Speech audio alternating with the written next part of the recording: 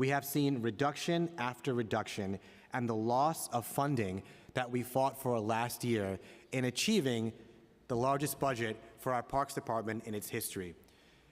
Now we are regressing and stepping backward, despite Mayor Adams' stated commitment repeatedly to achieve 1% or $1 billion for our city's budget for parks. What we are seeing is a decrease in the amount of funding.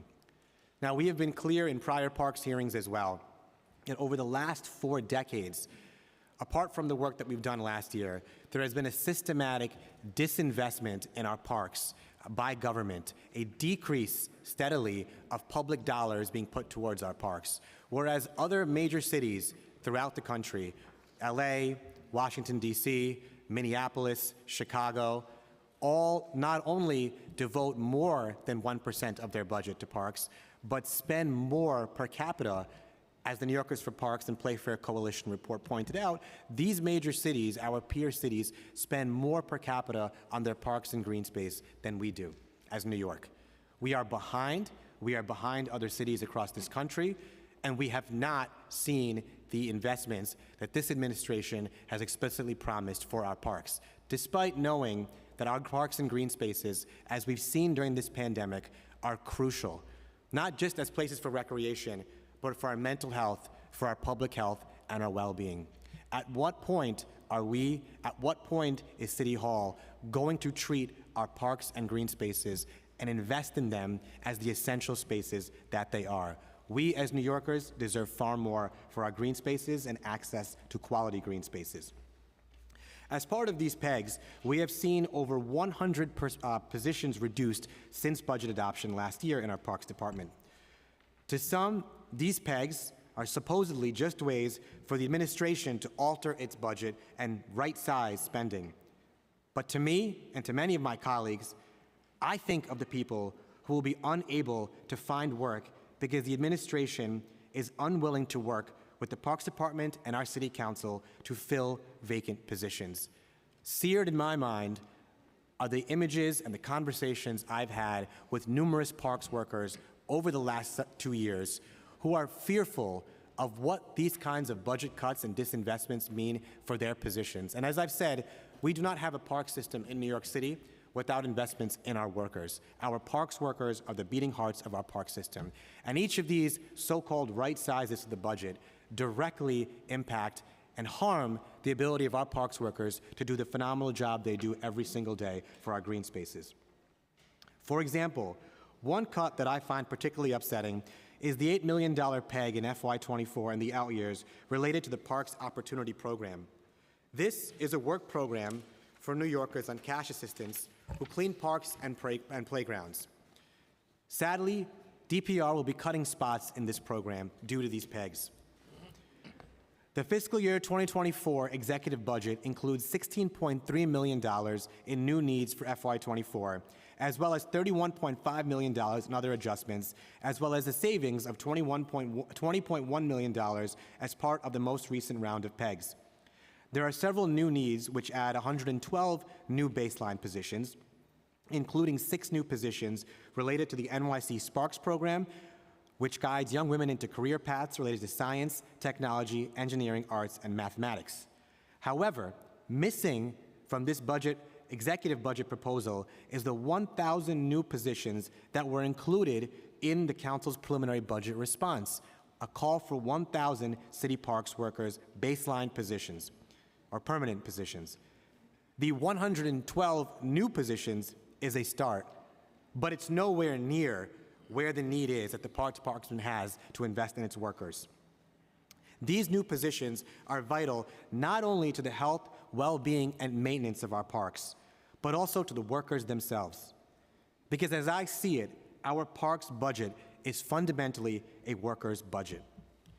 Recently, a DC 37 member and associate urban park ranger, Ralph Baselys, wrote to my office highlighting not only his dedication to serving our park system, which he has done for nearly 2 decades, but also asking for the council to push for the 1,000 new baseline positions in the department. He wrote to me that he speaks with many colleagues and mentees who are worried each spring about whether their lines will be restored in the coming year. And each year, as a City Council, we fight to restore these one-shot positions. Our urban park rangers, our dedicated parks workers deserve stable positions, as Ralph said. And you know what? He is absolutely right. The Council, and that's why the Council, has made our call for 1,000 new permanent baseline positions to ensure that dedicated parks workers like Ralph and his colleagues have stable positions where they can grow and thrive and not be worried every year about whether their position will continue into the following budget. We hope that the administration will heed this call as well and work with the Council to achieve these 1,000 new positions in the adopted budget. It represents, philosophically for this City Council, a very deliberate effort to say that going from budget to fight for one-shot or temporary positions that each year we have to battle with administration to restore isn't the way to support our park system. We need investments in permanent positions, permanent full-time lines, so we don't have to do this every single year when it comes to the budget. Our urban park rangers are included in that investment. They care for our parks, they engage with our families, our children. They show the way in which our green spaces are connected to our climate every single day in parks across the city. Yet every year, I've had conversations with them because they are deeply concerned about whether their lines will be renewed in the following budget, because these lines are not permanent positions. The Parks Committee looks forward to hearing about the executive budget, specifically related to lifeguards, as we face a lifeguard crisis in this city going into the next pool season, climbers and pruners, and the recent DC 37 collective bargaining agreement. Before we hear from the department and its testimony from our commissioner, I will now ask the committee council to go over some procedural items and swear in the representatives from the Parks Department. Thank you all very much, and welcome to today's hearing. Thank you, Chair. We've also been joined by council members Carr, Farias, Ressler, Hanks, and Ung. Before we turn it over to Mike Toomey, I want to also thank Mike Sherman, Monica Salati, and Nia Hyatt from Council Finance for helping prepare for today's hearings behind the scene. Mike? Good morning. Raise your right hands, please.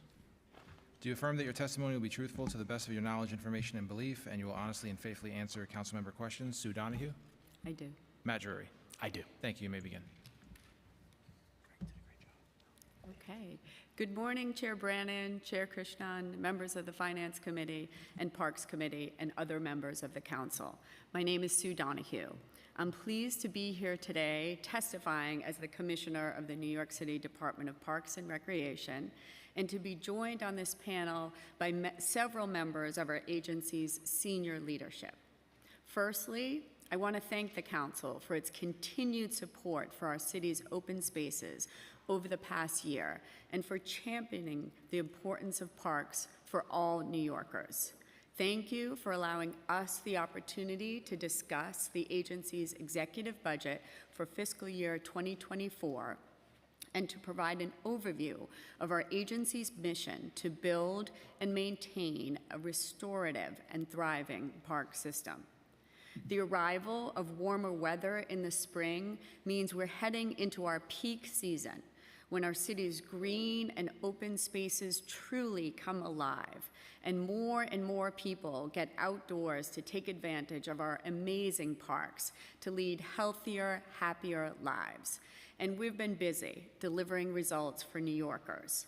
In just the last 2 months, we completed a $41 million renovation of Starlight Park in the Bronx, closing a former gap in the Bronx River Greenway and converting 2.7 acres of formerly paved industrial property into a beautiful green space with added greenway connections for everyone to enjoy. And also completed an important wetlands restoration at Hook Creek Park in Southeast Queens, replenishing sand and adding native plants to preserve and protect this breathtaking natural habitat for birds and other wildlife. We began construction on renovations to Captain Dermody Triangle in Bayside, Queens, which will provide new ADA-accessible entrances, expanded curbs, and new trees to this small but beloved open space, which commemorates the memory of an abolitionist and Civil War hero. We're continuing to improve and activate our parks through initiatives like Park Poems, 5 new art installations in parks around the city that incorporate the literal text of poems into site-specific works of public art, inviting parkgoers to take a moment to pause, contemplate, and enjoy their beautiful surroundings. Our Green Thumb Community Garden Division hosted the 39th annual Grow Together Conference to celebrate the start of the gardening season, offering the opportunity for 1,000 New York City community gardeners to network, exchange ideas about best practices, and enjoy a variety of lectures, talks, tutorials, giving these dedicated stewards more resources to help improve their local green spaces in partnership with our agency.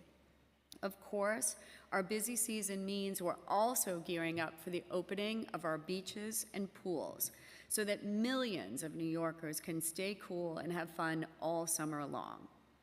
As we have discussed with the Council, despite a national lifeguards shortage that has continued to limit public access to pools in cities across the country, we're doing all that we can to recruit and train as many lifeguards as possible. We're fortunate that here in New York City, we were able to open all of our pools and beaches this last summer, and we're committed to doing that again this summer, though we are clearly still facing a very challenging hiring environment.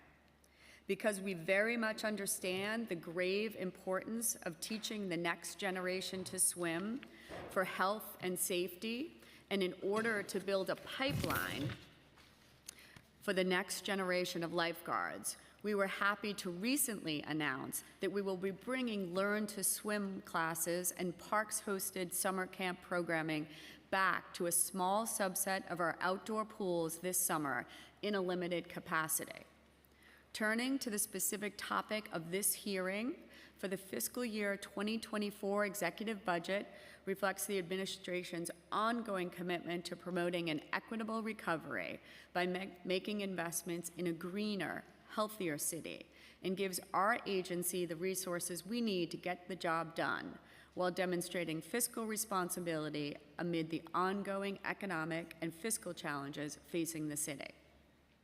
New York City Parks' fiscal 2024 executive expense operating budget is $610.4 million.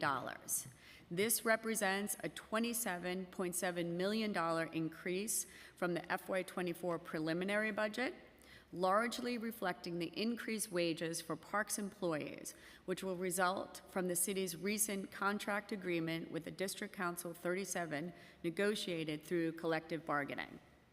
The budget also includes new baseline staff additions for our Climber Pruner apprenticeship program, as well as funding to formalize more of our natural trails and increase our preventative tree care efforts and inspections in accordance with the agency's approach to tree risk management. The agency's 10-year capital plan is $8.8 billion, allowing the agency to renovate, reimagine, and preserve our parks, playgrounds, and public spaces. The executive budget includes new mayoral capital allocations for pools and recreation facilities, such as the outdoor pool at Hamilton Fish Park in Manhattan, where we're going to invest $51 million to completely reconstruct the mechanical and electrical infrastructure for the pool so it can continue serving New Yorkers for years to come. In closing, I want to thank Mayor Adams for granting me the incredible privilege of leading this agency and the opportunity to work with each of you to continue improving our parks and open spaces for all New Yorkers. Many of you are already familiar with our experienced and responsive borough commissioners and their district teams who work alongside our central agency division staff to deliver for New Yorkers every day. We are always available to answer questions and address concerns from your offices, and are happy to hear your thoughts on any topic, whether it regards a local park in your district or a citywide agency policy. New York City Park looks forward to continuing our close partnership with the Council to create a bright, green future with a more equitable, inclusive, and resilient park system. Thank you for the opportunity to testify today. We would now be happy to answer any questions you may have. Thank you, Commissioner. Just to note, we've also been joined by Councilmember Hudson. I want to talk about some of the PEGs. The FY24 budget includes $15 million in PEGs for FY23 and $20.1 million for PEGs in FY24. These PEGs thankfully do not include any headcount reductions, but instead focus on less than anticipated spending, which is partially the result of vacancies. One PEG that I wanted to highlight was the $4 million PEG in FY24 related to less than anticipating spending on seasonal workers. This is a result of Parks Department not being able to fill all seasonal positions, particularly lifeguards. Another PEG that we find troubling is the $3 million savings in FY24 in the out years as a result of less than anticipated spending for hard-to-recruit lines, such as pruners and climbers, all these folks who are crucial to the upkeep and continued safety of people at our parks. And according to the mayor's preliminary management report, this problem seems like it could get worse before it gets better, because the amount of street trees that were pruned was less than 5,000 in the first 4 months of FY23, which is a almost 73% decrease compared to the same time period in FY22. So all of that is to ask, can you go into some of the reasons why the Parks Department is having such difficulty filling in some of these titles, such as climbers and pruners? Thank you, Chair Brannan, for the question, and thank you for all of the support for our parks and open spaces. The support from the council has been tremendous for our parks and open spaces, and very much appreciated. As you said, we did have to, we had PEGs, all city agencies had reductions, and the city reduced vacant positions across agencies in response to what are still significant economic and fiscal risks, including the rapidly expanding asylum seeker population. So significant challenges, and all agencies needed to be able to pitch in and help address those challenges. It is important to note, as you said, that only vacant positions have been reduced, not staffed positions. And you know, reducing vacancies does not directly impact Parks' mission to provide services and keep our parks clean. You're right that we did make reductions in areas that are hard to recruit. In particular, so lifeguards, we have seen a significant challenge that is not unique to New York at all. It's a national challenge in terms of recruiting lifeguards. So we had vacancies there that we're still not able to fill. And in addition, you mentioned the climbers and pruners. That has historically been a very difficult title for us to recruit for. But it's one that we are very focused on, and in fact, we're thrilled that we received funding for a climber-pruner apprenticeship program this year. And that's a very targeted effort on behalf of the Parks Department to bring more people into those ranks. It's a great full-time job, but it's one that many New Yorkers don't think about, a job outside and caring for trees. We feel like it's an incredible opportunity to bring people into the agency. You can build a great career as a climber-pruner, and so that's why we're thrilled with this new funding, and we're starting an internal in-house training program to help to bring in more climbers and pruners, and also look to diversify that workforce. It's a great career in the Parks Department, and so we're pleased to get the funding to be able to do that. Could you tell us how many climbers and pruners are budgeted, and what's the actual head count as of May 2023? In particular, that exact head count for climbers and pruners, I don't have in my notes, but we absolutely can get back to you on that. What's the average time between filling a position and when someone accepts the position? It's generally about 3 to 4 months. We work closely with OMB on all of our open positions, the time to advertise, to interview, recruit, train, bring them on board. It's generally around 3 to 4 months. Are there any jobs that have a significantly higher or lower wait time Wait time in terms of? from accepting till your first day on the job? No, that's generally what the time frame is. The most recent PEG letter required parks to have a 4% PEG target. Was that target met? Yes, through vacancies. Okay, and there was no impact on services? We don't anticipate there'll be impact on services. The tree stump removal was not included in the FY24 executive budget, and it still hasn't been baselined. Does the administration not realize how popular this program is? Thank you, Council Member, for the question, and again, the interest and support for our trees. Just one item to note, that there is $2 million in baseline funding for tree stump removal at the Parks Department. And then the additional $2 million in one-shot FY23 council funding was an extraordinary help and a tremendous value for New Yorkers. But so just to clarify, there is $2 million, and then the additional $2 million the council has provided has been extremely helpful. Okay, I want to talk about the PEP officers. So currently have 300 PEP officers overseeing 30,000 acres of parkland. Is that true? Yes, that's correct. Okay, so that means each patrol on average is about 100 acres each. Seems like a lot of land to cover. I think we all agree that there's far too many PEP officers to adequately manage and patrol our parks. If the adopted budget includes funding for 300 additional PEP officers, where would you station them? Thank you for the question, Council Member, and for recognizing the importance of our PEP officers. They are extremely vital to our park system and for enforcing parks rules and regulations. If we had additional PEP officers, we would deploy them equitably across the city. What we do is we look at with these types of assignments, we look at where there are rule enforcement issues and challenges, and our PEP officers, it's mobile patrol, so we move them based on where we're seeing the greatest issues in terms of rule enforcement needs. Is that the lowest amount of PEP officers we've ever had? Actually, it's historically quite high. Yeah, no, it's not the lowest number we've ever had.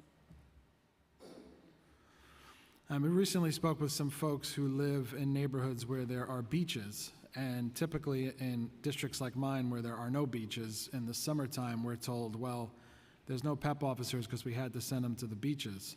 But then the people who live in the beach neighborhoods say there's no PEP officers there either. So I don't know, with only 300 PEP officers, I imagine it's a lot of people aren't seeing them. Are there any boroughs that are lacking or particularly underserved? No, as I said, we do try and apportion them equally across the boroughs. We do have a summer step-up program. We do bring in seasonal staff to help to meet the demand and to cover different areas. But we really look to make sure that they're equitably distributed across boroughs. What's the vacancy rate for PEP officers? I don't know, about 8%. Okay, I have one last question. I try to keep my questions macro, but I'd be remiss if I didn't mention Calvert Vaux Park. 2007, Mayor Bloomberg promised $40 million. Yep. Most of that never arrived. And today, in order to complete that $40 million of work in 2007, it would cost about $120 million. I think that's the cost of not only inflation, but the cost of broken promises. Calvert Vaux Park is basically southern Brooklyn's Prospect Park. The work that needs to be done there is much more than any single council member can provide. And I think it would be a nice win for this administration to finish something that Bloomberg started and didn't finish, and de Blasio's administration couldn't get it done either. So I'd love to see some commitment put to Calvert Vaux Park. Thank you, Council Member, and I know we've talked about Calvert Vaux in the past. Absolutely, I understand the importance of that open space to Brooklyn, and we will definitely take note of it. Thank you. Okay, and I obviously have to shout out Commissioner Marr, who's fantastic, and certain weeks I think I speak to him more than I speak to my own family. So, Thank you for that. his work is appreciated, and I appreciate all the work that the parks workers do, you know, when they're, especially when they're being asked to do more with less, so. All right, I'm going to turn it over to Chair Krishnan for his questions. Thank you. Thank you so much, Chair Brannon. I think that's a great transition point. I think Chair Brannon really mentioned a great point, how the parks workers are being tasked with doing more with less. And so on that point, you know, I've got a series of questions. I'm going to ask a few now, then turn it over to our colleagues to ask some, and we'll come back to a few more. But the first topic is on that point exactly, the 1,000 new city parks worker positions that we have called for in our budget response. In the FY24 response, we as a council called to include the addition of 1,000 new city parks workers in the executive budget. Permanent baseline positions that could be differentiated over time, but provides a permanent job track for the workers that would be hired as CPWs. This was not included, and as a result, we will see many parks go without the support and the attention they need, because again, this is not moving the needle forward. This is, in the bigger picture, really doing right by our parks and by our parks workers. I did note there was addition of 112 new baseline positions in the executive budget, but that clearly is not enough to support the needs of the Parks Department. I think our parks workers are struggling to do their job with the resources that they have now, significantly less compared to other cities, as I mentioned. I know we'll talk more about the DC 37 collective bargaining agreement that I was satisfied to see that provides many parks workers with many well-deserved raises. But we must keep fighting for all city workers to receive a fair and livable wage. The addition of 1,000 new CPWs would go a long way to ensuring that New York City parks are being brought to their full potential and can be enjoyed by New Yorkers and visitors alike. So what is the current budgeted and actual headcount for CPWs in FY23? Thank you, Chair Krishnan, for the question and for all of your support for parks and open spaces. It's greatly appreciated. So the actual headcount for year-round CPWs is over 980. So that's the headcount. And then, as you know, we bring in significant seasonal staff from April to September in order to help buttress that staff on the ground. And how are they distributed by borough?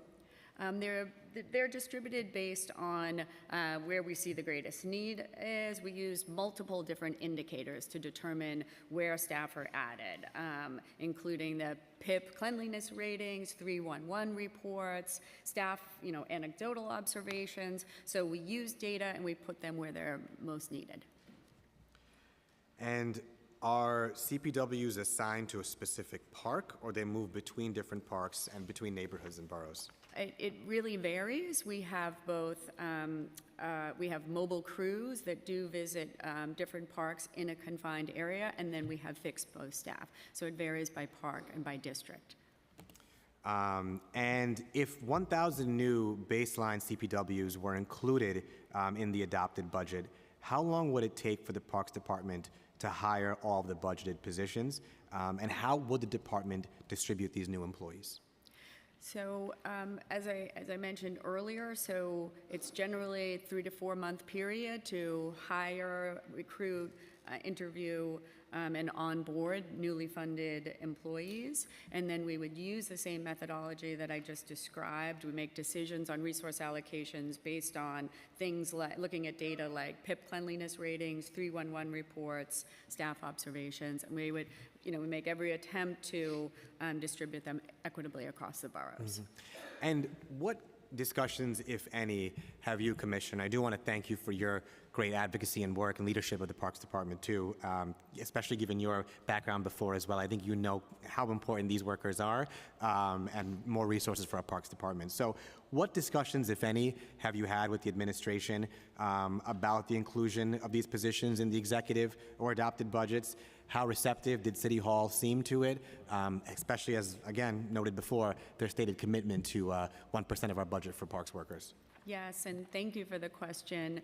It is, as you know, it's an ongoing dialogue with City Hall, with OMB, about budget and about resources. I do want to note that This administration, within this administration, we have actually over 400 new positions that have been added to the Parks Department.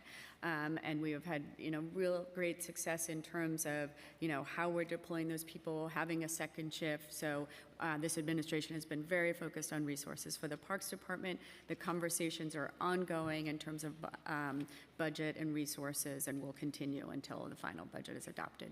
So just to take a step back on 2 points. So 400 new positions added, but how many taken away due to these pegs? And what's the net? Yeah, so again, as I said, luckily we didn't have to eliminate staff.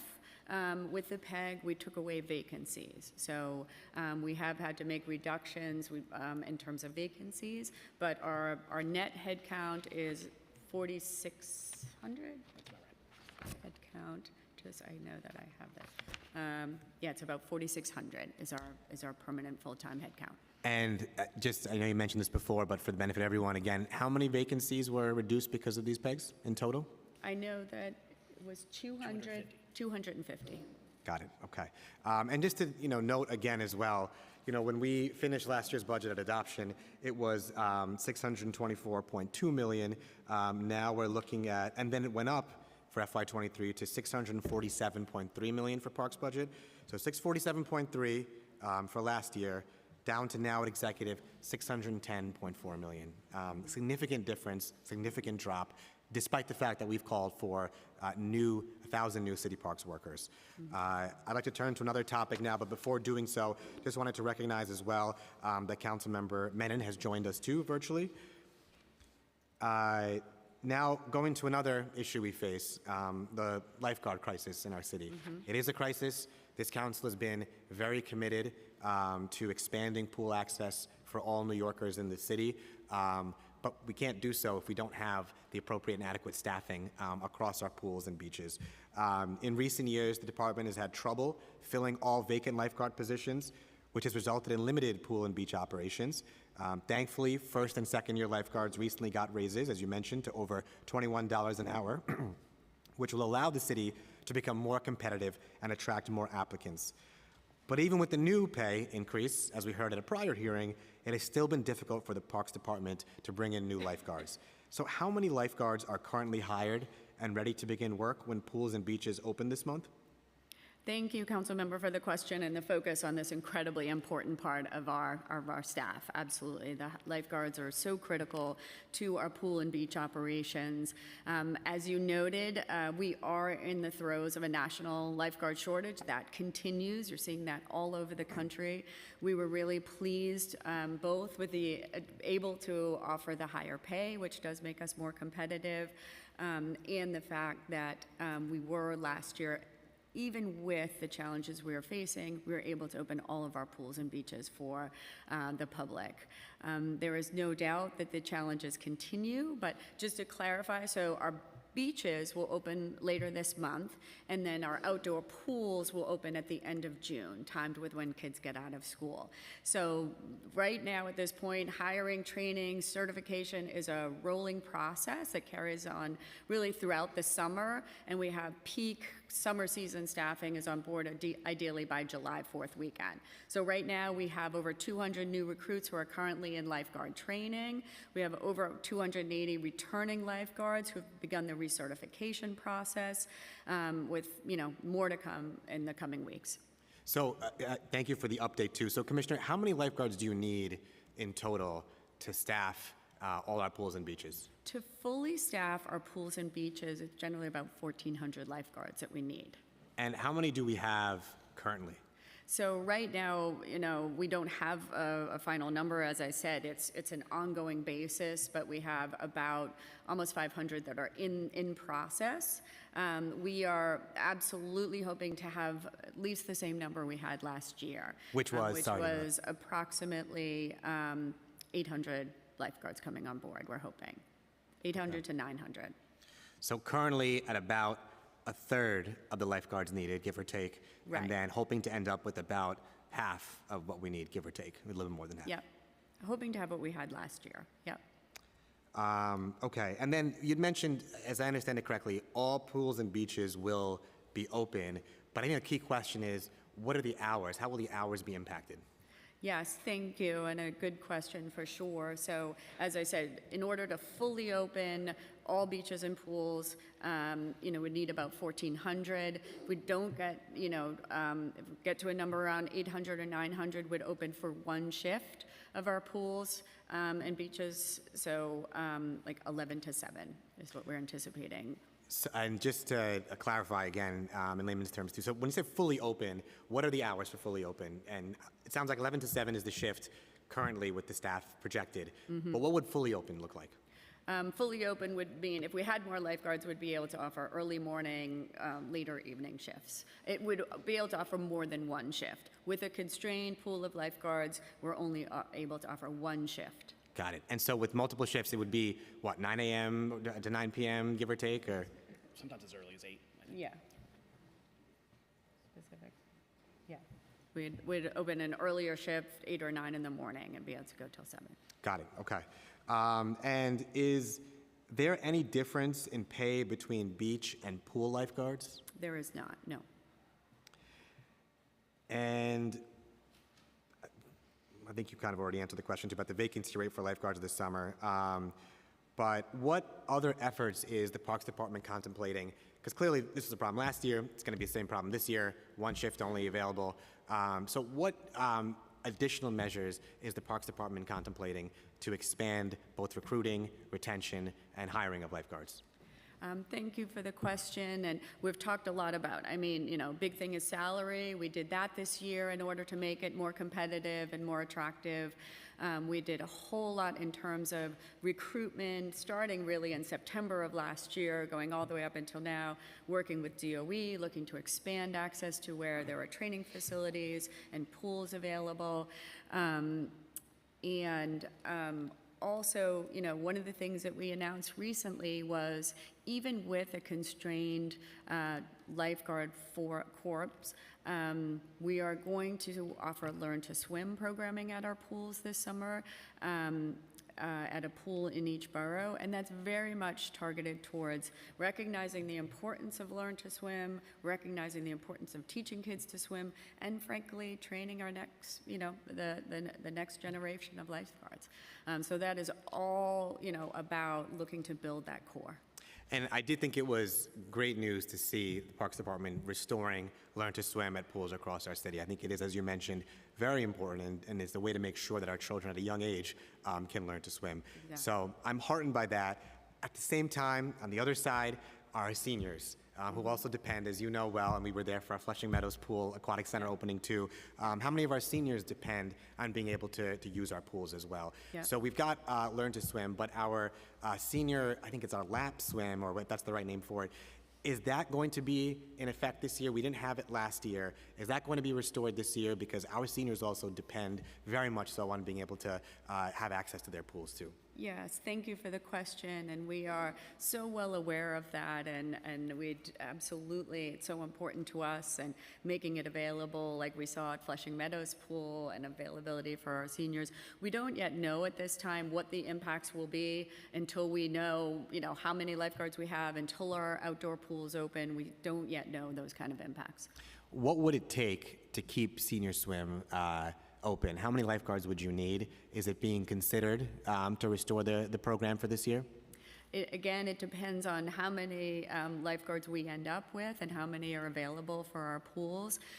Generally, things like that require expanded hours. Okay. Well, I would really urge the Parks Department to look at, and I think you'll hear from my colleagues too, the importance of this program as well, and the importance of making sure our seniors have access to. We didn't have it last year, but it is as vital for our seniors as it is for our children too. So in any way that the Parks Department can look to make sure that there's staffing in place to do so, I think would be a critical step forward. We've done it on Learn to Swim. Would be great to see it and important to see it for our senior lap swim too. I'm going to turn it over to my colleagues in a second. I just have one more question and topic I want to cover. We've heard a lot about street trees and the things that were not in the executive budget that should be when it comes to tree stump removal and caring for our trees. We know that our tree canopy is incredibly important for not only our parks, but for our climate and climate emergencies that we face.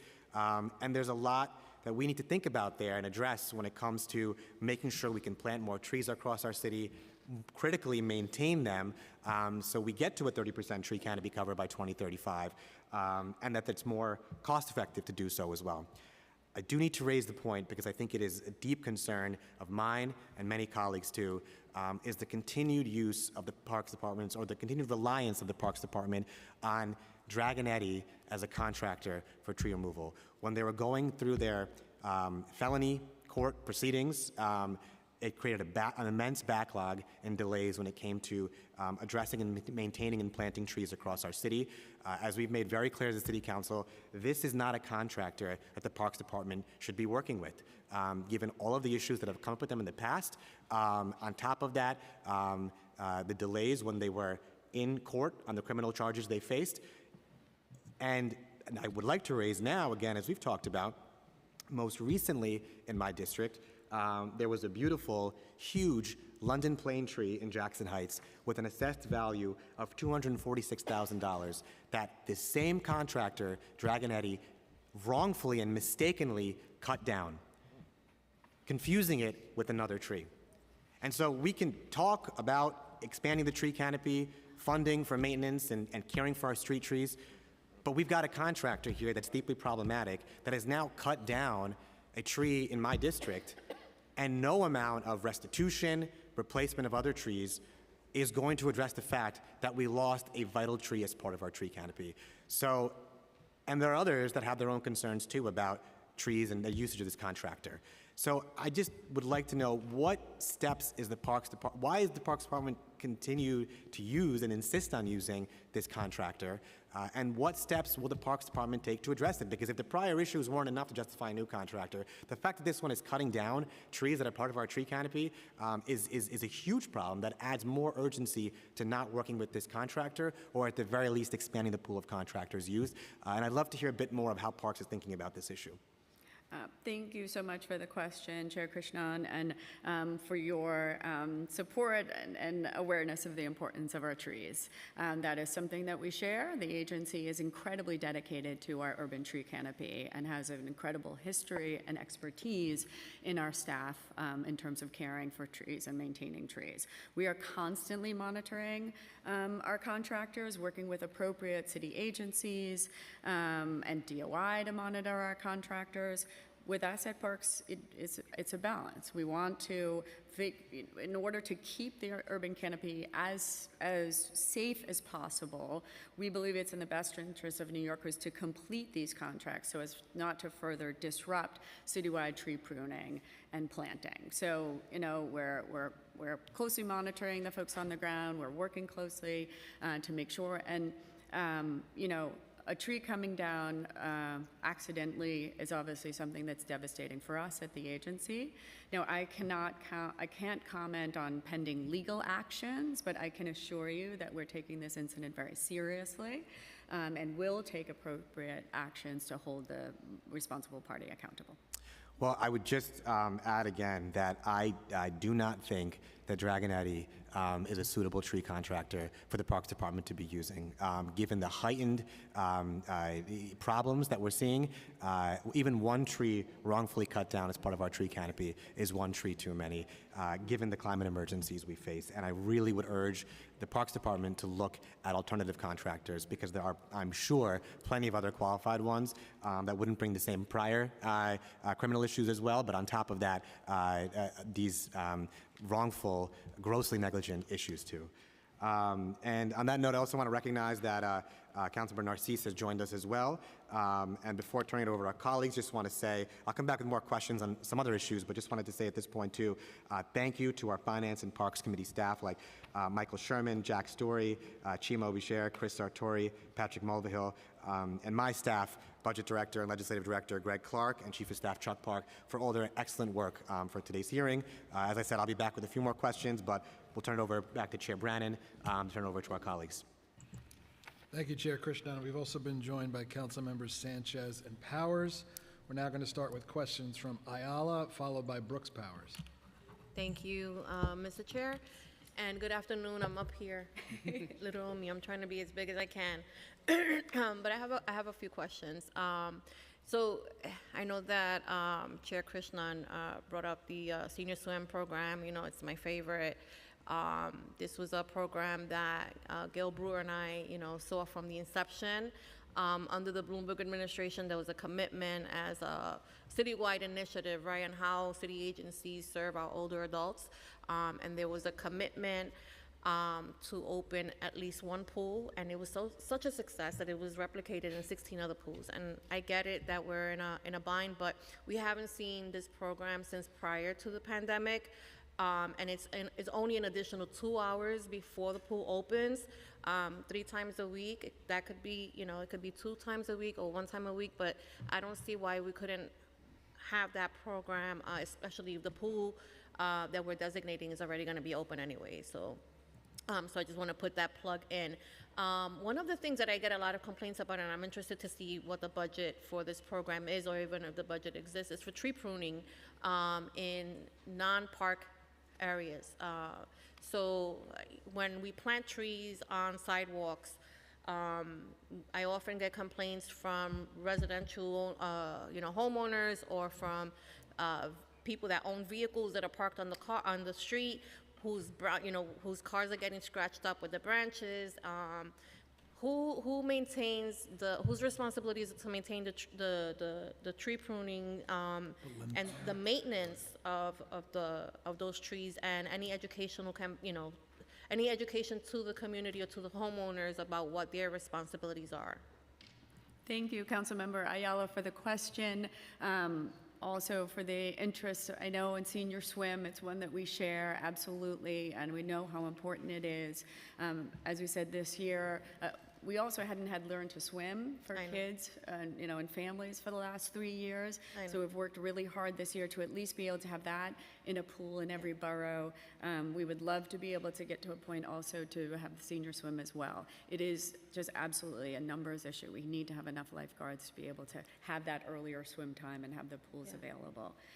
In terms of tree pruning and care and maintenance of our trees, that is squarely with the Parks Department, and we do that by contract. We do, and thank you for noting, when engaging citizens, we do have there is a citizen pruner corps that we have out there that's helping. We have an incredible volunteer program and super stewards who are out helping us with our trees. We would love to, and we actually are having an announcement coming up about engaging more New Yorkers and coming out and helping us and volunteering and taking care of our street trees and helping us in parks. So we would love to further engage on that, but it's something, education about our trees, educating New Yorkers is something we are very, very interested in and would love to talk further about. Yeah, I think that's super important. And then two other points. One is on the South. I would love to know a little bit more about if there even is a budget for pool expansion. The South Bronx, which I cover all of Mahaven, we have one pool, and it's an indoor pool in St. Mary's Park, which is under renovation, and we weren't able to use it last year. I don't think that we're going to be able to use it this year, but it's still an indoor pool. Has there been any consideration to adding an outdoor pool somewhere in the vicinity of Mahaven and communities that look like mine? And then secondly, regarding PEP officers, I would like to know how many are assigned per district. I know that we have a syringe litter issue in a lot of my playgrounds, and I am curious to know whether or not those playgrounds and park spaces that are seeing an increase in syringe litter are getting additional resources. Okay. Thank you, Councilmember, for your question. We have made an incredible investment in pools across the city, absolutely. Some brand new rec centers, one coming in Brooklyn, one in Southeast Queens, Roy Wilkins.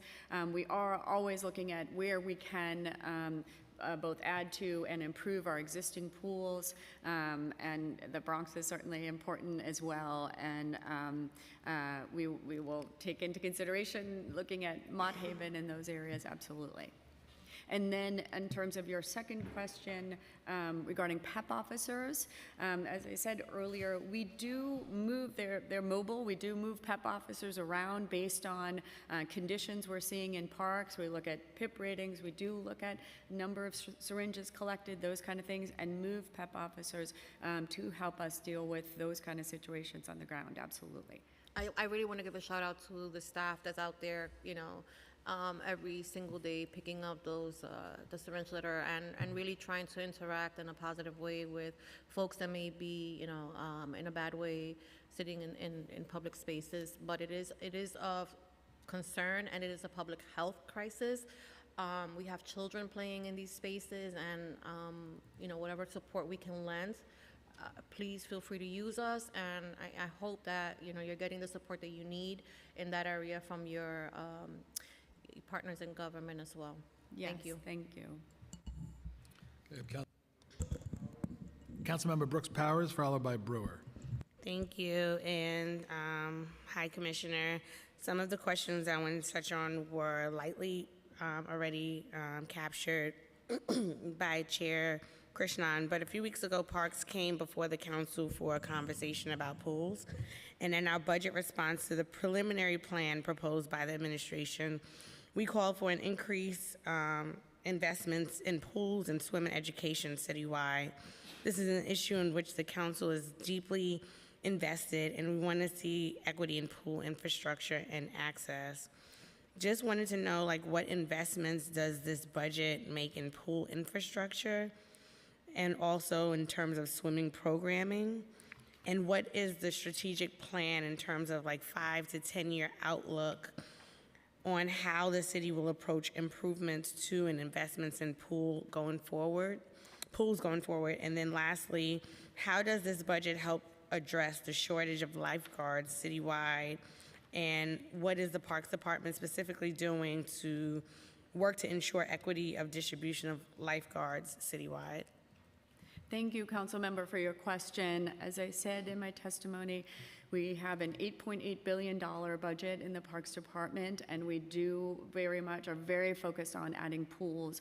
We so appreciate the council's advocacy for our pools and recognizing the importance of pools. And thanks to that, we are adding pools in boroughs across the city. We're Roy Wilkins in Southeast Queens, and adding a pool in Brooklyn, and also making significant upgrades to pools. This budget accounts for $51 million for renovations to the pool in Red Hook. So we are very much focused on expanding access and doing all we can to invest in pools, absolutely. And that's why we also recently announced, to your question about the importance of swimming and swim classes. As I said earlier, we recognize it's been 3 years since we've been able to offer Learn to Swim in our pools. So that's why this year we announced that we're going to be bringing Learn to Swim back in pools in each borough, one pool in each borough, generally Olympic-sized pools, but Queens will have 2 pools with Learn to Swim.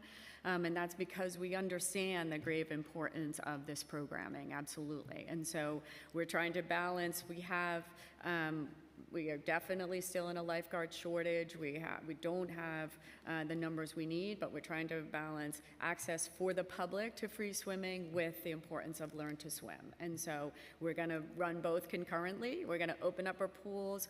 We're going to look to have opportunity in the pool for Learn to Swim programming alongside public swimming, absolutely.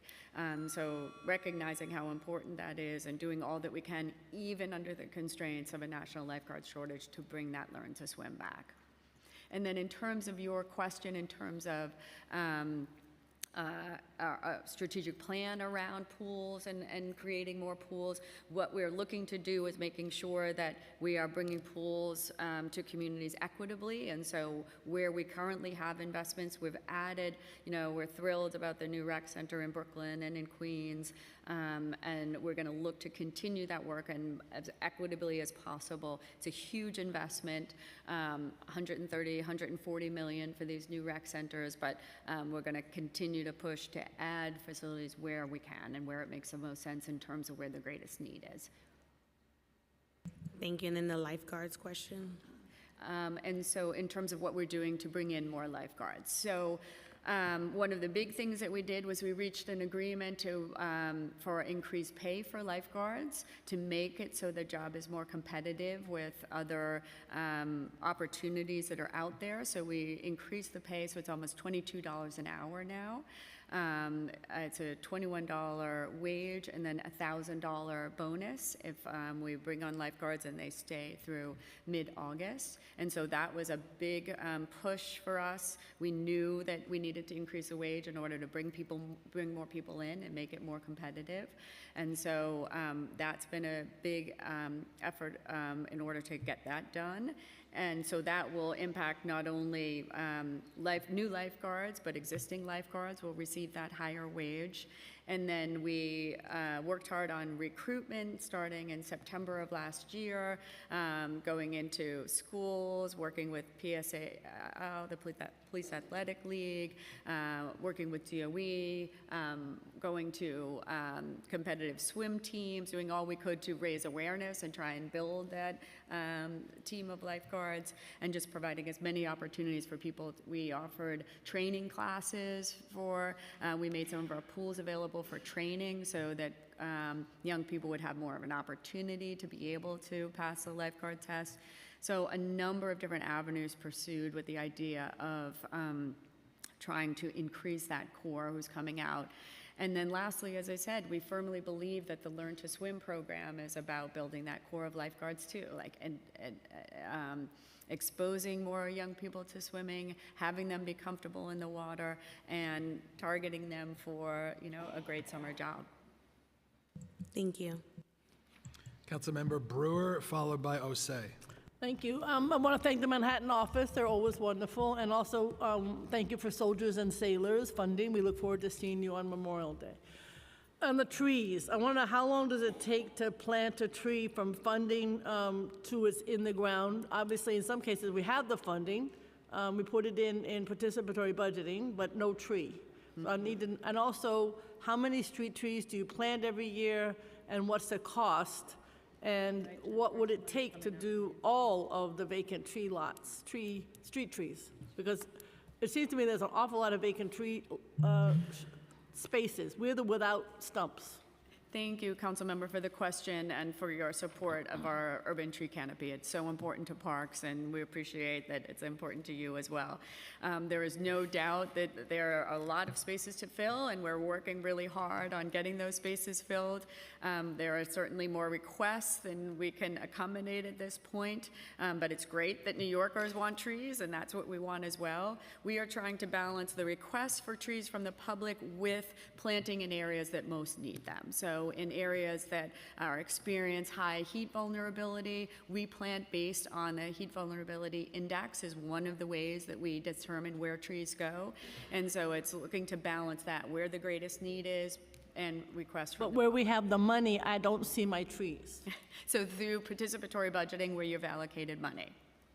That's what you mean? Oh, Yes. yeah. Two Yes. years and no trees. Yes, it can take a while. Jennifer, do you want to speak specifically to? Hi.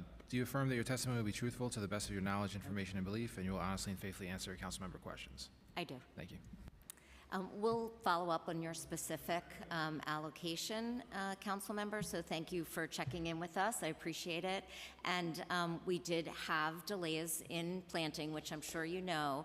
We really wanted to be responsible with the city's money, and there was a point at which, as you know, the costs were high. So what is the time frame, if there is money, to planting? It's like any other capital funding, so it does take a year or so for procurement, depending on where we are in the cycle. But why does it take so long to plant a tree? I understand a building, I understand a park, I understand design. I've been doing this for about 30 years, but I don't understand a tree. Sure, I understand. The design itself doesn't take very long. It's the procurement piece, like any other capital funding, has to move into a capital contract, which we go through in terms of bidding out and procurement. I think that's something to work on, as we would say. Thank you. Number two is, I don't care so much about the stumps. I know other boroughs do, but I do want to know for the pruning and or the stumps and or the planting, how much is outside contractors costing? Because I see Bartlett all over the place. I assume you're paying them.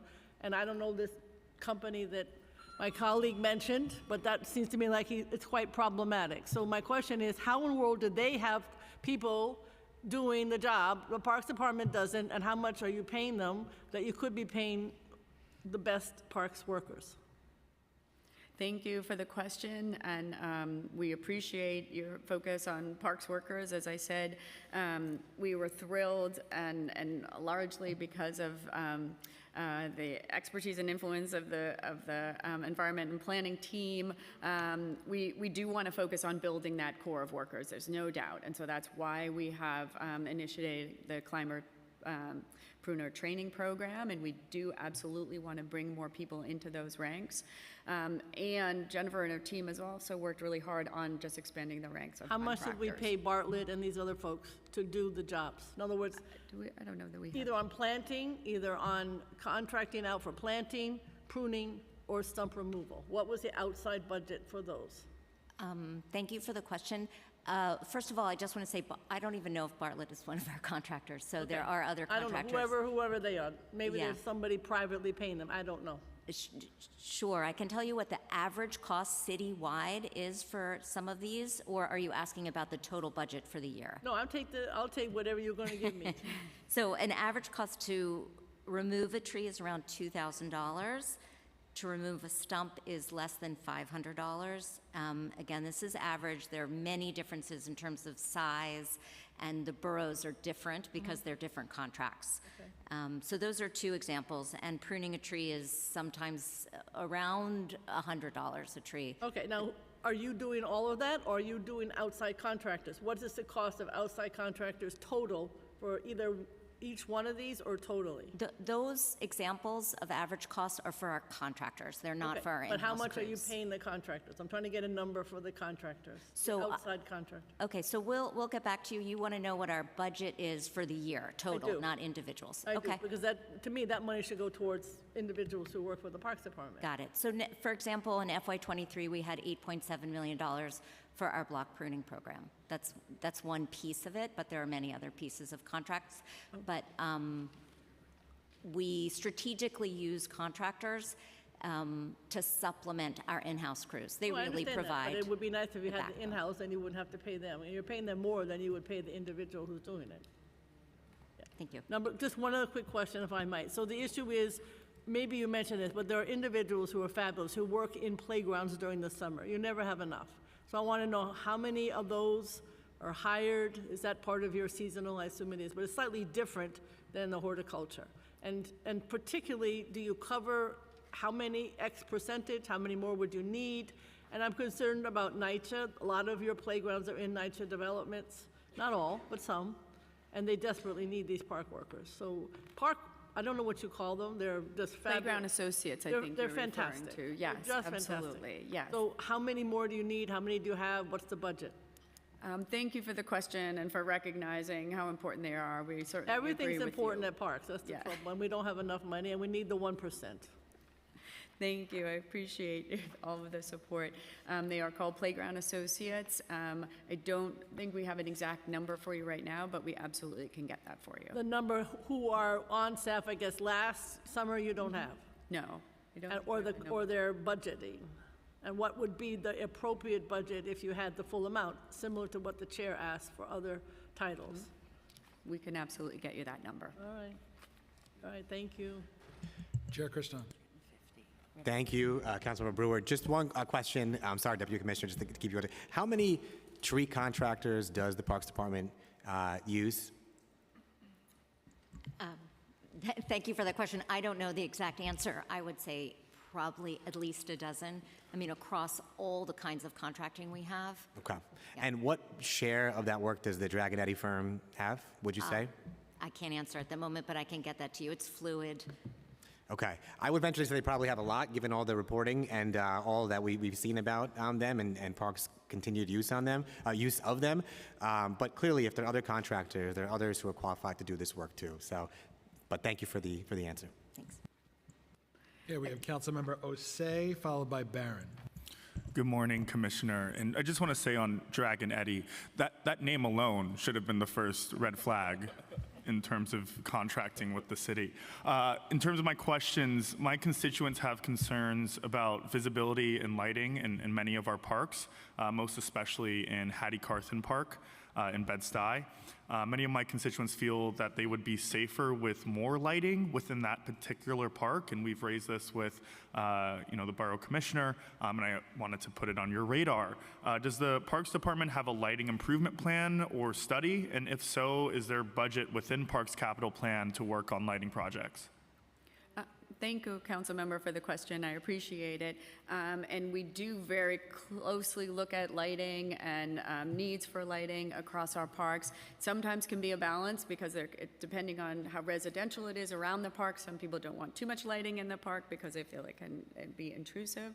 But we work very closely, it's parks and also often DOT on lighting, depending on where it is within the park.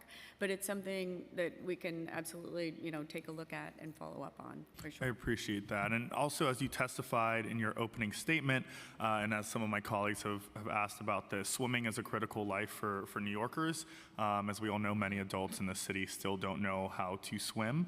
It is phenomenal that the Parks Department has an affordable adult swimming program and classes that are provided, including one in my district at the St. John's Park, or St. John's Recreation Center.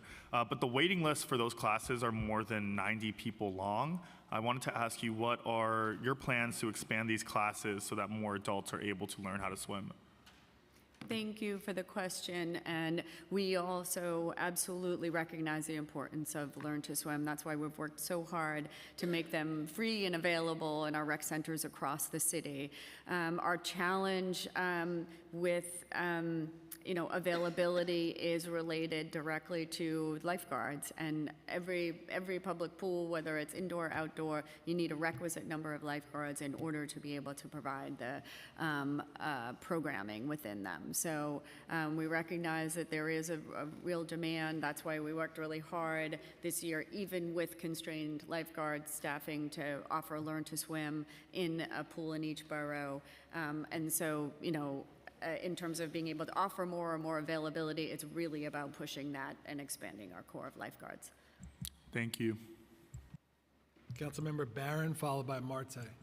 Yeah, if you could hold up the time for a minute, I just want to offer some public criticism since I'm cut off more than any other council member to Chair Brennan. I don't understand how some of us get here before you and the leadership, and we put our name on the list, and then the leadership goes before us, but they come late, and then you'll interject more questions when we got other things on our agenda. So I just wanted to publicly say that since I'm publicly cut off more than any other council member. And to the commissioner, I don't understand why this contract continues.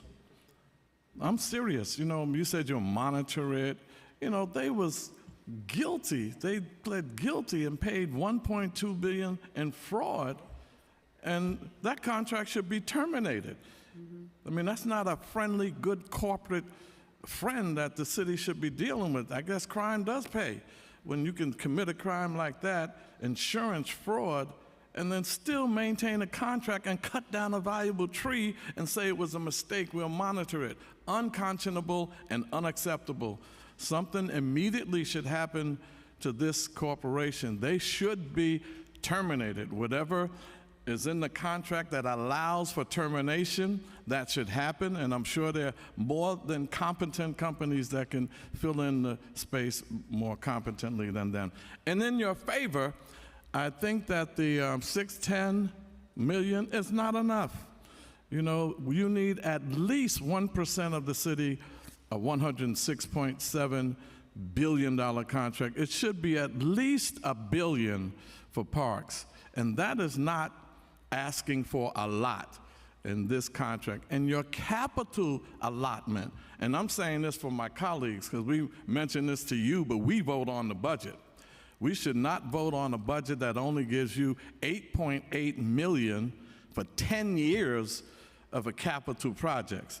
When the city has $164 billion, and you're getting $8.8 billion, I think it is. $8.8 billion. Right, I'm correct myself. Yeah. $8.8 billion out of a $164 billion city 10-year capital plan.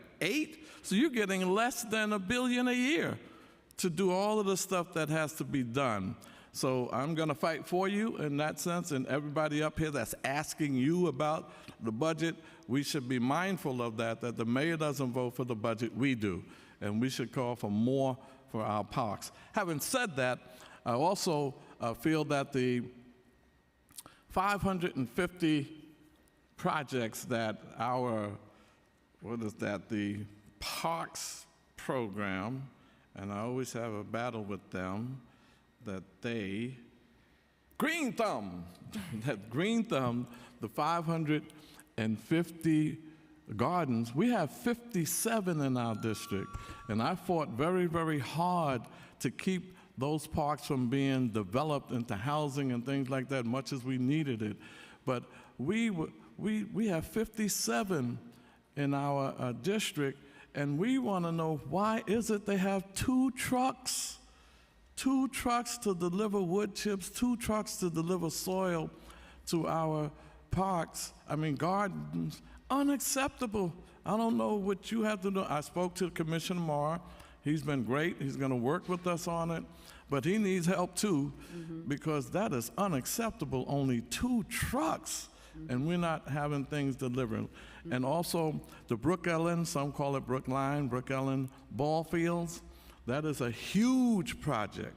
And by the way, in most black and brown communities, we have smaller parks. In black and brown communities, our parks are smaller. This one is a pretty nice-sized park, but the capital needs go beyond Commissioner Marr and and I'm willing to put in some of my capital, and he's putting in some of his, but we can make a fantastic space out of that for about 6, 8 million, 10 million, 30 million, I think it was. But we can make a fantastic field out of that in a black and brown community that doesn't have the big parks like some of the white communities have. So I'm hoping you can look into that. And then finally, I think it's very, very important as we deal with our gardens and parks, and I know you realize the essentialness of parks. Parks are good for mental health. Oh, yeah. You know, in our community, because Borough President Marr, Borough Commissioner Marr, we've done so many parks in our community, and he's done a fantastic job that even during the pandemic, thank God we had these parks, because it's good for mental health. And I think that it's essential that we prioritize, us here, prioritize parks when it comes to not just little playgrounds for people to play in, but we need to really understand the essential necessity of parks. And I'll leave you with all those questions and hope you remembered. Thank you, Councilmember. I really appreciate it. Completely agree, and appreciate the recognition of the Green Thumb program. It is one that is so essential, and this council has really been so helpful in supporting the Green Thumb program through funding, through the Parks Equity Initiative. So many resources have been able to be put towards Green Thumb thanks to the council, so it's very much appreciated. Well, I need you to answer the questions, though, you know, about the 2 trucks. Yes. That is unacceptable. Yes. And we cannot just do 2 trucks. Yeah. And why we're not terminating this contract with these criminals who pled guilty to fraud. Yep. I don't know how they even got a contract, and certainly not how they're continuing a contract. And then will you support us in the Brook Ellen fields so that we can get a mammoth, very important project done? So in terms of the Dragonetti contract, as I said, I'm not able to comment. There's some legal actions that are now being undertaken, but we are, as I said earlier, we're just trying to balance, you know, care for the urban tree canopy and having that work get done. There's a huge desire for tree planting, pruning, all the things that go on, and ending that contract would create a huge and additional backlog. The team here at Parks has done a great job in terms of the Councilmember Krishnan asked about the pool of contractors. Have done a great job of expanding that pool, bringing in MWBE contractors to help expand the number of contractors. That's what we're going to continue to push to do so that we have others that we can rely on and will continue to rely on. Absolutely agree in terms of the trucks for Green Thumb, and I know you've spoken to Commissioner Marr. We'll also be looking into it. There are issues in terms of vehicles needing to be salvaged and keeping within a fleet count and a number of different things like that, but we understand the importance of this work and their work, and we'll continue to advocate for addressing that, and we'll certainly be following up with Commissioner Marr and seeing about. And Brook Ellen Park? In Brook Ellen Park, I absolutely know the park and know how important it is for the community, and we will follow up and look at resources and availability of capital funds for it. Thank you. Councilmember Williams, followed by Carr.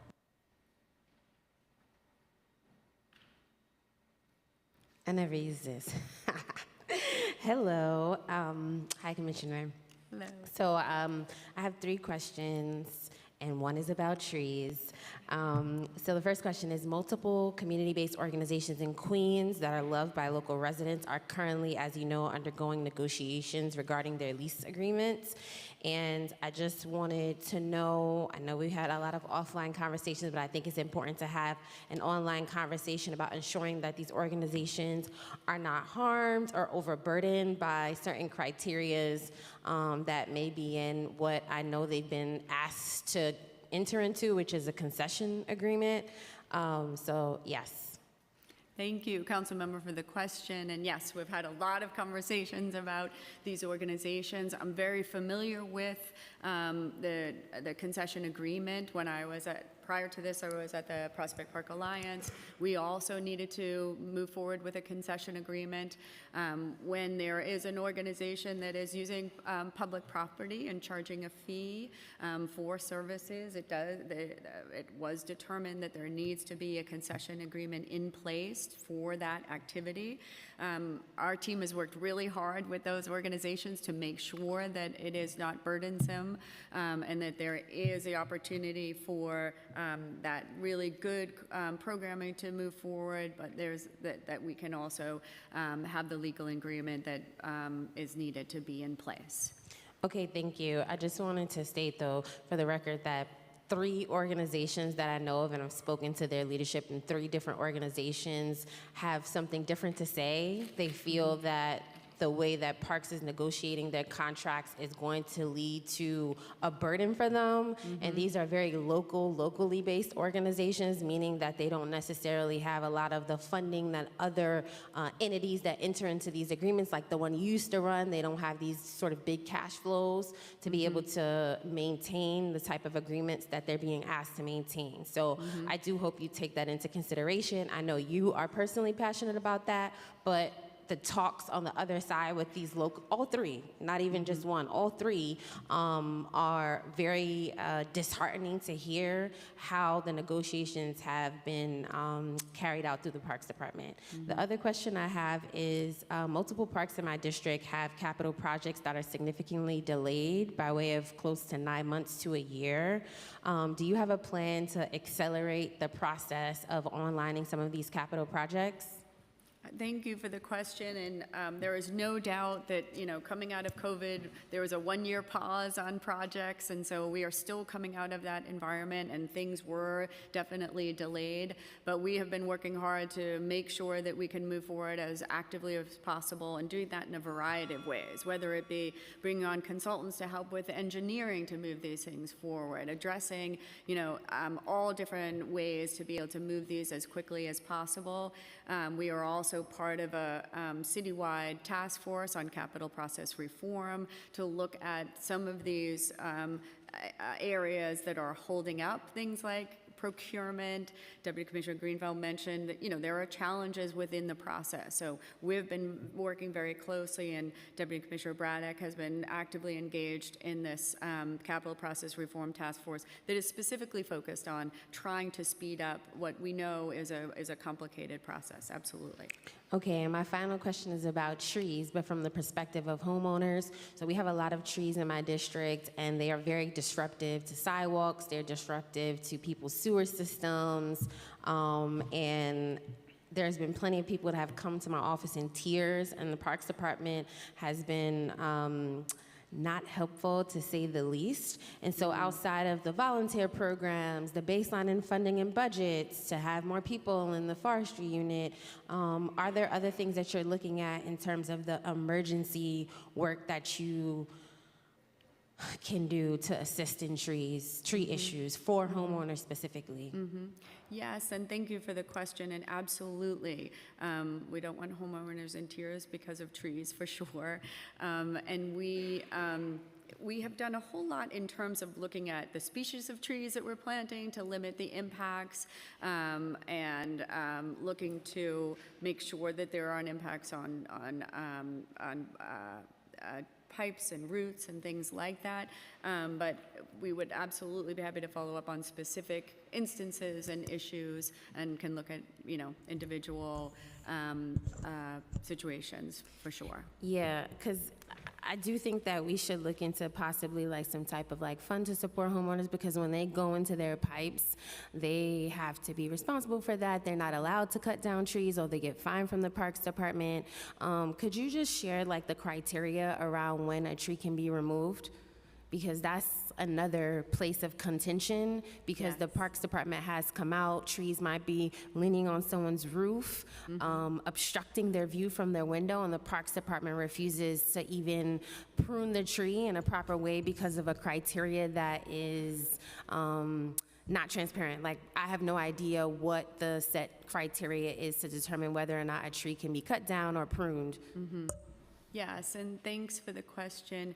We are very much trying to safeguard the trees. As we said, there was talk earlier about, how devastating it was when a large tree came down. We're very much looking to preserve and protect the urban canopy as much as possible, because we know the benefits that it adds. We know how it helps keep houses and communities cooler. So we are going to have a very stringent lens in terms of taking down a tree, because it is something that, we feel very strongly as the stewards of the urban forest. We want to be really careful about removing them. Is it your internal policy that created the criteria? In terms of what trees come to down? determine, Yes, it's an internal absolutely. policy? It's not policy, we look at things like the health of the tree. If there's pruning that's needed, we send out foresters. That's why we do inspections. We have teams of foresters in each borough. They're going to assess, and if there is pruning that's needed, absolutely they will do it. But we're looking at the overall health of the tree and the tree canopy. Okay. I know you guys do inspection, but the backlog of inspection is significantly long, and so you are not actually getting to the trees in timely fashion. And then when we do call about emergency trees, that then also takes a long time to be executed, and we often have to cut through tremendous red tape to get folks to come out.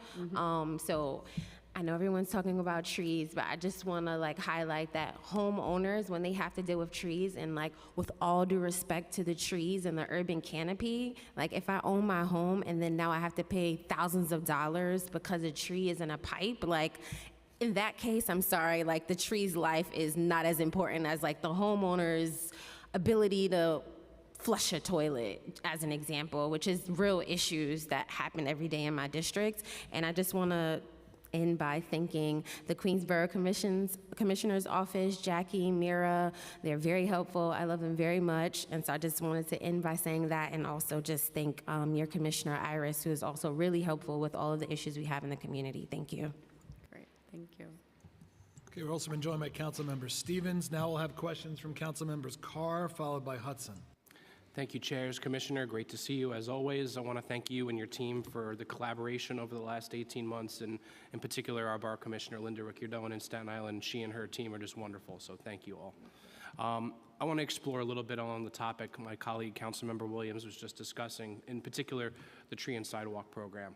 Could you let us know what the funding level for the Tree and Sidewalk Program is for the executive budget, and is it at all different from the prelim and the FY23 adopted budget?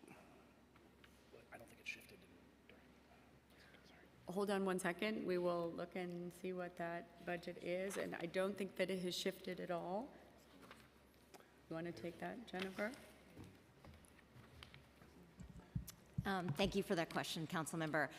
While you're looking for the specific number, what did shift, something did shift is not the amount, but whether it was in the expense budget versus the capital budget. So you might see that it's not, it was, I think, 6.75 maybe, but don't quote me on that, in the expense budget, and that's been lowered to 1, but it's been swapped with capital funding, which is actually very favorable because then we don't have that race against time to spend the money within the year, and we have that flexibility when something doesn't meet capital eligibility because it has to be meet a threshold. We still have expense money to take care of those trees and sidewalks. So the funding did not go down, it just shifted where it is in the budget.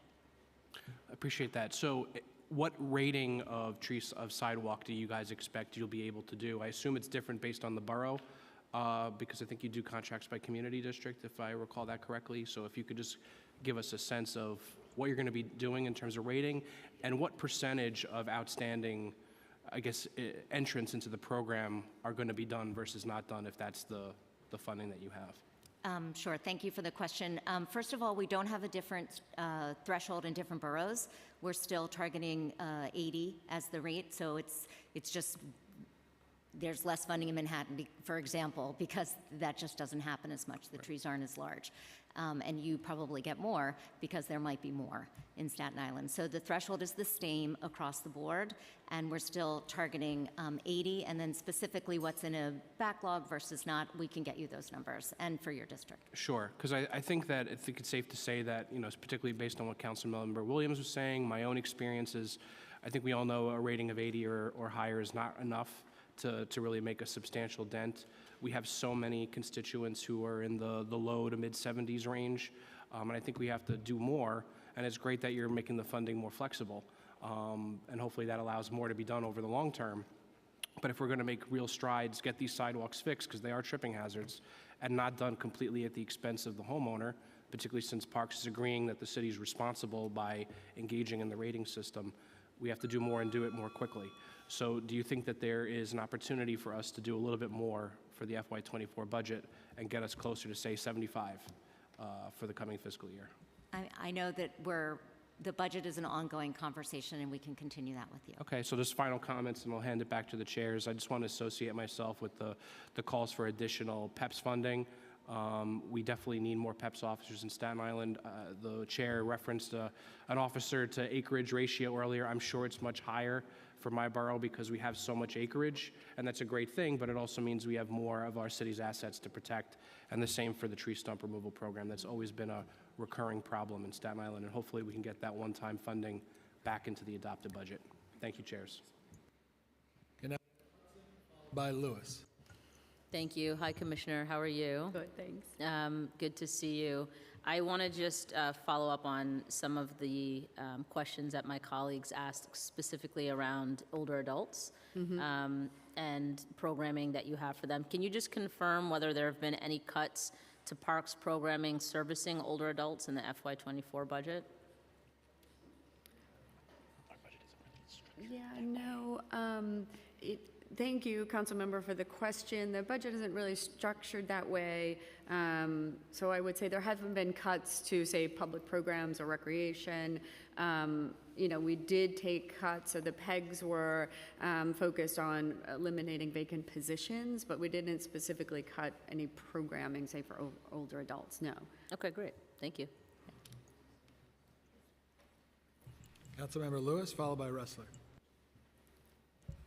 Thank you, Chair. Good to see you, Commissioner. Thank you. I have a couple of questions, but I do want to associate my sentiments with Councilmember Carr on the tree sidewalk program, which is a major issue in our district. I have 3 questions. One is in regards to PEP officers, one's in regards to recreation, and the climber pruner apprenticeship program. So regarding PEP officers, I wanted to know how many PEP officers are assigned to Brooklyn, and what's the expansion for the FY24 exec budget, and how can you and your staff ensure that it's equitably distributed? The second question is in regards to climber pruner apprenticeship program. I wanted to know how many recipients are you expecting to onboard, and where will they be deployed since you're asking for new baseline staff additions for this program. And the third one is in regards to recreation, which you and I have been in contact about often, and I feel that this agency has failed Council District 45. I have very low confidence in this agency about parks programming when it comes to East Flatbush, Midwood, and Flatlands. I wanted to know, when it comes to the Recreation Department, how many staffers are assigned to recreation, and what can be done to make this unit more equitable with programs specifically to Council District 45? And those are the three. Thank you. Okay, so the first was Pat. Yeah. Tax levy only Yeah. is 60 out of a total of 300. Go to Okay. Thank you, Councilmember, for the question. So first off, in terms of PEP and distribution, so we have 300 PEP officers overall. There are 60 assigned to Brooklyn of that 300. And in terms of how they are distributed, we look to do that as equitably as possible across each borough. And we're looking at things like, we're looking at indicators around where there are challenges in terms of rule enforcement and where we're seeing that there are, problem areas. They are mobile. We shift them as needed. If we see a need in a particular park or particular area, we're going to shift them. But overall, it's 60 PEP officers for Brooklyn. I know that we do have a high rate of 311 notifications to your agency for the need for PEP officers in particular parks in our district, whether it be safety related, anything, and we get a lack of response from your agency regarding PEP officers in East Flatbush. So it would be good to know, of the 60, how many are assigned to Council District 45? How can we get more visibility of the PEP officers within this particular district? And I think you know this, and Chair Krishnan knows this as well. Council District 45 has the lowest amount of parks in the city. So I think that it would be great to get additional support. But I do have two more questions, Chair Brennan, if they could be answered. I would appreciate it. Thank you. Sure, absolutely. And then you asked about the Climber Pruner program. And so right now we're starting it as a pilot. It'll have between 15 and 17 individuals who are part of that program. It's a 15-month training program and pretty rigorous. We are making it available initially to internal folks working in parks in order to build out the program. It is, as I said, very rigorous. It involves climbing, but we're really excited about it. We think it's a great career for people, and we're anxious to build out the pilot as a way to build up our climber and pruner staff, which is hard to recruit. It always has been. It's difficult. Not a lot of people tend to think about careers climbing trees and pruning trees. So we're really anxious to be able to build that core of people. And then we don't know yet. It's just starting, and it's 15 months, so I don't know yet where they'll be assigned, but we'll look to do that, where the greatest need is and equitably across the borough. Like my colleagues, we need more pruners in the district. And the last one is in regards to recreation. Yes, Thanks. and in terms of recreation, thank you. I know that is something that we have spoken about directly. Our recreation budget is $33 million overall. And our head count overall is 394 people. And that doesn't include seasonal staff. We do generally bring in seasonal staff. All right, it would be good to know what additional programs could be given to Council District 45. As I shared earlier, my confidence in this agency is very low, and I'm very disturbed at the lack of response, and how lackluster this agency has been to Council District 45. So I'm looking for a change. Thank you. Thank you. I'm so sorry to hear that, and we have spoken directly, I know, and will continue to do so. Our staff is anxious to follow up. It's not typical for us to not be responsive. We have, a really good history of working closely with communities and on our programming across communities. So absolutely want to address that, as I said in our recent conversation, and look forward to doing that. Definitely. Thank you. Councilmember Ressler, followed by Farias. There we go. Firstly, thank you to Chairs Krishnan and Brannon. Appreciate both of your leadership. And Commissioner Donahue, great to see you and your whole team, even Claudia. I do want to echo Chair Krishnan's comments about the problematic contractor, Dragonetti, that, I know there's been a DOI investigation. I know there are serious issues. I just want to really underscore my support for his words and hope that we can have new, better contractors in place as quickly as possible. I also want to compliment Deputy Commissioner Greenfield for her leadership and partnership. We've really enjoyed working with her in District 33 and are excited to be planting 3,400 trees over the next 4 fiscal years in every available tree bed in our district. But I am concerned, and this is along the lines of what I asked at the preliminary budget hearing, I am concerned about the progress that we've been making to date this year. And so the only hard data that I believe we have are from the PMMR, which was a really rough first 4 months of the year, where we saw a major decline, almost 50% decline in tree plantings year over year. And now that we're approaching the end of the fiscal year, can you give us an update on where you intend to land for total trees planted this year? How close are we to the 32,468 of FY22? And what are our goals for 24? Thank you so much for the question and for your focus on trees and planting them in your district. We really appreciate it. We recognize that the PMMR numbers were very low, and that we talked about last time I was here. That had to do somewhat with when the date that is captured, that number is recorded. I'm pleased to say that we have done a good job in catching up in terms of our tree planting. The number. We anticipate having over 30,000 trees planted. Okay. In the 13,000 trees planted, in the upcoming fiscal year, an additional. Jennifer's going to hop up here and answer. Sorry. We anticipated having the same number of street and park trees planted, so we had that record 13,000 trees planted in FY22, and we anticipate the same, so we'll be making that up. And the other bulk of it, if we're saying 30, then that is true. That is usually in the forest restoration program, so that's the other piece of what makes up our annual tree planting numbers that get reported in the MMR. And do we have a goal for FY24 that you can share with us now? I don't have that right now. But you could come back to us with one? Absolutely. That would be great. Thank you. And then I won't ask about pruning because I think a number of my colleagues already did, although I'll second their comments. The one other thing I was hoping to ask about, if I don't get kicked by Shaker and Justin, is about the Parks Opportunity Program. Mm-hmm. And I'm deeply concerned about the 9 million peg in this fiscal year, the 8 million peg in next fiscal year. Mm-hmm. POP workers are critical to the cleaning and greening and maintenance of our park spaces. We really value them in District 33 and across the city. We've been advised that it's due to a lack of HRA referrals that we don't have as many workers in place. Right. But I have to say, and this is not on you, but I just find that deeply problematic when we have record numbers of people receiving food stamps and cash assistance right now.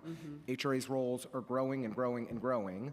How are we not connecting those individuals to opportunities to work in our parks to make a difference in improving the quality of life in our city and getting dollars in their pockets, right? I just, why is this not working, and how are we cutting this program when it makes such a difference? Yes.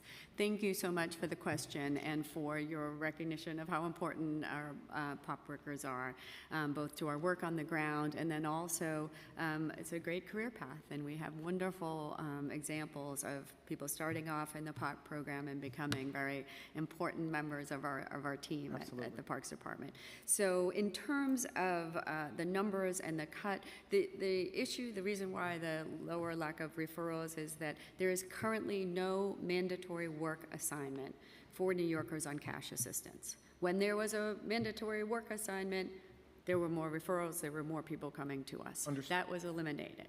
And so without that, there is not the same number of people coming in. Unfortunately, we'll see what happens in these federal negotiations and the impacts that it may have. Yeah. It's directly related. But Yep. even without the mandate, we have record numbers of people on the rolls. Yep. I Yep. just like, this to me is a question of, are we doing the outreach? Are we engaging individuals and connecting them to the opportunities, even if they're not mandated to be there? Yeah, thank you for the question, and we completely agree. And we don't just rely on HRA referrals. We've actually been doing a lot of active recruiting ourselves to bring people in. In terms of the cut, we are currently, there were approximately 2,000 slots that existed before the PEG, and there will be approximately 1,800 after the PEG is realized. So we're not expecting that there will be a huge decrease in the number of people in this program from what we've been experiencing. And as I said, we do continue to push for and work to recruit new people. We're doing that ourselves. And we agree, it's an important program and important ways to get the boots on the ground that are so I've been needed. involved in setting up outreach initiatives in our HRA job centers. They are really dynamic, effective places to reach people at scale. Yeah. And I'd hope that the Parks Department could do more to connect directly to the people who are there so they understand the opportunities they have at parks that would make such a difference in each of our districts. So if there's anything we can do, I'm fortunate to have a couple of those centers in our district. If you'd like to partner and explore any opportunities there, we're happy to help. And thank you for the work that you guys are doing. And to everyone in Brooklyn Parks as well, we appreciate you. Thank you. Thank you. Councilmember Farias, followed by Sanchez. Thank you, chairs. Hi, Commissioner. Hi, Team Parks. Thank you all for being here. I'd like to ask a couple of capital questions, but before that, I see a very important question here about the high pollen count. There are some that say the high pollen count is due to the planting of too many male trees, which leads to higher than natural levels of pollen. Does the department agree with this hypothesis? Jennifer, I'm going to let you take that as our tree expert. Thank you for that question. Sure. I wasn't prepared for it, but I do have an answer. So Okay, great. We don't really agree with that hypothesis. Wow. There are some very strong proponents of that Okay. hypothesis, and whether that individual idea is true or not, you really have to look across the board at all vegetation. It's not just trees that cause allergies, it's also, sort of the weeds in the vacant lots. So all those sorts of things can be attributed to seasonal allergies, and they are seasonal, and the trees are there year-round, and we don't plant male trees on purpose except for the ginkgo. Got it. Okay. It still sounds like the fight against the patriarchy must continue, but thank you for that. I just saw this question and thought it was great. Okay, so I also want to say I agree, with the sentiments that my colleagues have expressed earlier around the PEP officers, around our vacancy reductions, public pools particularly as well. And I wanted to know what's the breakdown of the $4.2 million of capital investments needed for parks? Like, can we get some big bucket breakdown of that? Particularly, I'll give some more context. Particularly, I'd like to know if what chunk of that amount includes like the local parks that need capital investments. Like every year you folks give us how much is needed to rectify, renovate, or upgrade some of our parks. Is that included in this capital breakdown? Thank you, Council Member. I just am not exactly clear on your question. Tell me the amount, the dollar amount, and or the percentage of what's like the local parks versus some of like something like a Central Park that's really big and might need capital investments. Do we have a difference between like concrete parks versus openly green space parks, or like is there different breakdowns for what that amount is? So you're asking what we spend on parks, on individual parks? We have $4.2 billion of capital investments needed for Parks Department, correct? That's what I see in front of me. Yeah, I'm sorry. I don't think we're familiar with that figure. That number, At what you're 4.2, talking I'm about. not.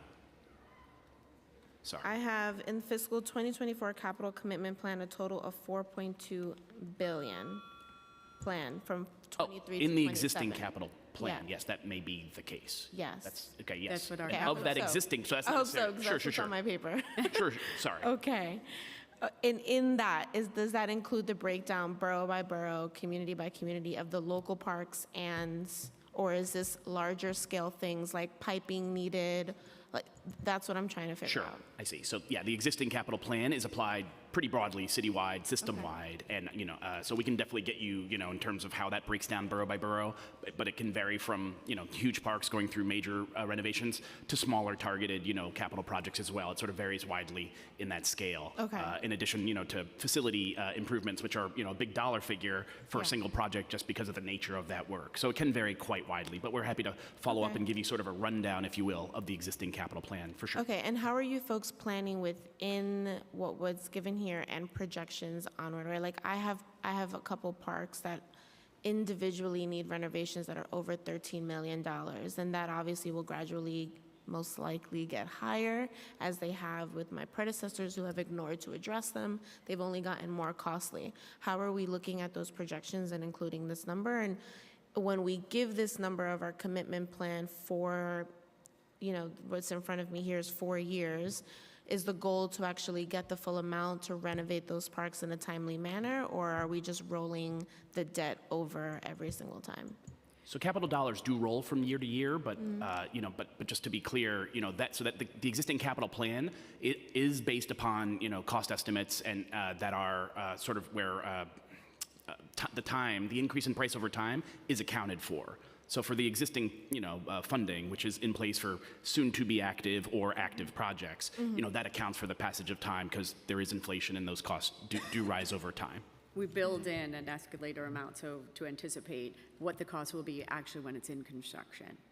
Okay, so like for example, if the admin gives $4.2 billion to parks, right? Just as an example, we know, like, everyone relax, right? We got $4.2 billion. That means every park that has come in front of individual members, for example, as capital need, would be included in that estimate. So that's not need. That's existing funding that will be going towards an active project.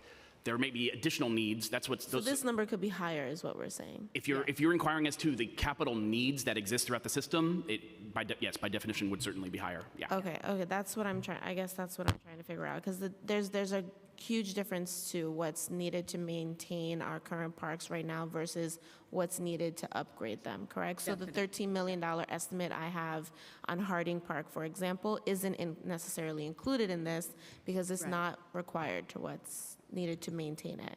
Or if it's currently not funded, it's not, and I apologize not being familiar with it, whether it's funded or not funded. Well, there you go. Then in that case, it wouldn't be included in the 4.4, or actually it's 8.8 over 10 years, 8.8 billion. But for example, Harding Park, if it's simply an estimate, funding hasn't been provided, then it would not be included in that number. That's correct. Yeah.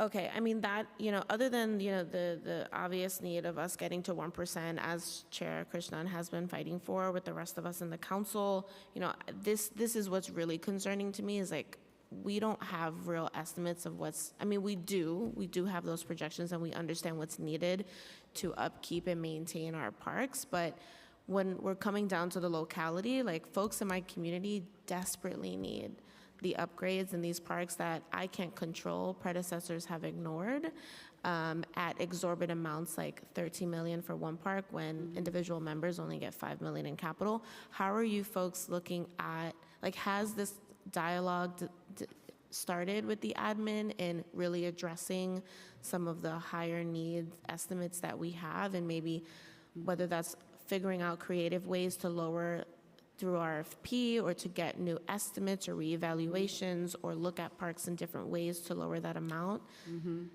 And I'll stop there with is that something that's happening? Yes, absolutely. We are always looking out, across the entire city and looking where we need to make investments and how we're going to make those investments. And we look at things like, we advocate for funding for everything from state of good repair, so that we're addressing, pathways or roofs, and also taking on bigger capital projects.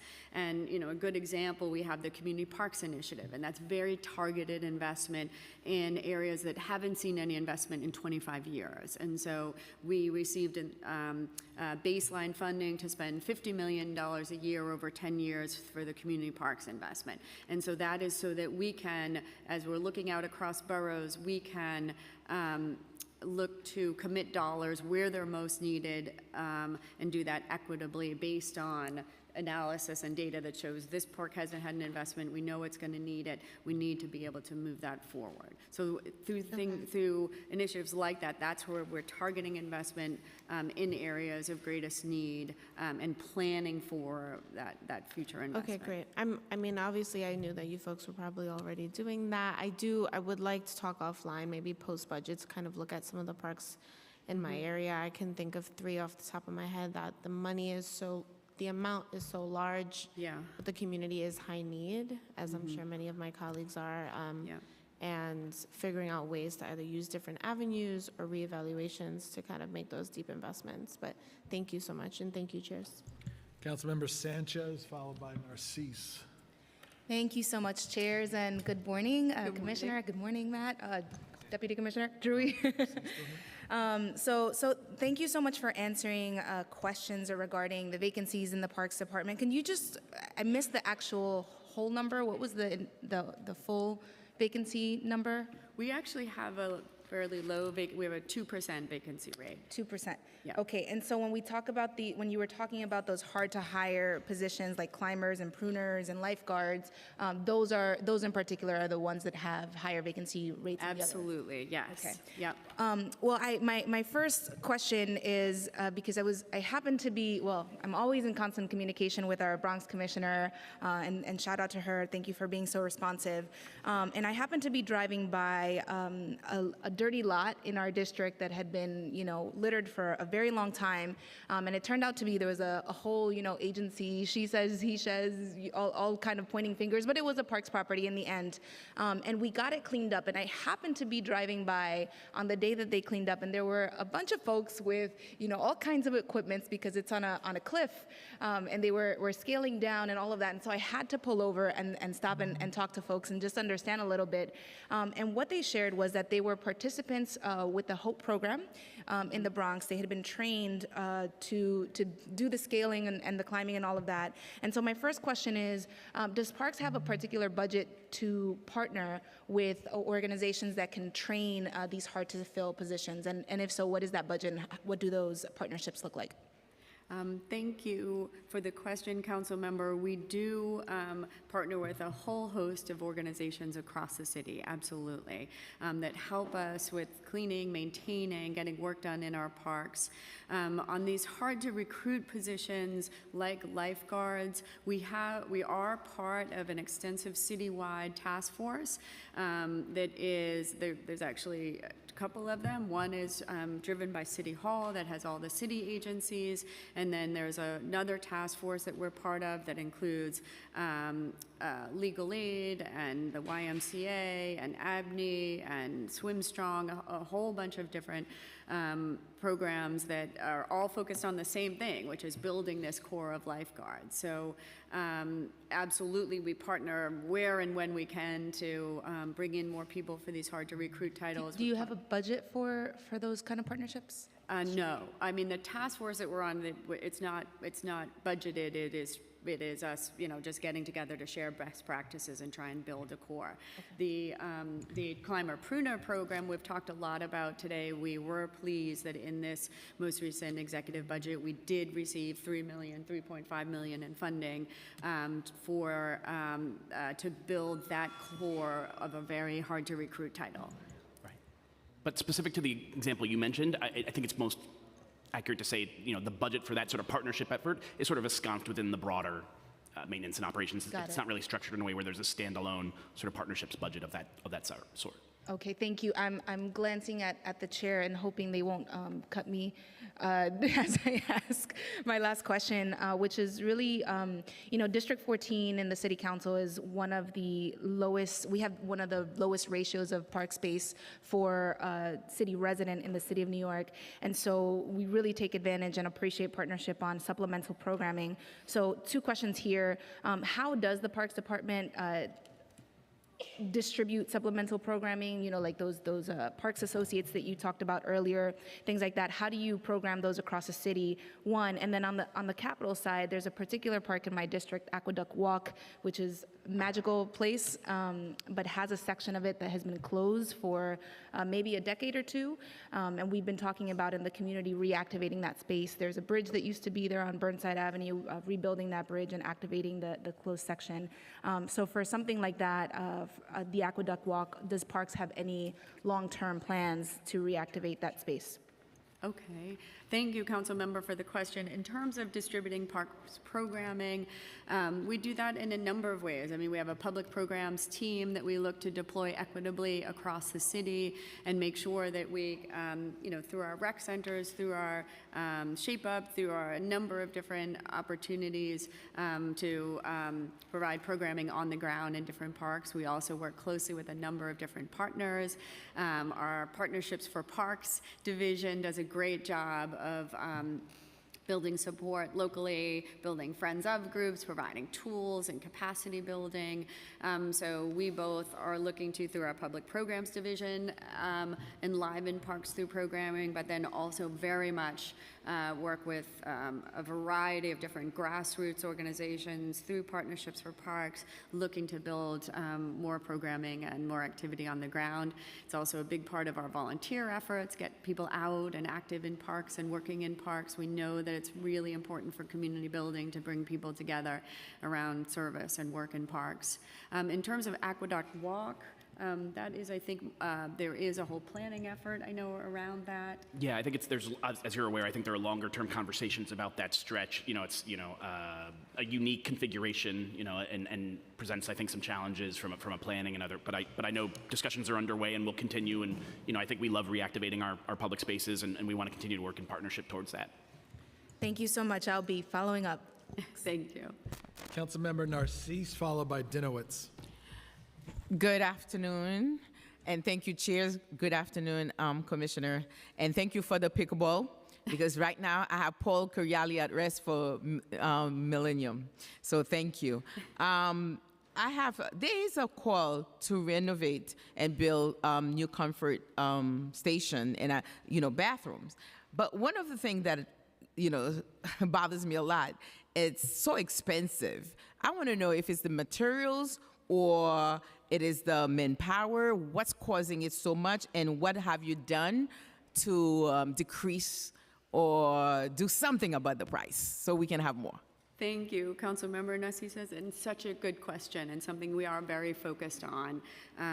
In terms of the price and why that pricing can be high, it's for a variety of factors. Often, if a comfort station needs to be renovated or building a new comfort station, you have to establish a sewer connection so that the dig, and depending on how far is the distance from where the sewer connection is, the water from the street, things like that, those kind of intense capital parts of the project can absolutely add to the cost. Electric, utility connections, bringing in what you need in terms of making a functioning comfort station can add to the cost. We have done a great deal in terms of looking to reduce the cost of our comfort stations and looking at a variety of different ways that we can do that. Everything from looking at streamlining the design, so making it so that every comfort station, we're not reinventing the wheel, we're looking to have the design be as streamlined as possible. We're looking at everything from prefabricated structures to trailer facilities to something called the Portland Loo, which is worked in other areas that we're looking at adapting, that's a single person. We're looking to at all different ways to reduce the cost, absolutely. So thank you, I appreciate that. The next question, like right now, I have some of my constituents watching me. Garrison Beach, I have a lot of complaint of the street getting out of control when it comes to sidewalk. It's a safety issue, right? Last week, sorry. Yesterday, I just passed by. But 7225N, I don't know how many times they called you. That is in Bergen Beach. I went to see it myself. It's a safety issue. There's no sidewalk. And the the roots is getting inside the person's home and is causing so much flood. And when people walking, he had witnessed people falling in the front. So when, according to him, many times they said they come to visit and check the tree. But what should the people do, really, when it becomes safety issues? For seniors, they cannot walk with their rollers. They can now push people on the sidewalk with a wheelchair. For me, as much as we want to save the trees, but we have to be in mind for safety issues when you come to the seniors, the kids playing on the sidewalk. So that, I'm going to leave it to you, like I give you the address already. And the hydrant, according to the Department of Fire Department, they're saying that you're going to take over on the hydrant on the sidewalk or next to the parks. Is that correct? And when would you do that? And would the department take that on? To me, it's just like the shoemaker is a shoemaker, the hairdresser is a hairdresser. Thank you, Councilmember. We totally agree. And we have not heard of or not aware of any plans to take over any hydrants on the street. No.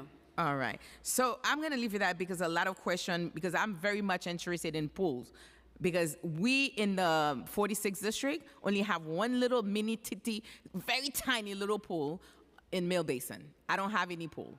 And our children need to know how to swim. Is a safety, is a life, you can save life in getting the young folks to learn how to swim. You know how it is for me, especially in the Canarsie area. It is a must, and I'm looking forward to we can work on that too. Thank you. Absolutely. Thank you, Chairs. We have Dinowitz followed by Lee. She's still here. Well, good afternoon. Thank you, Chairs. First, I want to start out by thanking Parks. You're one of my favorite agencies, especially because of your employees. We had a wonderful movie night the other night in Williamsbridge Oval, and your employees were there passing out popcorn and maracas and glow sticks to the kids. It was just really wonderful how much they care not just about their job, but about the communities they serve. So I want to start out by thanking you. What I'm about to ask shouldn't be a surprising question. I've spoken about this at other hearings. It's about your coordination with other agencies. I've brought up, your issues with hiring lifeguards in part could be helped by coordinating with SCA, coordinating with DOE who are here, with places like the pool at the Clinton High School. I'm curious to know if there are updates on that, and just in general, beyond programming, because I know we've touched on that a lot. One, what your coordination is with other agencies, and I'll give you another example. We have Harris Field in my district, which we're trying to improve, in part because it's used so significantly by local schools, like Bronx Science, Lehman College, and the High School for American Studies, and Clinton High School.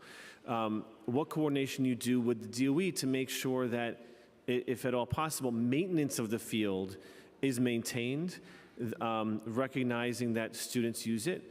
And the second question I have is internally, what the coordination looks like within your own agency. For instance, Williamsbridge Oval, we have a rec center there that's open, till after sundown, but there are no lights in the park.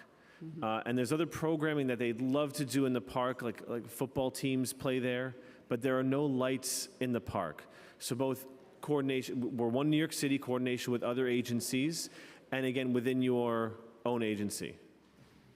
Thank you so much for the question, Councilmember. In terms of coordination around pools and lifeguards, there has been so much of that since September, and I'm so sorry Capital. that... Sorry, because I know we've discussed, and I really value the program. I just want to make sure my question is about the capital.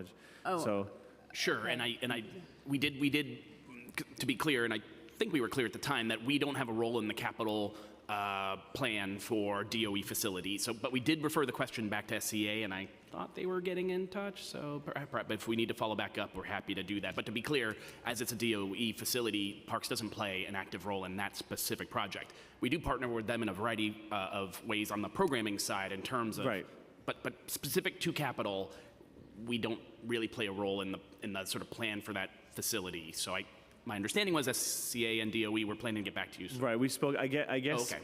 As an agency, as a city of New York, and is the administration at all interested in making sure this coordination between your agencies. It isn't just a referral question. This is about doing the work to make sure that our kids, our youth, can, in the short future, become lifeguards here in New York City.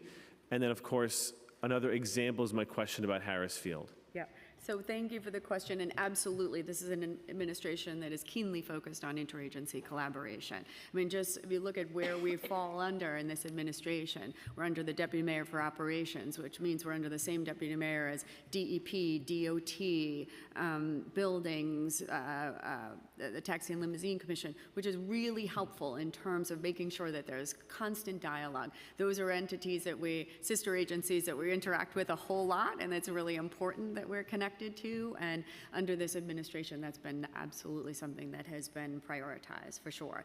In terms of maintenance, and in particular Williamsburg Oval, it's something we can look at in terms of the lights and see about lighting. We are very focused on making sure that areas are safe and well lit, so it's something we can look into for sure. Right, I guess it's an example of, I guess, an overarching question within your own agency.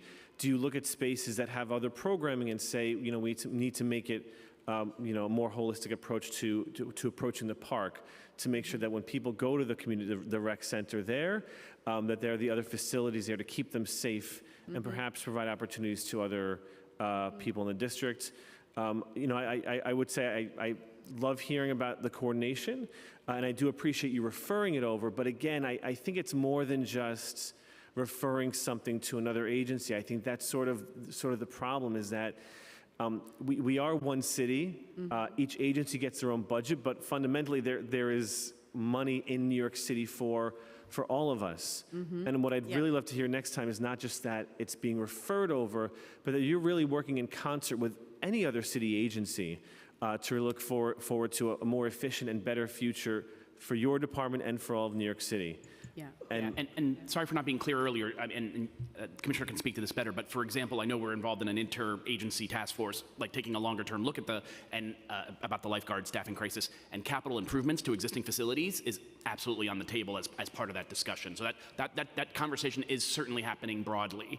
Obviously, the dollar figures are considerable, et cetera, but to be clear, there is definitely interagency conversation, and capital improvement of various facilities, whether it's parks facilities or DOE facilities, are absolutely being viewed as a key component of that discussion. That's great. I think that is the first time that has been said at this hearing, so I appreciate that new piece of information.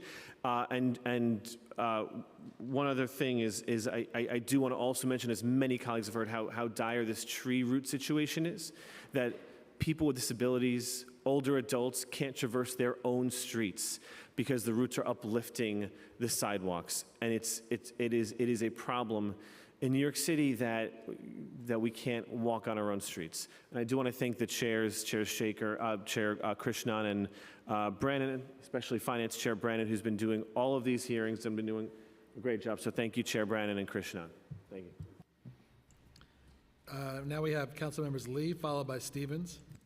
Thank you. I'll try to be quick. Thank you, Commissioner, for also coming out to my district for the Captain Dermody Triangle. As you mentioned in the testimony, it's a small space, but definitely very, very meaningful historically for the community, and the fact that it's going to be ADA accessible is amazing, so that a lot of the older adults in that neighborhood can utilize it. So thank you. Quick question. So trees and tree stumps, tree roots, that's, obviously a hot topic for us, especially in Queens, but there was $2 million, I know, that we had asked the administration to include for the tree stump removals, and I noticed that was not in the executive plan. So I was just wondering what your thoughts were, if that's something that we can push to include, because it is such an issue with all the tree stumps that need to be removed. Yes, and thank you, Council Member, for the question and the support and interest in all things trees. So just to clarify, so we do receive $2 million in baseline funding for mayoral tree stump removal funding, in addition to the $2 million in one-shot funding that the council did in FY23. in that, I have to say that funding from the council is incredibly important and very much appreciated. As you know, the budget conversation is ongoing, and we will continue to work certainly with the mayor, OMB, and the council to shape the final budget process. But we understand the importance of that. We are so pleased that the council does as well, and we've appreciated the support. Thank you so much. And then just to follow up on some of the comments that our colleagues have mentioned about Dragonetti as the contractor, because tree pruning is such an important issue in our district, because we've had a lot of calls. I would say one of the top calls we get in our district are around issues related to trees, especially when it comes to how it impacts their properties and the homeowners and the pipes, as well as the roots that are going into the actual houses. And so one question I had about the RFP process specifically is, because I know that the comments you're saying is that they're one of the few that are qualified, but so my question is how often does that RFP get released? Is it a 5-year contract? Is it what's the term for that? And when was the last time that the criteria specifically for the RFP was reevaluated? Thank you, Council Member, for that question. I'll take that. There are multiple contracts, and they each have different timeframes associated with them. Many are just one-year contracts that have renewal clauses, and some of the tree planting contracts could be a little bit longer than that. Sometimes they're more like 2 years. Most contracts are only a year long. Okay, so are there elements, do you think, of that RFP that could be looked at, in your opinion, that would perhaps include or be more inclusive of other contractors that could be looked at? Yes, as I stated earlier, we've done a lot of work around that, council member, and in fact have expanded the pool of contractors. Really look to bring in more MWBE contractors. Jennifer's team has done a great job in looking to expand that pool. It's something we're very focused on. Okay, great. And then I just wanted to echo everything that Councilmember Williams had mentioned about the tree root issues. And I guess the one piggyback question I had from what she had mentioned was, because you all are in charge of the criteria of when trees can be removed and pruned, just wanted to dig a little deeper into that in terms of if you could, is it because of the canopy issue where if we take one out, then one has to be replaced? And I'm just trying to understand what the issues are in terms of removing problematic trees, like if it can be replaced to 1-to-1 ratio so that there's no, we're not losing anything. Is that something that we could look at? Yes, and thank you for the question. I mean, for us at Parks, we're looking at tree canopy overall, and the benefits, especially of mature trees, far outweigh a newly planted tree. And so it's going to take 10, 15 years, even though there is that 1-to-1 replacement, and we recognize if you take out a tree, you can plant a new one, but the issue is that a large mature tree offers a whole lot more environmental benefits. So we are going to look very, as the steward of the trees in streets and parks, we're going to look very closely at taking them out because, they absolutely help clean our air and are so beneficial for the environment. So we try, and our emphasis on protecting as much as we can. Okay. Protect and preserve as much as we can. Thank you so much. And I know that there is a backlog for the pruning, but anything also on that end that can be done so that we don't have to completely get rid of the more mature trees would be awesome. And that's it. Thank you, chairs. Okay, Councilmember Stevens. Hi, good afternoon. How are you guys doing? Nice to see you, Commissioner. Just really 2 quick questions. In the executive budget, the Bronx is facing the largest decrease in the maintenance and operation budget across all boroughs. How was this determined, and how will this impact Bronx parks? Thank you for the question, although I'm just not sure in terms of that there's the largest decrease for the Bronx. That would not be the case. Where, could you just tell us what you're referring to? Yes, let me look into that, and then I'll get back to you because that was one of the questions that my staff sent me. So let me just ask them. But my next question is, many Bronx schools have no access to outdoor spaces or playgrounds. How are we working with schools to ensure that they have access to local parks and green space? Many of the principals I've spoken to are not aware of these options. So just thinking about how are we coordinating with them, and I have a number of schools in my district who don't have playgrounds or access. Okay, thank you for the question. Do you mean how they could use nearby parks? Yeah, to a park by a school?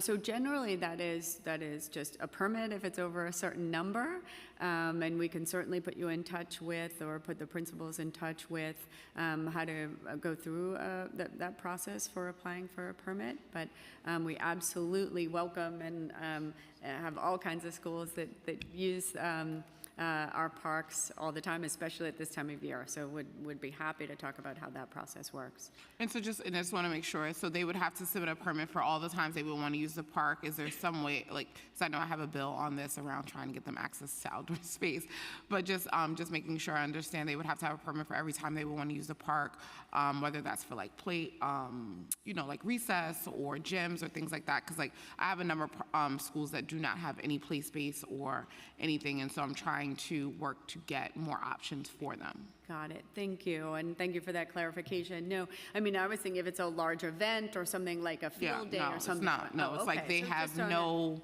space. Like literally, I have about 5 schools in my district that has no playground or nothing. And so even for recess, they're typically indoors. And so I'm trying to make sure that we have access to whatever nearby green space so our young people could have fresh air to play. Absolutely, and they should, have open access to the parks that are close by and within walking distance. And there shouldn't be any issue or problem with them doing that or walking to the park, but we can make sure that you connect with the borough commissioner, to ease of facilitating that. But there absolutely shouldn't be any issue with a classroom or going to enjoy a park at recess. Okay, great. I'll definitely follow up because I know the borough commissioner had some ideas, and so definitely wanted to make sure we got on the record because she's already been brewing in her head around some ideas. But thank you. Yeah. And I'll follow up about the other questions later. Thank you. Thanks so much, Councilmember Stevens. I know it's been a long morning. I think we're almost there. I have 3 brief questions, and I'm aware that when a politician says brief, it's meaningless, but I will try. One is we've heard a lot about trees. And the Arborist Apprenticeship Program and the FY24 exec budget, there are 50 new baseline positions for an apprenticeship program to train new climbers and pruners. We've heard a lot of questions about this and the importance of more support in that area. Is there any mechanism that Parks has to ensure that those who undergo the training will stay within Parks as opposed to leaving to the private sector? How do we keep them? And will this also reduce the reliance on tree contractors like Dragonetti and others who may be problematic? Thanks so much for the question, Chair Krishnan, and we are really thrilled about the funding for this new program. As I've said, we believe that it's just a great opportunity, great career, doesn't require a college degree. You could really build a great career within the Parks Department. In terms of opportunities, you're right, people get trained and it can be that then they're very desirable to other organizations. I think that what we specify is just the importance of the mission and working for Parks overall, and that it is a great job and a great career path, and that we have a lot of good examples of people who have been with Parks for a number of years and advanced in their career at Parks. So we'll be doing everything we can to make sure that we're providing an environment where people want to stay, and that with that training, they'll be able to experience a good, career within Parks. The second part of your question, was there a second part? No, I think that, will that reduce the reliance on other tree contractors that are more problematic? Yes, to a certain degree, absolutely. As I said, this is a hard to recruit position within Parks. We want to build this core of individuals, but with over 600,000 trees on city streets, it would take an incredible core of people to be able to handle that, those big block pruning aspects on our own. So it is while it will help us in order to build that core internally, we would still need, in order to be able to do it well and keep to a pruning cycle that is appropriate for the health and maintenance of the trees, it would be a combination of both. And what will be the average pay for apprentices during the apprenticeship program? What would their starting salary be for those who are offered full-time positions as climbers and pruners? Let me hold. Do you know the answer to that? Well, the apprentices or the trainees are going to be recruited from existing Parks employees, so they keep their same salary. as they sort of move from one position to the other. It's basically a new assignment for an existing title. Got it. Okay. Looking forward to hearing more about the program. Glad to see it in this year's budget too. And then moving to our natural areas, it was good to see in that 2.4 million in the executive budget for trails. We as the council had put in our response for 3.5 million to support the care of natural areas in FY24. What, if any, conversations have there been to take the next step of funding those resources for our natural areas? Thank you for the question, and yes, we were also really pleased to see this. We are very anxious to be able to make our trails and natural areas more accessible to New Yorkers with over 12,000 acres of open space. We saw during COVID just how important it is to get New Yorkers out and enjoying our natural areas. So we are thrilled to be able to have this expansion, formalize our trails, and in terms of additional funding, it's an ongoing conversation. We are in conversation with City Hall, with OMB, and will continue to be so until the budget's finalized. Got it. And then we can follow up on this at a subsequent hearing as well, but I would ask if you can look into more information as well about the Riverside Park overbuild. I had the opportunity to visit it last week. I understand there's a DOT restoration project happening, but there's a big concern, and I saw it myself, of the park land over there and it being restored after the big transportation project. It looks very dangerous right now, very concerning. We can discuss that next time, but we just ask that you all look into what funding, because I don't see it's absent now, but what funding will be there to restore the parkland in Riverside Park after that project, and what the timeline will be for it. And on that note, just wanted to say before turning it over to Chair Brannan, thank you all so much, Commissioner Donahue, all the Parks leadership here, Deputy Commissioner Greenfield, Deputy Commissioner Braddock, and Drury. Thank you all so much for your work every day for our park system. We've got a lot more to do to get to where we need to be, and again, before, as I stated, to get to the stated commitment by this mayor for 1% for our budget for parks, but we want to make sure we get you those resources to continue making sure that all New Yorkers have access to quality green space. So thank you all for your testimony today. Thank you. Commissioner, thank you, Matt. Thank you. We look forward to working with you. Thank you. Thank you. You as well. Thanks so much. We'll take a quick break, and then we're going to hear from the Department of Education because we're running late. Thank you.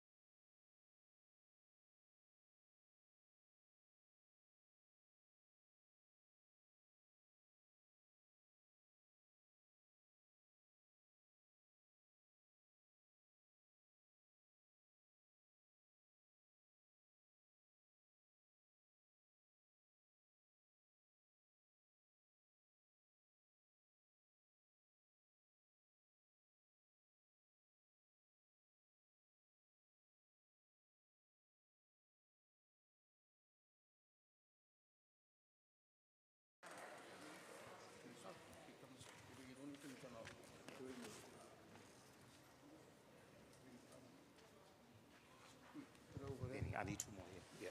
Okay.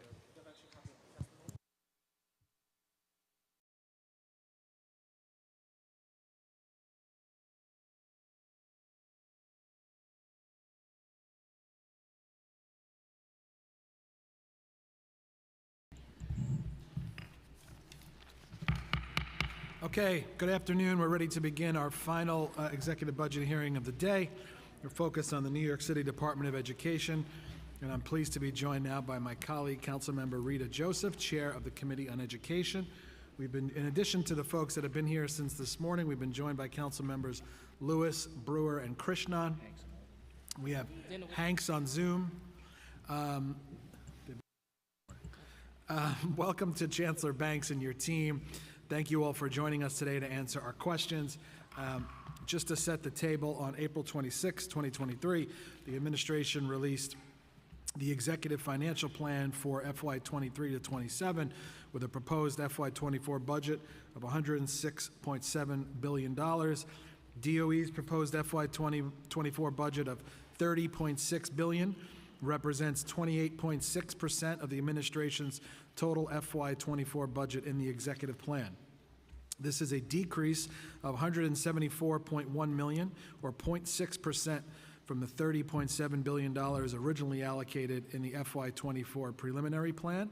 This net decrease is due to several actions, largest of which is a fringe benefit reduction of $305.6 million. DOE also projects a headcount decrease of 1,172 positions compared to its headcount as of adoption FY23 last year. The decrease consists of 355 fewer full-time non-pedagogical positions and 817 fewer full-time pedagogical positions, and comes from vacancy reductions in the preliminary plan, as well as a reduction in central and field administrative titles at DOE's central office. My questions today will largely focus on federal funding impact on DOE's budget, as well as enrollment levels, spending on Carter cases, and preschoolers with disabilities, as well as public arts education. Last week, we held our hearing on libraries and cultural affairs and the importance of our cultural sector to the city's economy, as well as arts and cultural education in our schools, is a big factor in how that sector grows and stays vibrant year after year. We need all parts of our city to recognize the value of arts in our schools, not just the council, and I look forward to hearing more from the Chancellor on this and other topics. So I'm now going to turn to my co-chair for this hearing, Chair of the Committee on Education, Councilmember Rita Joseph, for her opening statement. Thank you, Chair Brennan. Good afternoon and welcome to the Education Committee hearing on fiscal 2024 executive budget. This hearing will focus on the executive budget proposal for the Department of Education for fiscal year 2024 and school year 2023 to 2024. We will begin the hearing with a focus on department's expense budget. We will be hearing from Chancellor David Banks on agency's operating budget and priorities for the upcoming fiscal school year.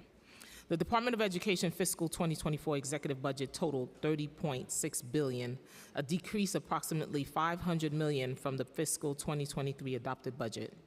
Since the adopted budget added multiple new needs, such as climate education, food education in schools, as well as modification, such as reducing Plan 3K seats by $284 million, adding approximately $300 million in additional costs for Carter cases and other programmatic changes. While we acknowledge the departments responded to changing student population needs by providing additional funding through Project Open Arms, the executive budget fails to include much needed support as we continue to see an increase in new migrant students being enrolled into schools on a continual basis. The executive budget also fails to make the necessary investments to address the continued growing needs of students, families, and contracted service providers in areas such as special education, 3K, prompt and expedited contract reimbursements, the increasing need for mental health support, and additional social workers. DOE executive budget included a number of programmatic decreases resulting from dwindling federal stimulus funds, as well as cuts and reallocation of existing programs. Some major program areas in which the budget has reduced include $58 million in school facilities, $39.9 million in early childhood programs, and $19 million in special education instruction support. While the looming stimulus fiscal cliff exists and several essential programs such as 3K, community school expansion, mental health for all, and more that were funded through federal funds are in jeopardy, the DOE has not put forward a plan on how it would sustain these essential programs. The recent influx of asylum seekers since last spring has placed added stress on DOE's resources. The impact on teachers, administrators, and schools to be creative and scramble at the last minute to provide the necessary support for these students independently have felt intensely by education community throughout the city. According to the latest data by DOE in December 2022, the approximate number of asylum seeker children enrolled in grades K to 12 was 10,186, with the numbers expected to grow the next time DOE tally this population. This brings me to my next point. Special education at the preliminary budget hearing is stated that Carter cases would top $1 billion this school year, and yet DOE budgeted for about $300 million less in the executive budget. These cases are becoming an equity issue when families are liquidating their savings and some paying upward of $25,000 annually for tuition and legal fees while they wait for DOE to address their child's needs. And for those families that cannot afford or not aware of the support, they are faced with enrolling their children in programs where they're not receiving the best opportunity to succeed. Many of my colleagues and I fear that the pandemic has the needs of special education instruction and services, and that without immediate attention, many of our neediest students will fall behind.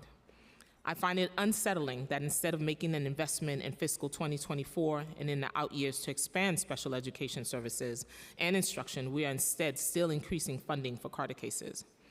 Why are we okay with spending that much on lawsuits, but not with investing additional dollars into related services and special education support staff? Why are we so focused on saving by reducing vacancies instead of staffing up our schools with adequate support? The state budget has come through with $500 million increase in total state aid funding, which would finance much of the programming that was reduced in DOE's executive budget. Funding that would be poured towards proven and successful programming such as restorative justice, community schools, mental health continuum, immigrant family outreach. Instead of investing in these programs through expiring federal dollars, the DOE must look at making these sustained investments. Some housekeeping. I would like to remind council members that the chancellor is here to testify on the expense budget. Council members will be limited to 5 minutes in the first round of questions and 3 minutes in the second round if time allows. Before I conclude, I'd like to thank the finance team, Monica Salati, Nia Hyatt, Elizabeth Hoffman, Aliyah Ali, and education committee staff, Jan Atwell, Chloe Rivera, Nadia Jean-Francois. I would like to thank my staff, Giovanni Piquant, Taekwon Coleman, Joel Desouve Venori, Rana Viewer, and Rosalind Joinville. I would like to introduce my colleagues. You already acknowledged them? Okay, thank you, Chair. Now, without any further, I'd like to turn over to my chair, my co-chair. Thank you, Chair Joseph. We've been joined by council members Gutierrez, Hanif, Juan, Lee, Hanks, Holden, Menon, Schulman, Ayala, and Aviles. And now I'm going to turn to the committee counsel, Mike Toomey, to swear in our witnesses. Good afternoon. If you raise your right hands, please. Do you affirm that your testimony will be truthful to the best of your knowledge, information, and belief, and you will honestly and faithfully answer council member questions? David Banks? Yes. Daniel Weisberg? Emma Vadera? Kara Ahmed? Mark Traeger? Thank you.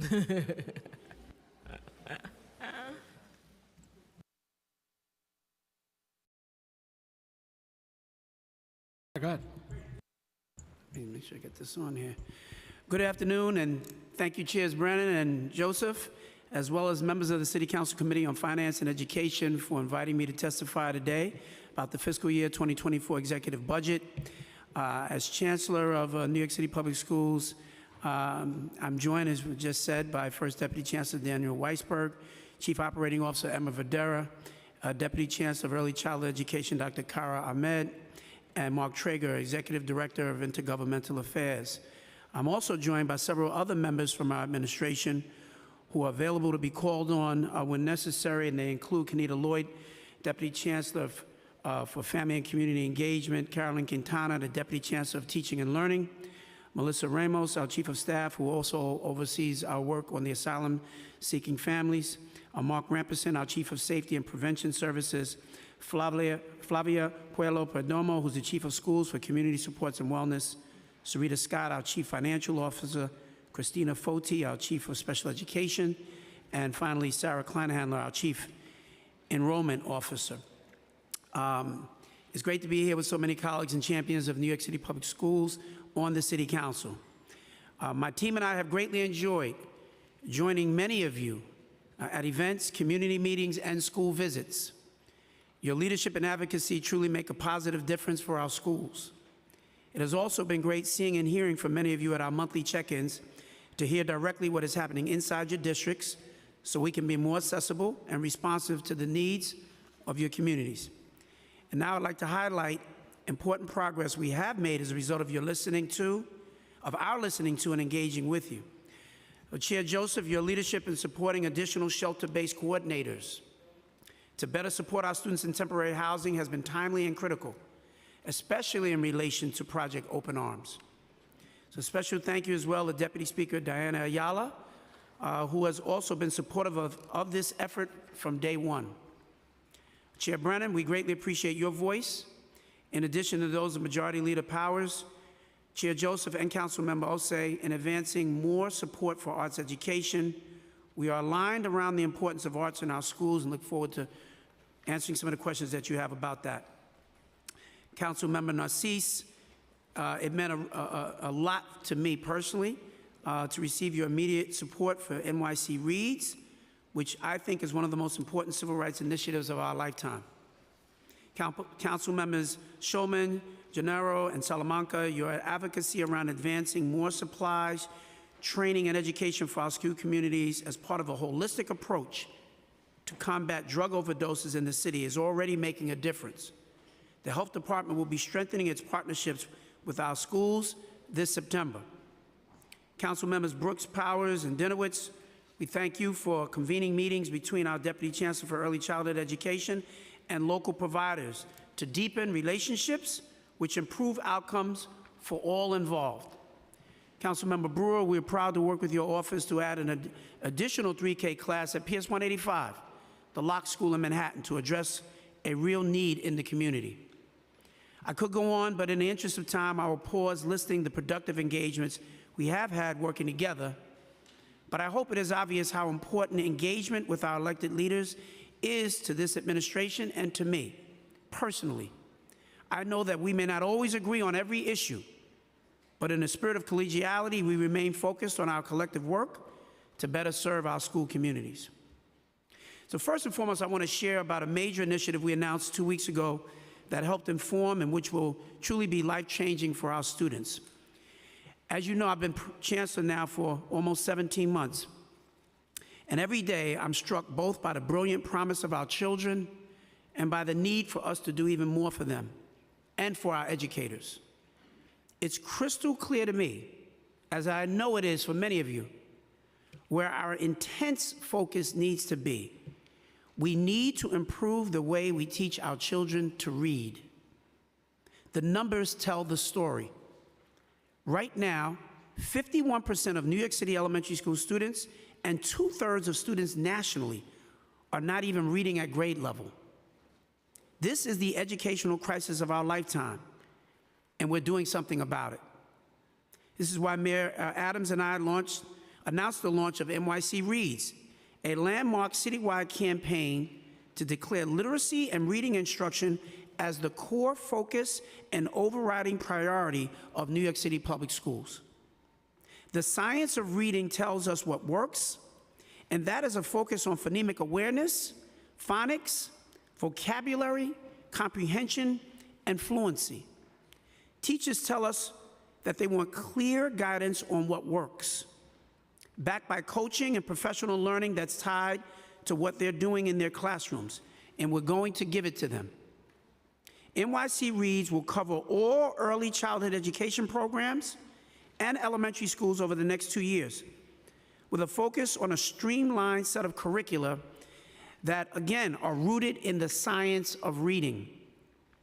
Mayor Adams and I see this as a game changer in the classroom, particularly in teaching all children to be confident readers, which is an absolute essential step on the way to achieving our mission of ensuring that each student graduates on a pathway to a rewarding career and long-term economic security, equipped to be a positive force for social change. I hope we have the council's support in making this critical initiative a reality.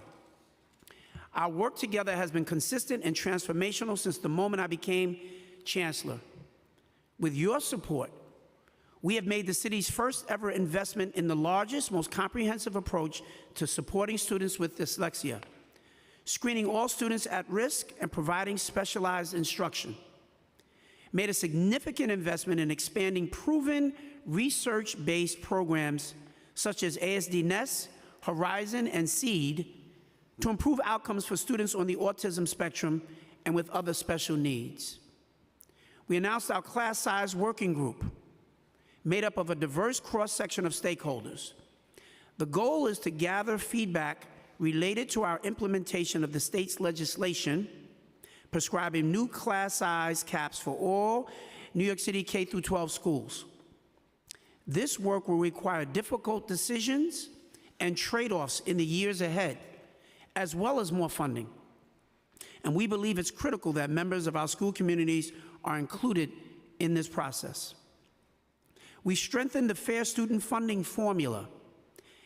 We did that based on feedback from our communities to boost funding to schools that serve students in temporary housing and schools that serve a large number of students with high needs.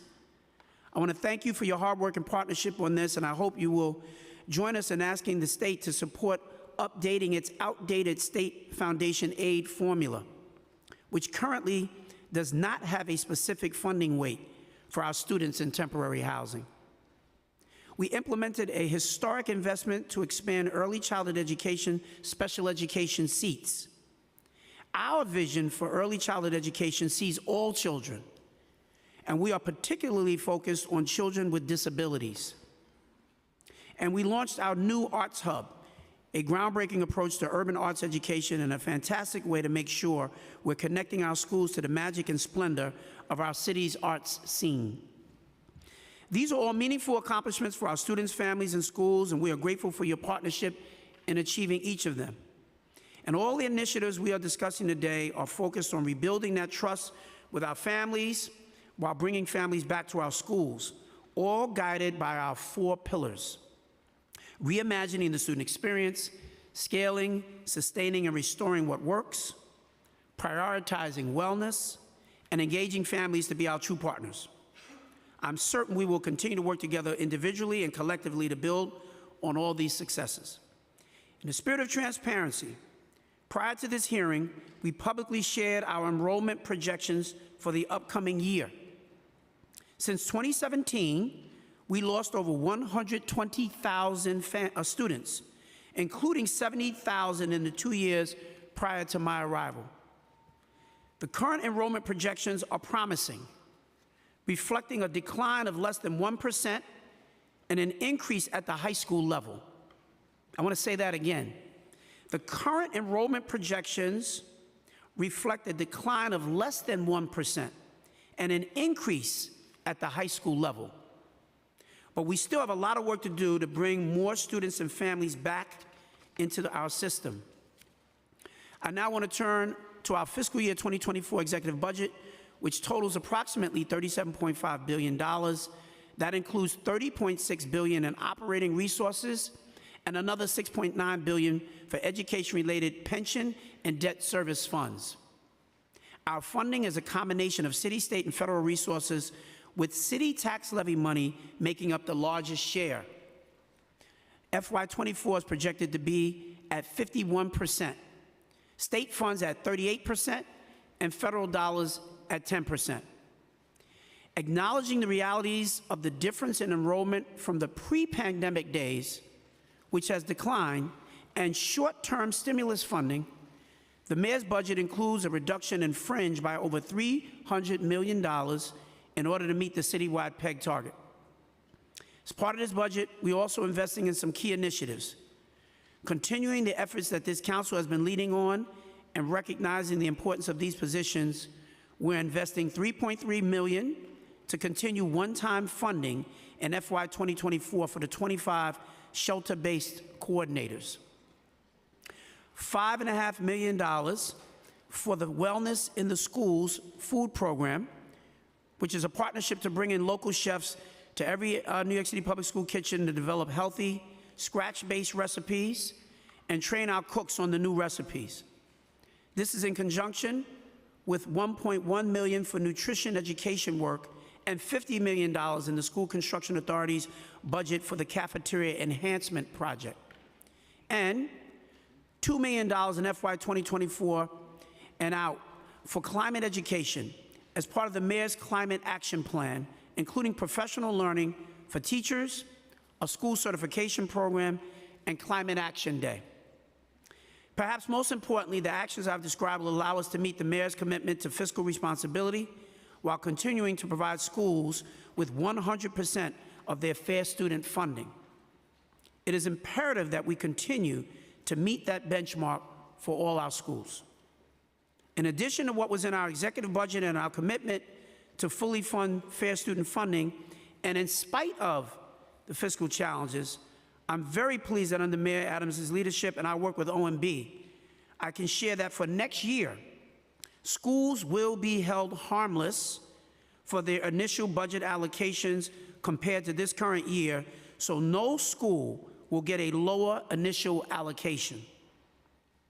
While schools may see increases or decreases in specific allocations like Title I or FSF, we will ensure that all in, schools will be held flat or see an increase. Schools will also continue to see additional allocations throughout the year, just as they always do. I assure you, the team is working around the clock to get school budgets out with this policy in place no later than the end of this month. This is in alignment with the typical timing of when school budgets are released and will provide principals with enough time to plan for the upcoming school year.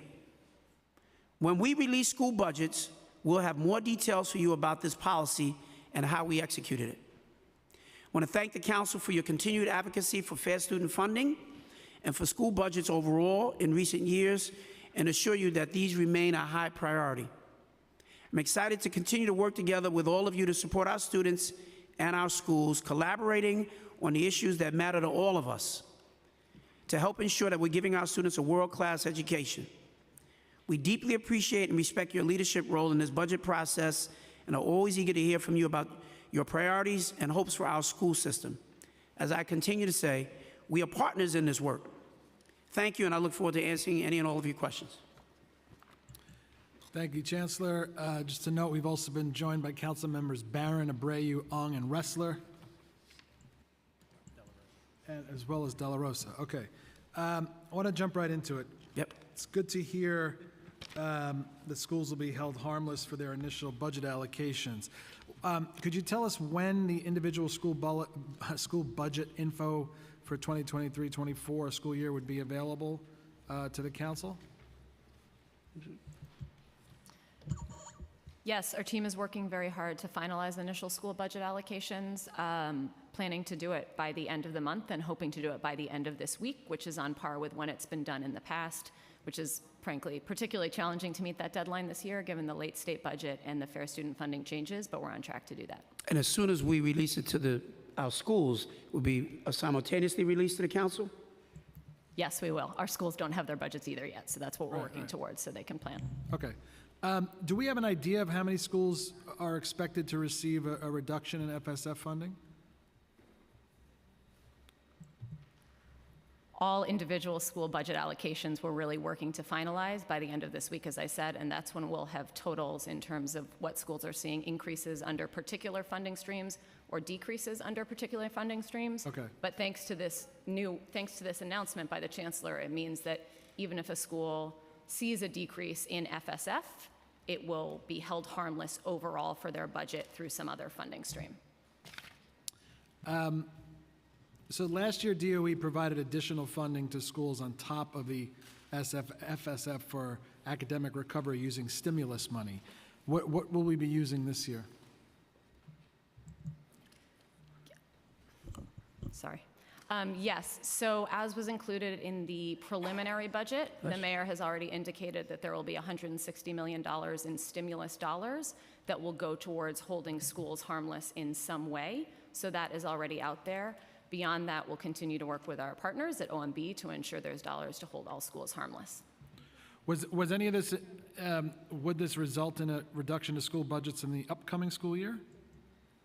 No, this will mean consistent funding in terms of initial year-to-year allocations in the upcoming school year. And just to note one thing, because you just said where will the funding come from? Yeah. Do want to note that in addition to the $160 million in hold harmless, which was included in our executive budget, we have also already indicated we'll be putting out an additional roughly $90 million in fair student funding, aligned with the new weights that were recommended by the Fair Student Funding Working Group. So that's additional dollars flowing to schools through fair student funding for schools serving students in temporary housing, and additional dollars to schools with very high concentrations of students in need through fair student funding. So that will be an additional $90 million flowing through fair student funding. There will also be an additional roughly $200 million plus flowing through in state foundation aid, thanks to the increase we received from the state making good finally on its full commitment under the CFE lawsuit. $160 million, and then we'll continue to work with OMB. So those are all increases. We'll see. Okay, yeah, I just wanted to get some details there. Thank you. Federal funding. So DOE has used a substantial amount of short-term federal COVID funding to fund a bunch of essential programs, including 3K, Summer Rising, preschool special ed, community schools, academic recovery, and so on. The concern, not just of DOE, but across the board, is that we might be funding permanent programs with temporary money. What programs are going to be impacted by the reduction in federal funding? Yes, thank you. As we've noted before, there are a number of our programs, and as you noted, there are a lot of our centrally driven programs that are really targeted at some of our highest need student schools and programs that are supported by federal funding. So some of the larger ones are 3K. The 3K program was built using federal dollars.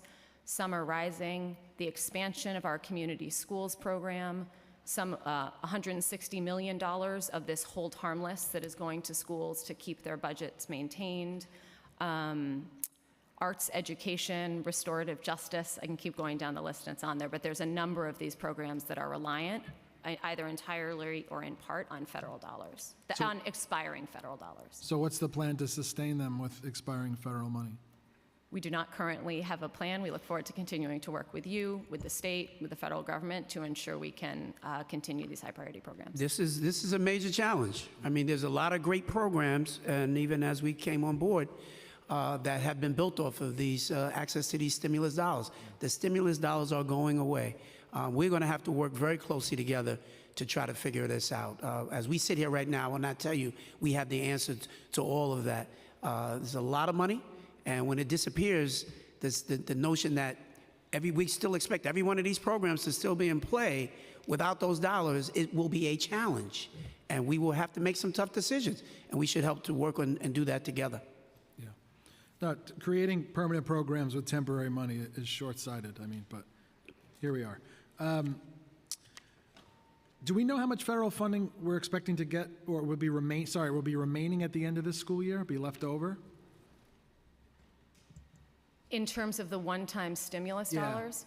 So the one-time stimulus dollars really need to be spent by the end of this school year because the actual federal deadline for those dollars is September 2024, and we need to have spent the money down by then. So at the end of this next school year, we're assuming we don't have federal dollars left to spend in terms of the increase. We have our ongoing regular allocations of Title I and IDEA that are built in. Okay. I want to talk about Carter cases quickly. How many parents filed for alternate settings this school year? We're expecting about 22,000 due process cases this year. That's not a final number. We're still in the course of the year, but that's what we're expecting for this school year. What's the average? I'm sorry, average? Like, what's the average? Is that high? Is that low? Well, that's the highest it's ever been, and that's about quadruple what it was 10 years ago. So we've seen a massive spike in these cases, and that is driven, I say due process cases, that's driven by cases filed for tuition, That's also driven by cases filed for services, and particularly for special education teacher support services, SET services, for children who are in independent schools. And Chair Brennan, it's important to note, right? I mean, this is one of the big things as I came into office. You said this was a spiraling costs on these Carter cases. Ultimately, the only way you begin to curtail that is by offering up programming for parents that meets the needs that they're looking for, where they don't have to leave and seek out private schools to pay for this. And so we've been trying to lean in with expansion of a number of our programs. Christina Foti has been really leading that work. I just think it's important to hear a little bit around what we're doing. Yes. I got to swear you in for real. Oh. Do you affirm that your testimony will be truthful to the best of your knowledge, information, and belief, and you will honestly and faithfully answer councilmember questions? I do. Thank you. We're going to expand our programs for students on the spectrum by 21 additional programs for a total of 129 programs, with 3,495 seats total for our kids on the spectrum. And these are all specialized programs that serve as competitive options to the non-public schools that parents are seeking. We design these programs to use the methodologies that parents receive in private programs and train our teachers in those methodologies. That's great. Chair Brennan, if I may just add very briefly, it's a very important question, and I thank you. At the end of the last administration, there were hundreds of children that we knew of that were with kids with disabilities that did not have a seat in a preschool program. And I want to thank, of course, the Chancellor, Deputy Chancellors, the team here, the Council, Chair Joseph, many advocates who prioritized the addition of hundreds of seats. I believe, and we could later testify, over 700 seats and growing, and in just 1 year. And if you don't provide, first of all, we're required by law to provide those seats, but if you don't, those are the Carter cases of tomorrow. That's right. And so that is about servicing our children, but also reining down costs at the tail end. So I wanted to add that point. Thank you, sir. 20, we've done great work with D75 seats. I think by the end of next year, everyone that wants a seat in District 20 can get a D75 seat, which is huge. The 22, just last thing on the Carter cases for me, the 22,000 number, how many of those are pending litigation? Do we have an idea? How many of those are pending versus have already been resolved? I don't have the up-to-date number, but I'll get you an updated number.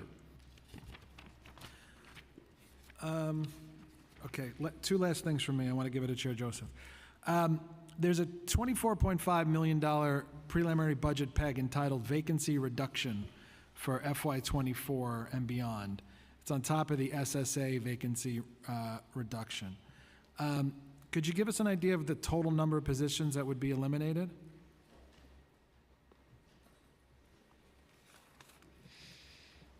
Yes, just give me 1 minute. Okay. Just to say, none of those are school-based positions. Those are all central-based positions that just reflect slower than expected hiring. And so none of those will impact school budgets, and I'll give you the number in 1 minute. Okay. Or school staffing. And if you could tell me which divisions they're in, right? Can you come back to me? Yeah, sure. I didn't know. Okay, arts education, something super personally important to me and a lot of my colleagues. Unfortunately, when things get tough, the first things that often get cut are the things that people consider extra, and we're fighting to get people to think of arts and music and culture as essential and not extra. How many schools, can you tell us how many schools have at least one certified arts teacher? Do we want to, I don't know if we've got to swear you in as well. in. This is our Deputy Chancellor for Teaching and Learning. Thank you. Do you affirm that your testimony will be truthful to the best of your knowledge, information, and belief, and you will honestly and faithfully answer councilmember questions? Yes. Thank you. And the question was how many teachers? How many schools have at least one certified art teacher? Right, so the number of certified art teachers, I have to get back to you with that number, but we do know that 100% of our high schools have the mandated programs in place, arts content in at least one area. At the middle school level, 2 content areas, and 34% of our schools are meeting that.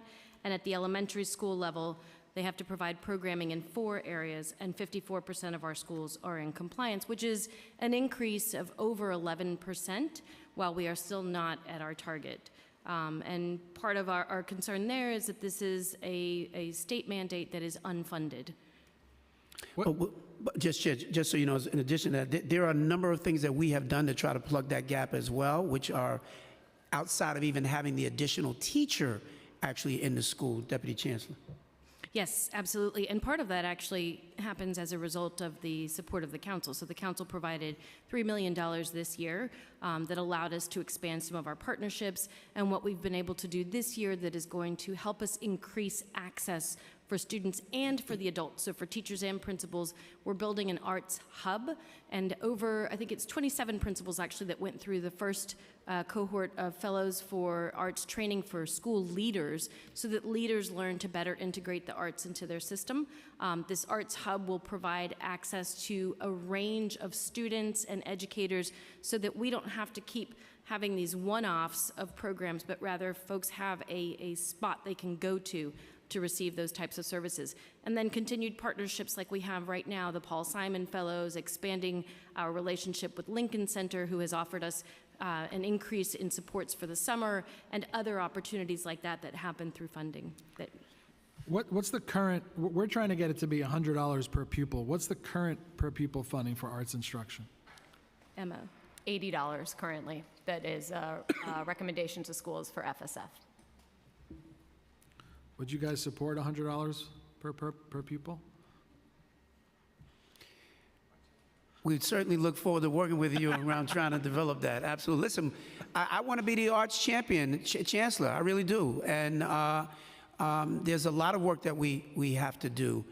I am a firm believer. People ask me questions all the time about kids coming out of the pandemic, kids that are going through social, emotional issues and challenges. And arts speak to the soul. They really do. And they need to be supported. The challenge, council should just know for us on almost all these issues, is that there is, at the end of the day, still a finite pot of dollars that have to be spread out across a wide range of issues, all of which are important. And the decisions around, where those dollars go always creates a push and pull around those things that are important. They're all important, and trying to find a balance. You and I agree. I mean, I think the thinking on this is that if it's mandated that they have to spend $100 only on arts education, then when times get tough, that money has to be spent on arts no matter what, and they won't put it elsewhere. Well, we should. I'm more than willing to sit and further discuss that with you for sure. I would also just add that going back to some of the things that we're using stimulus dollars to support, there is actually an additional $25 million in stimulus money that's flowing to schools just for arts. That is true for fiscal year 23, the current year, and we are maintaining that next year even as stimulus spending goes down. And so that is a requirement. Okay, and you'll get back to me with that vacancy info? Yes, I'm working on it Okay, right now. no worries. Very last question from me. Over 40% of New York City public school families speak a language other than English at home. Last year, the council fought to add $4 million in the budget for immigrant family communication. Unfortunately, the funding was not baselined, and it's going to expire in June. But the immigrant family communication was not funded this year in the mayor's exec. What's the plan to support these families? You got to get sworn in. There's another deputy chancellor. Keep you street legal. So, give your name, please. Kenita Lloyd. Do you affirm that your testimony will be truthful to the best of your knowledge, information, and belief, and you will honestly and faithfully answer council member questions? Yes, I do. Thank you. So just to follow up with an update on what work is underway. The work is underway. With the investment that we received in the last fiscal year, the Office of Language Access launched a three-pronged strategy in order to reach our English language learners. We launched a public awareness campaign, some of which you may have already seen in schools and on buses and on radio. We have also are working directly with community-based organizations to reach hard-to-reach populations in local communities. We communicate directly with families in their language, with materials, our resources, our team, and train language access coordinators at each school. We also have enhanced language access technologies at both the central and the school level. So that includes interpretation equipment, project management and communications tools so that we can increase the pace at which we reach our families who require translation or interpretation services. And it's not easy. We have 180 languages that are spoken families in our schools. It's amazing, but how are we going to pay for it? So we do hope to continue to work with you on the budget for that. Okay. Okay, got it. Okay, cool. Appreciate it. We're going to hand it over to Chair Joseph. Chancellor's team, thank you very much. Good to see you. Thank you. Good afternoon, all. Oh, go ahead. I was going to respond to the previous question. So it's roughly 390, and it's across Central, and so we'll get you the division by division Thank you, breakdowns thank and you. follow-up, but 390. Thank you. And Chair, just to follow up on your question about Carter cases, the due process cases, about 13,000 of those cases this year have been resolved already. We're resolving more by the day. Thank you. Great. Just a quick follow-up on the preschoolers with disabilities. How many students are waiting for seats, currently on a wait list for seats right now?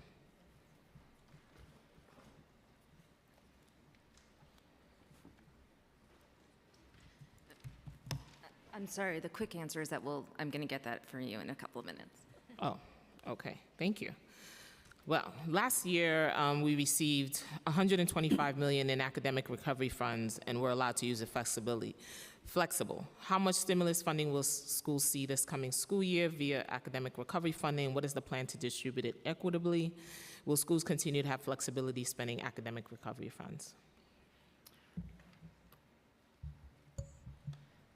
So we are still working with the new hold harmless for all schools. We are still working to ensure all schools don't see cuts at initial. It is likely that they will see reductions in academic recovery funding. We will hold the $25 million for arts education in particular that is required for arts. Beyond that, they'll likely see cuts in academic recovery funding. However, we are committing to make those cuts whole at initial, as we noted. And that will be, again, that will come from the $160 million in hold harmless that is stimulus dollars, the additional state aid, additional FSF, and any other dollars we need to put in to hold schools fully harmless. Okay, thank you. How much funding has been set aside for budget appeals, for mid-year adjustments for the coming school year? At this point, we don't have a specific pot set aside for budget appeals. Given the various increases in school budgets we expect to be going out, we really need to wait and see once individual school budgets are out what those needs look like. We'll continue to review them as schools come in through the budget appeal process.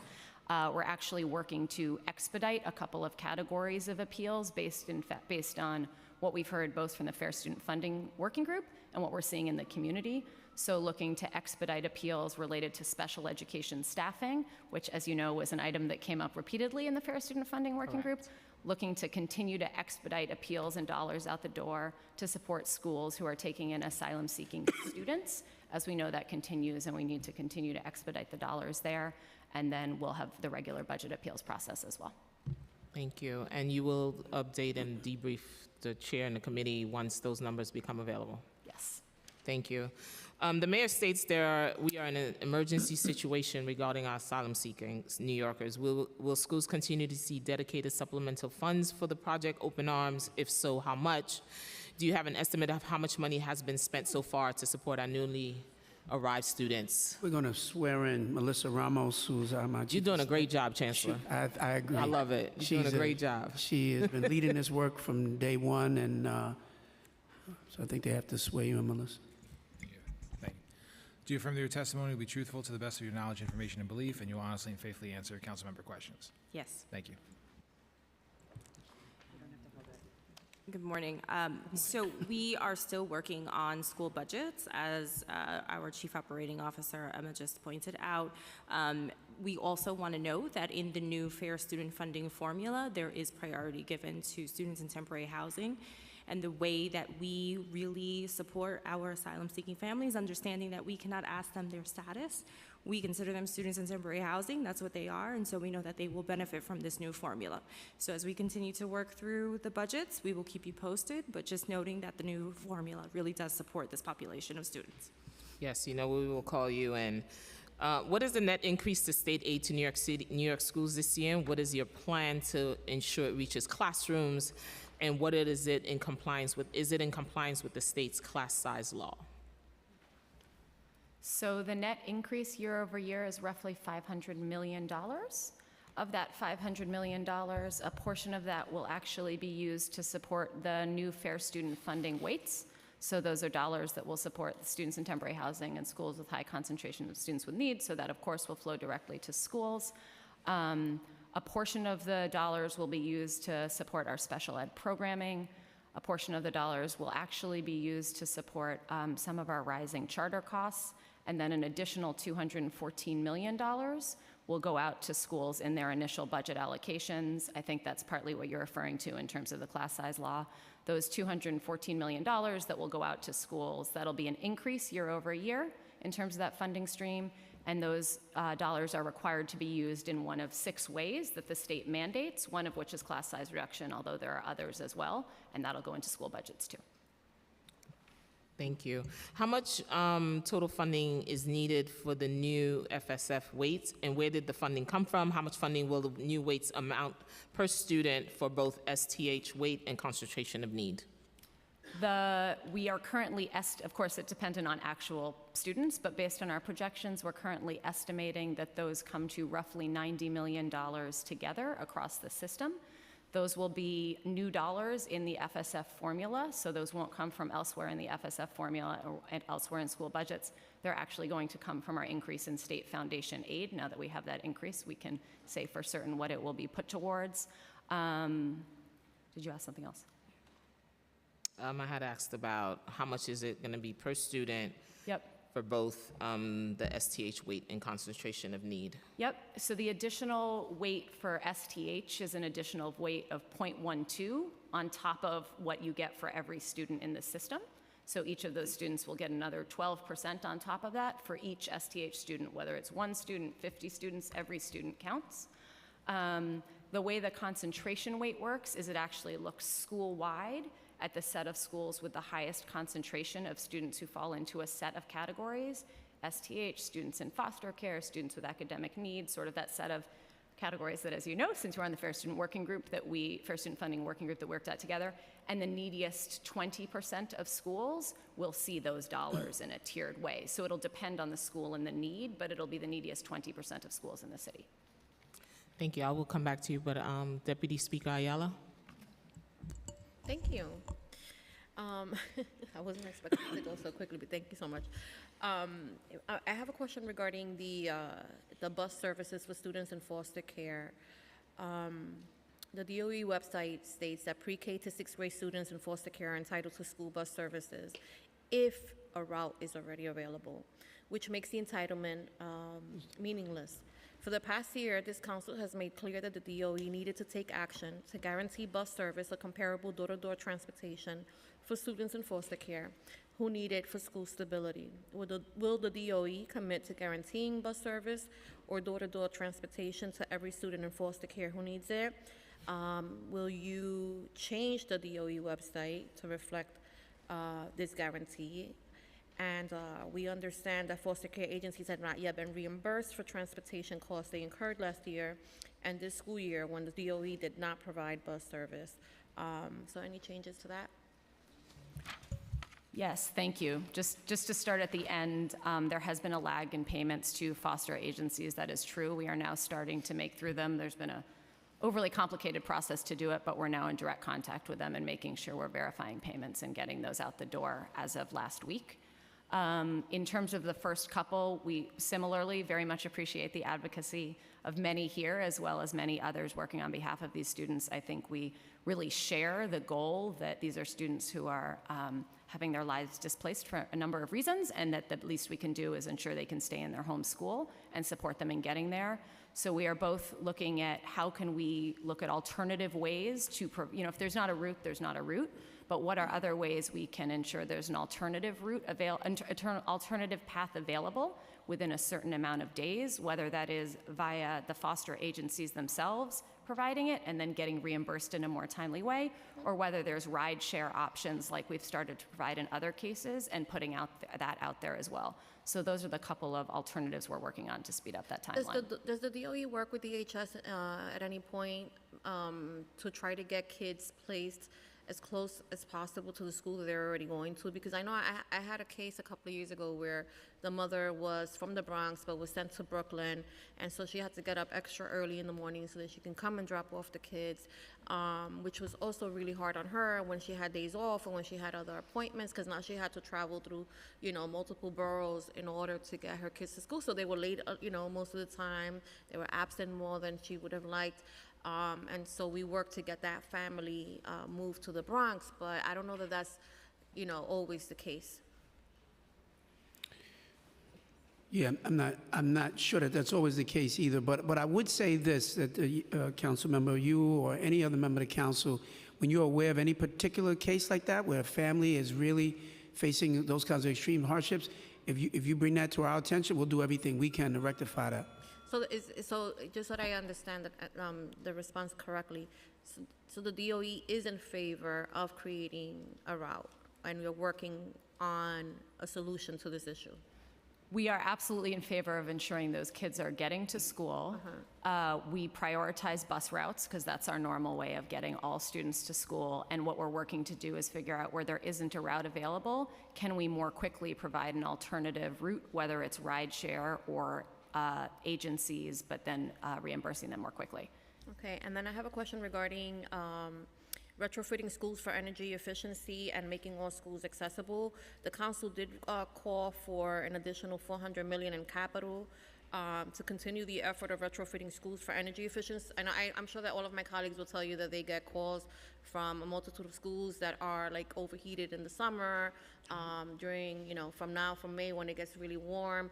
There are spaces, the gymnasiums, the cafeterias that are overheated, and we're putting in funding. The city council is putting in a lot of funding for air conditioning, but we can't get air conditioning in because the wiring is not at par.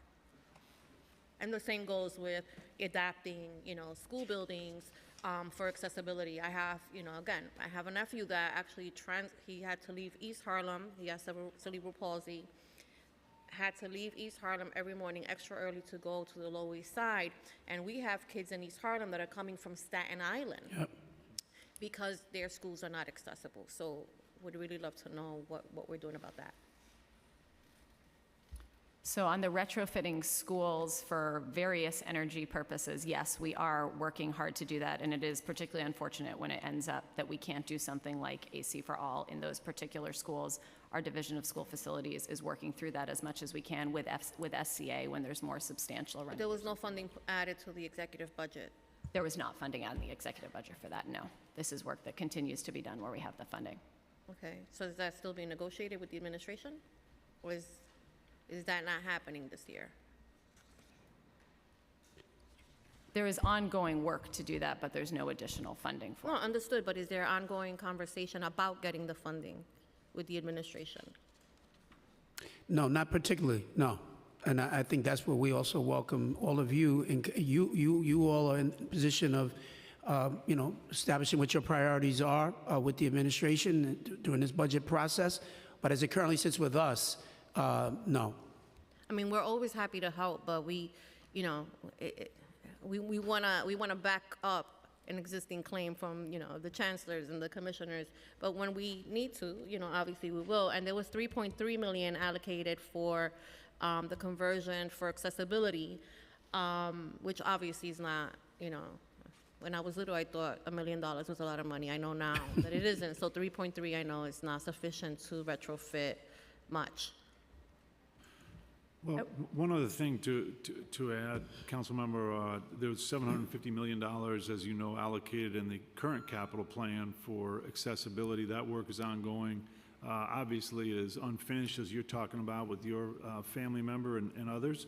So we are heading into the last year of the capital plan, a new 5-year capital plan. Many of these upgrades that you're talking about, Deputy Speaker, are going to require capital funding, and that's part of the conversation we want to have with you and your colleagues about priorities for the next capital plan. In some cases, putting air conditioners in auditoriums and in gyms is not an extensive project. In some cases, it's extremely extensive and really requires a major capital infusion. So that's part of the challenge, but I do think we have an opportunity to add on to the accessibility work that we have already done and to add on to the air conditioning work Yeah. that we've done. Yeah, it should be a priority that every school be accessible to all children in their own communities. Children should not have to wake up at 4 o'clock in the morning to travel hours to get to school because services are not, critical services are not being offered in their community. And my final question is really regarding staffing. I know every city agency has been undergoing a staffing shortage. Is that something that's impacting the DOE as well? It is, Deputy Speaker, but it's not even. It's in some of our offices more than others. So, for example, in our finance office, in our legal, our Office of General Counsel, we have very significant numbers of vacancies. In other places, it's in the low single digits. So, we are making some headway with that, but it is a challenge in some of our critical functions. Okay, well, while you're making decisions about hiring, I would be remiss if I did not say this on the record. My community would, be really disappointed if I didn't bring it up. But we had a hiring process in the South Bronx where we did hire a superintendent that has an open civil case on sexual harassment cases in Newburgh. And I was very disappointed when I reached out to the DOE and was told that had come up, but it was not a disqualifying factor. I believe in due process, and I believe that everybody is innocent until they're found, guilty otherwise, but I believe that we have to allow the process to, come to fruition before we make these types of hiring decisions. And so I just want to go on record saying that I'm very disappointed, and I have received in the last month alone a slew of complaints about the same individual, and I would love to have a conversation with that, but I want to go on record because I hope that this doesn't happen again, and that we are vetting the individuals that we're bringing into our communities. I take sexual assault, sexual harassment cases very seriously, and I believe women when they say that something happened, and I hope that the DOE, which is now headed by a person that looks like us, takes that just as seriously. And I look forward to following up with you on that. Yes. Okay, we have Brewer followed by Barron. Thank you. My question is about some of the child care, I would say, centers. Now, obviously, these are the home-based. They went from, in some cases, these are MBWBA programs. I know there's one called Morningside Play Care that's owed $117,000. So I didn't know if that's unique, or are there other similar nonprofits looking for the same kind of funding? These are nonprofits that are not been paid, apparently, for startup expenses. Hi, Councilmember Brewer. We can certainly look into any specific inquiries that you have. So if that's Morningside, Family Child Care? Yep, so you don't have that as an example of others? Okay. Next question is, just in terms of early childhood instructional coaches, because we're all concerned about early childhood in general because of the federal funding. So I understand that there are people on the posting list, so that you are going to be continuing. Can you just update me on the coaches and the social workers and so on in early childhood, and what is the status of their future? Thank you for the question. We are still in conversation with our labor partners on what the coaching model looks like for this upcoming school year, and so there's certainly decisions to be made and more to come. All right, and the creative curriculum, is that also part of that same discussion? The creative curriculum is the curriculum that our Birth to 5 programming is using across the city. Correct. And are they going to have any challenges in terms of funding, or is that going to be fine? That is absolutely fine. That is being funded. Okay. In terms of absenteeism generally, there was an article in the paper this week about high school students and the huge absenteeism. So I want to know what's the status of outreach, what's the funding for that? I must admit it concerns me tremendously. Yes. Yeah, and the article itself was a little outdated, and some of the numbers that they were looking at were from the prior year.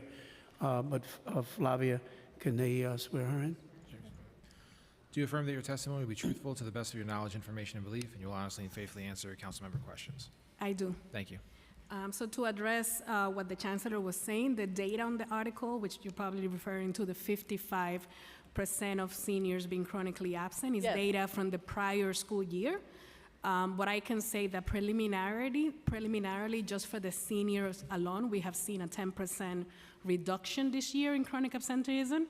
So we ended the year last year with a little over 40% of our students being chronically absent. What's that number, though? Percentages are fine, but what's the number that you're saying? Of the total number of students, Yeah, I can have that for you in a minute before this is over. But I also want to contextualize this with like the national reality of chronically absent students. So all of the large districts across the entire country. I'm not good on other cities. So that. I don't care about other cities. Okay. I You want don't to know care about about them? We I can- do not. I don't care. You know how I only care about Manhattan, but I'll at least make it 5 boroughs. But So we'll what is give you the total percentage, but what I want to make clear is that the rate is down worse. So I we know it's ended up the downward, year but with it's still 30%. high. We're with 40%, we're in the 30s, and we give you the exact number that you're requesting of how many total students that is. Okay. And the other question I have on the arts, we all do care, but is there some kind of a metric that you're trying to meet? And are you measuring it with the arts? Because it's nice to say they should be in the curriculum, they should have art teachers, blah, blah, blah, but if they don't measure it or have some, Kate Levin, I always say, used to have a blue book, and it would measure. So what's your measurement of the arts? In other words, what is it that is there some measurement? You have to measure literacy and math, but are you measuring whether or not the arts are making a difference, if they really have them, et cetera?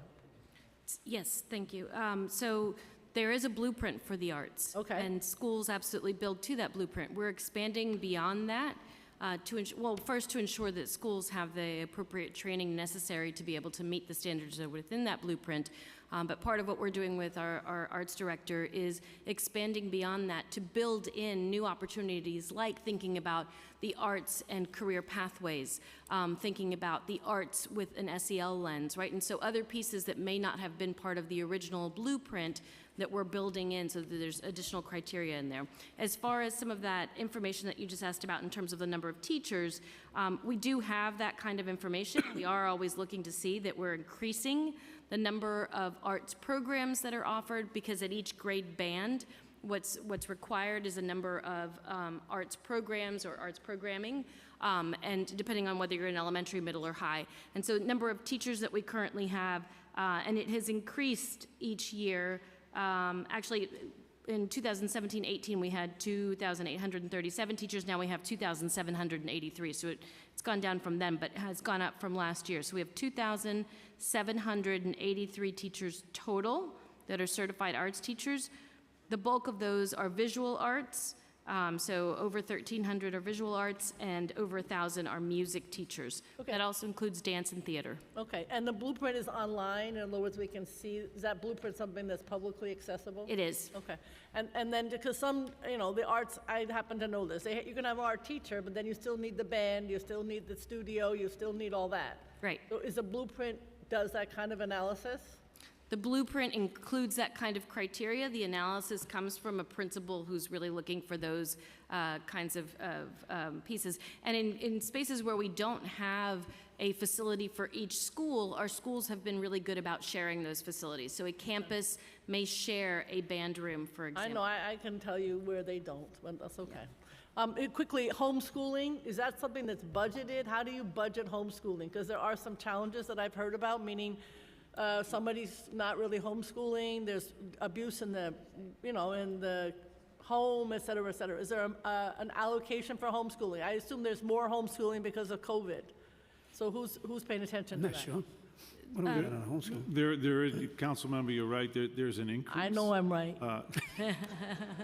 I know the answer before you give it to me. Go ahead. I'm sorry for the gratuitous words, but I'm not aware of an allocation. We'll have to check on what the funding mechanism it may be. But there should be oversight. I mean, somebody's supposed to be overseeing homeschooling. So what I assume that there's an allocation of staff that is overseeing homeschooling. I'm getting people who are in social work positions in nonprofits stating, because there isn't a lot of money for oversight, that there's a lot of abuse. I mean, I wouldn't necessarily be I won't get into all the specifics, not appropriate, but it's not being overseen correctly. So the question is, what's the budget for homeschooling, and what's the oversight of it, and who's paying attention? Yep, got it. It's not something that usually comes up, so we want to prepare. I always have things that don't usually come up. That's right. Well, I appreciate you raising it now. We'll certainly look at that and get Okay. right back to you. All right, and thank you. And I am upset, as you know. I won't. I know. We are going to go to court I to know. save West Side High School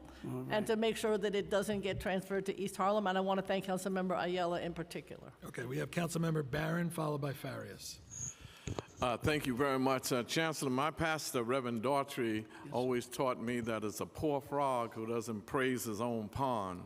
So I want to let you know, you mentioned 10 of my colleagues. You said thank you to 10 of my colleagues and their support of the work in the education. I'm going to tell my wife, Inez, that you left out the Barons because we're critical of your buddy, the mayor. Not at all. You left us out, but we built 3 new $88 million schools. None of them have done that.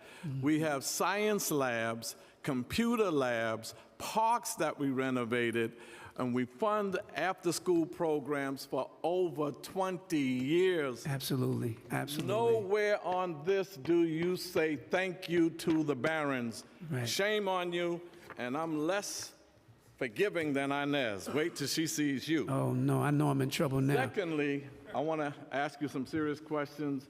Want to get to, if you can jot them down, because time is of the interest to the chair when I'm talking, other than anybody else. So I might get cut off at any moment. So please jot this down. One, what's happening with the money from the Campaign for Fiscal Equity? Inez and I have fought hard for that in Albany, and when I left, we finally got them to do 1.5, 1.6 for the 3 years. Is that getting to black and brown districts? Because we fight hard for this sometime, and then it doesn't get there. Secondly, I'm concerned about co-location of charter schools. I know the law says you have to do that, but I'm concerned about the co-location of charter schools in school buildings that were designed for one school. So if you have 3 and 4 charter schools in a school designed from one school, and each one of them have administrative offices, you're going to have less time, room for class size. And the graduation rate versus the college preparedness and career preparedness rate. To me, that's the one that we need a real increase on. That has been very dismal in the prior administrations on that. Career education, I think a lot of our youth may benefit better for trade schools if they knew they were going to be mechanics and electricians and construction. So I'm looking for more trade schools. Yes. And then, there's a big concern about a black or African curriculum material. And I don't like to say cultural affairs or diversity studies, because we get lost. Black folk get lost in diversity and cultural inclusion. I don't want us to get lost. I'm also concerned, what's your capital budget?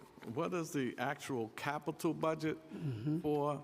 We have a $164 billion capital budget for the for the city. And how much of that capital budget is coming to you? Because I know you need a lot of it. And what is the formula for getting the community to control some of the schools, community control over the schools? That has been a historic challenge. As you know, I think it's 62 school districts in the state, and only New York has your buddy controlling us. Only New York has mayoral control. All of the other school districts, no. Why is it that we have to have mayoral control? One mayor, Cop Adams, controlling an entire school system is just unconscionable and unacceptable to me. We need to end mayoral control. And then finally, What is your position on, I told you one of my favorite topics is black linguistics. And how can we focus on how black children acquire language? You know, that whole Ebonics program was taken totally out of proportion. Some people don't even know what it was really about. But how we require language and stop telling our children that they speak bad English when they are influenced by African language systems because of what they call linguistic retention of some of the African language systems. So I think those are some critical things that gave you more than enough to deal with. And finally, one more thing. What is your contract budget? Your contract budget, your budget for contracting. I know the city has a huge contracting budget, and of your $30 billion, how much of it goes for contracts? Right. Because I find out when things have to be cut, and I don't believe that you should be cut by $200-300 million and try to justify that it's fringe and all of this stuff. You should have an increase. There should be an increase in the education budget, not a cut. That's for us. I don't think any one of these council members should vote for a budget that has any cuts to education, because it's that important to us, as well as our libraries and cultural institutions. Thank you. No, I appreciate it. And where do I begin? My deepest apologies, my sister Inez. I have traveled the district, moved around the district with you both, and that was just an oversight. And please accept my apologies for it. I have the greatest respect for you both and your leadership and what you have accomplished over the many, many years, and what we can, in fact, continue to do together. And I want you to know that. Our Black Studies curriculum is something that we have been hard at work on. We should get a sit down with you and just update you on where we are with that, because we really could use your insight as well. But we're certainly looking to make some announcements as we come into the beginning of the next school year in preparation for that. Career education is something that we've made a priority for us, for this administration. That's what our career pathways work is all about, and trying to provide real opportunities for young people to have an opportunity to understand at the end of this K-12 experience and 3K through 12 experience, what are the opportunities that are there for them? What are the kinds of jobs that they could avail for themselves? So our Modern Youth Apprenticeship Program and other programs that we have put in place, and we're going to continue to build and grow those. Our theme for this administration is what we call Bright Starts and Bold Futures. And the Bold Futures is all about that work at the end of the day, that kids are going to be able to have the kinds of skills that they need to be able to take their rightful place in this 21st century economy, no matter what those positions might be. The co-locations with charter schools is always a challenge. That is why, but here's the conundrum. When a charter school gets approved, we have the obligation to find space, or otherwise we have to fund the space separately. And those dollars then are dollars that could have been used otherwise. So that's why we work really hard to try to get a charter school inside of an existing school that has the space. Because if you don't, they get private space, and then we're already spending how much right now? We're already spending right now $200 million a year, and that number is growing for charter schools in spaces that are not in our schools. If we could find space for them in all of our schools, that's $200 million that we could use to fund a lot of other programs for our kids. So that's just kind of the conundrum that we find ourselves in. But it is a conundrum, because also having them there is detrimental to the development of the school itself, because of the class size that's going to be overcrowded in many of those schools. Well, that's something we're going to have to address. You know, the class size issue is going to be a challenge.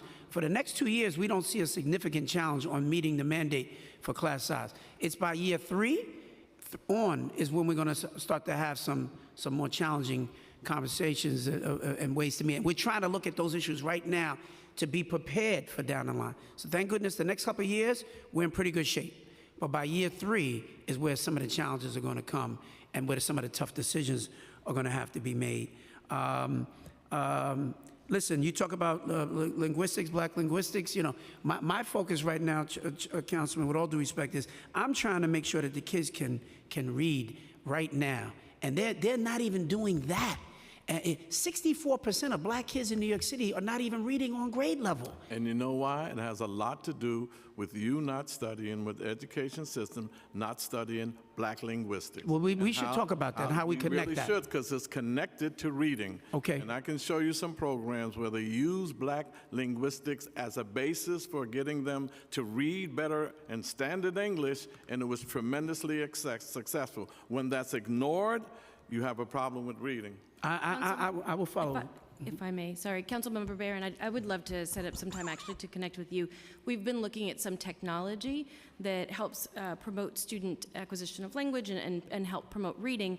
And part of what we wanted to make sure with each of the folks that we met with was, is this linguistically and culturally responsive? Will it allow for a variation in dialect, accent, and the ways that we approach language based on the diversity of New York City? And so I would love to connect with you a little bit more to look into that.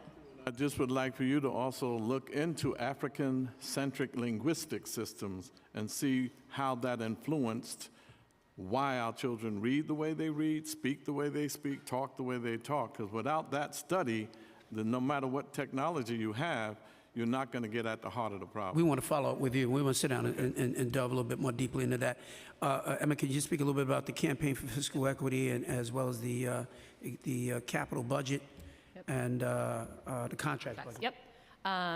Thank you for your leadership and advocacy on the campaign for fiscal equity, as well as others. Obviously, a really critical component of supporting our students in schools. We'll see, the state is making good on its promise. So this year, we're seeing the last year of that money come through our budget. The state budget that was finalized a couple of weeks ago included an extra $500 million for New York City schools over last year. And yes, a good chunk of that money is flowing out through a couple of formulas that take need into account in some meaningful ways, which will ensure it's targeted at the communities with high rates of economic need, high rates of students in temporary housing, both through our Fair Student Funding formula and because the state itself requires some of the money flow in that way. Contracts. Our contract budget fluctuates from year to year, but it's somewhere between $6 and $7 billion for last year. Just as a reminder, though, of what that includes all of our school busing, which is our largest contracted cost, is included in there. That includes all of our early childhood CBO providers. So all of that money going to CBOs for 0 to 5, those are also contracted costs, not the ones in our district schools, but the CBO providers we were speaking of earlier. That includes funding for the custodial staff in our schools, which is our third largest contracted cost. The staff themselves work through an external nonprofit, and so it's $6 to $7 billion, but a lot of that is funded in some of those sort of core operating work. And then capital plan, our real capital work is done through the School Construction Authority, which works on a 5-year plan. Their current plan, which is rounding up next year, is a bit under $20 billion, and they're currently in the process of developing, we're working closely with them on this, developing their next 5-year capital plan. In the interest of time, we'll talk. We definitely have to talk. Great. Thank you, Councilmember Barron. I just want to follow up real quick on something Councilmember Brewer said about absenteeism. Has it ever crossed, maybe we can work with attendance teachers and social workers to partner up in doing the outreach? Because sometimes social workers needed in that space to find out what is preventing that child from coming to school. Right. So I think attendance teachers and social workers, That's a great idea. You should partner up together to bring in the balance in helping the students and trying to find out what's stopping them from coming to school. Great idea. Absolutely. Let's follow up on that for sure. Deputy Chancellor, I have a good question for you. We continue to hear from early childhood providers. That's just to piggyback off of Council Brewer's question. Education providers about unacceptable payment delays or non-payments. How many invoices have been received but are still pending payment? What is the total dollar figure for those pending invoices? These providers are holding up our early childhood sector, but barely hanging on themselves. What can you commit to today that will ensure these problems do not continue in the next fiscal year? We've had 2 hearings on this topic already. Thank you, Chair Joseph, and good to see you. Same here. So just to give some overview, thus far for the fiscal year, we've paid over $1 billion to our early childhood providers, and that's nearly almost 8,000 invoices that have been submitted and either paid or resolved. There are still another almost 6,500 invoices expected for the remainder of this fiscal year. Those are both back invoices and those that are expected for both May and June, and another 2,000 that are pending right now, being processed and reviewed and paid. Let me just say, Chair Joseph, as well, because we won't resolve this at this moment. I want to reemphasize this. I've said it publicly before. This system of early childhood and how providers get paid was a broken system that we inherited. It's not one that we created. And we have been trying to fix the plane while we're flying it. That is the reality of what we are dealing with. But we have a number of things that are on the table now that I want to desperately, and the mayor desperately wants to put this as a full-fledged issue in our rearview mirror, really. And I think, you know, one of the things we're actually looking at is how to potentially eliminate the invoicing as a standard in the first place. You know, our schools within New York City Public Schools that have early childhood, they don't have to invoice. They're part of the broader system. But all of our mom and pop operators around the city, we make them go through this arduous process of invoicing every month and checking them almost as though we don't trust them, right? And so but again, this was a system that was set up. We're still working very hard to try to figure out how to get out in front of this in a way that we don't have to continue to have hearings dealing with this as an issue. But we'll certainly sit down and meet with you about this because it's going to require a more fundamental change and not just kind of playing catch up with invoices.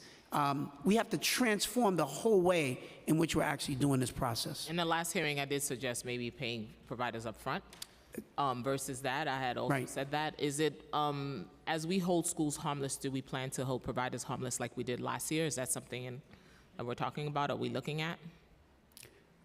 Something we're looking at. We've not resolved that just yet to be able to make a commitment to that today.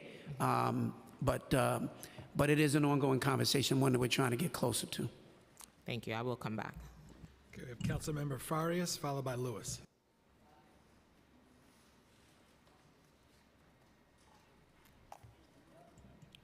Okay, Councilmember Lewis.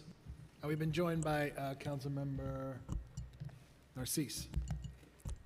Thank you, chairs. Hi, Chancellor. Good to see you. Three quick questions. One is on community schools, the enhancements for school kitchens, and the last on social and emotional learning.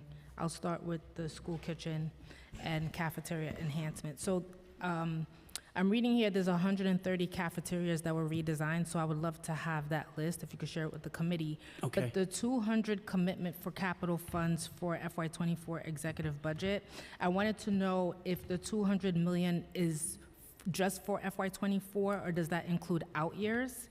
And in addition to that, how many schools would the 200 million cover? That's the school and cafeteria enhancement question. Okay. Regarding social emotional learning, I wanted to know how many social workers are currently assigned for social emotional learning, and currently, is that only for D79 schools, or will it be expanded in FY24?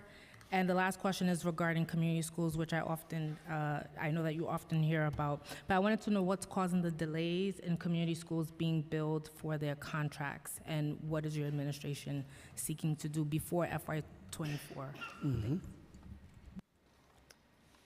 So on the cafeteria enhancements question, I'll actually need to check on the 200, but what I can tell you is, as included in the executive budget, there's an additional 50 million, and that's all for FY24. And we expect that to go to 80 plus kitchens, cafeterias, to be able to enhance those. And we look at high schools and middle schools, we look at enrollment, we look at places where we want to drive up participation in our lunch program. We look at areas of economic need as we sort of sort through where those go, but we're looking at 80 plus next year for 50 million. It would be good to know what those indicators are that you're mentioning now and the locations that you all are identifying for that. But if you could also include the 130 cafeterias that already have been redesigned. Yes, absolutely can do that. And those are basically the indicators, but we can write them up along with the schools we're looking to work on. Thank you. Yeah. Social emotional learning and the community schools. I think we have to swear in one other member of our team, Mark Ramperson. No problem. Yeah. Do you have, can you state your name, please, sir? Mark Ramperson. Do you affirm that your testimony will be truthful to the best of your knowledge, information, and belief, and you will honestly and faithfully answer council member questions? I do. Thank you. Swear him in twice. Swear me twice. This is what friendship is like. Okay, Judge. How are you?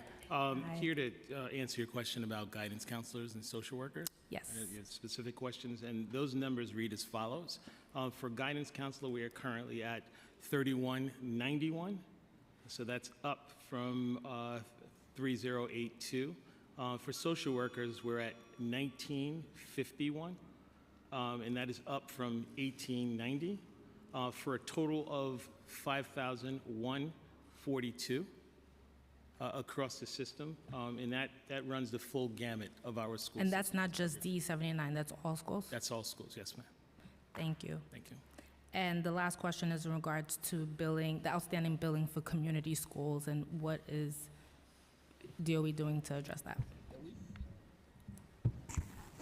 Thank you. So we have made great progress this year, both in contracts that were expired that needed extension, but also our focus has been of getting viable contracts with the new community schools that were created this year. So as those contracts are registered, my team immediately expedite processing the payment, and we're working closely with our DCP department.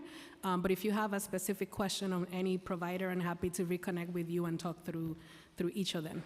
So the council allocated some funds towards this in FY22 and FY23, so there's still some schools outstanding that are still pending contracts. I guess the DOE still hasn't identified. Yeah, because the council provided funding for the COVID and some of the other community schools where we have seen a reduction originally to level set. So those were a lot of the ones that we recently had to go because they were expired. So many of those are already registered, and we're working on the process of closing payment. All right, it will be good to get an update on who's expired and what's getting updated. Thank you so much, Chancellor. Absolutely. Thank you. We'll provide that, yep. Okay, Councilmember Sanchez, followed by Lee. Thank you so much, chairs, and good afternoon. I am the little one here in the back with my own mic and everything. Most popular hearing of the season. I want to thank you for answering all of our questions. Mine today focus on summarizing, and I first want to just put the elephant right in the center of the room, which is I've had constituents calling our office, and I just want to make sure to ask this on the record. There have been concerns that because the city is welcoming migrants and we're doing all that we can to welcome them into our cities, that there is space that should have been or would have been dedicated to summer rising programming this summer that isn't going to be. Can you just address that concern and help us understand how we should be talking to our parents about this? Yeah, that's an interesting one for me, right? Because, from last year when we did the Summer Rising program, it was the largest summer program that we've had in our history in New York City. And I heard from so many people around the city, including members of this body, who said, do whatever you can to try to prioritize our kids in temporary housing. They face some of the greatest challenges. We built that into our formula this year. And I appreciate that. No, but it wasn't necessarily with an eye toward students, the asylum-seeking families. It was just traditionally, historically, our kids who are in temporary housing. Our asylum-seeking families are part of that pool of students as well. We don't ask them, are you an asylum-seeking family? They're just students in temporary housing. And so when we try to prioritize more numbers for those kids, it will naturally include some of the asylum-seeking families as well. But I certainly understand some of our other families who then may not get a seat saying, hey, what about me? So just to clarify, the concern is that we're housing migrants where these children would have been receiving the programming, so that we're going to have beds set up in temporary housing facilities in the schools. Oh, no, that's not true at all. No, I would say there was a larger issue we had been hearing about, but no, we're not housing students in places where we will be having our Summer Rising programs. In fact, right now, we're not housing any of the migrant families in our schools. We have one school in Staten Island, rather in Coney Island, but the city, took that down. We had a few other schools that had some cots in it, but there were never any people placed in, even those cots have been removed. So none of our school facilities that we're going to be having our summer rising programs will be housing any of those families. Thank you so much, Chancellor. And just to talk a little bit about that algorithm in the few seconds that I have left, how did the housing lottery exactly prioritize these special populations, students with IEPs, ELLs, living in temporary housing, and Title Is? How many of these students were given placement versus students without those designations? And were certain districts, certain districts were given fewer summer rising seats this year than last year. How were those decisions made? Yep. So there were a set of different student groups that were prioritized through the process. Just stepping back for a moment, one of the things we did this year was actually to move away from the first come, first serve process we had last year. That meant the sooner you signed up, you got a spot. If you took a day or two, you didn't. So we had one unified process that we thought was both more fair and equitable, which also allowed us to cleanly provide a priority for these particular groups of students we wanted to support. The way it actually works is a little bit different for different groups of students. So for students in temporary housing, and for students affiliated with a DYCD CBO. So if you're in an after-school program during the year with a DYCD CBO, you also got a priority. For students like that, they applied through the regular process, but just got a priority on what they put down. For students with academic needs, students who are mandated for summer programming academically, that process works a little bit differently because we learned that later in the year. So we're holding seats for those students, but they didn't come through the regular process. So it varies by student. In total, we had roughly 140,000 applications in total for roughly 110,000 seats. So just stepping back for a moment, the basic challenge is that demand outstripped supply pretty dramatically. And so there's different ways that could have looked, but we just didn't have enough seats in the program for the number of kids and families that really wanted this program, despite the fact that it is the largest summer program we've had and the largest in the country. Of the students who apply, roughly 16,000 students in temporary housing received a placement, another roughly 1,000 students in foster care, another roughly 3,000 students with 12-month IEPs, and roughly 29,000 students who were in DYCD CBOs during the year. And so those are those set of priorities and how they played out across the pool. Got it. And how and when do you plan to inform those 30,000 families on the wait list? Great question. So all families learned, lost track of time, the week before last, whether they received a placement or not. And roughly 95,000 families learned at that time that they received a placement, and the others learned they did not. Basically, what's happening now is some of those extra seats are being held for students who are required to go to summer programming for academic reasons, but in the meantime, there's also a few seats that basically were not filled, and then there are families who might say, I actually don't want this seat. So basically what we're doing is we're taking those set of seats as they come in. We are working with DYCD to figure out sort of the best possible process to ensure families are made aware of those seats locally. We're going to make that public in June, where those seats are and what the process is for families to come in and apply for them. Okay, thank you so much. Thank you for those clarifications, very helpful. Thank you. Just a quick follow-up on that question. For the record, how many students are still without seats after still applying? So we had roughly 139,000 and we placed 94,000. So that delta of 43 is roughly what was the students who applied and did not receive the placement. And if there's a plan to add seats to meet demands? There is not at this point a plan to add seats to meet demand. As I said, where families don't take the seats or where we had a few extras, we will find a way to work with DYCD for those seats to be filled, but there's not currently a plan to expand. And just to tie this back to a couple of the other things we've talked about earlier, and as a reminder, this is our largest summer program as it was last year. We're able to do that in part because of these stimulus dollars that are expiring. And so we're already allocating additional stimulus dollars for this we don't expect to have next year, and that is one of our constraints in terms of expanding. Also working with our CBO partners and making sure we're giving them students that they can support. Do you foresee any staff challenging at the schools and the CBO level for summer rising? We do not at this point foresee any staff challenges, but we're continuing to work through that process right now. We work very closely with DYCD on the CBO side up front to make sure that's done, and then we're working through the school staffing side now. We had an issue last year around transportation. How will transportation needs be met for students in service of after 4 p.m.?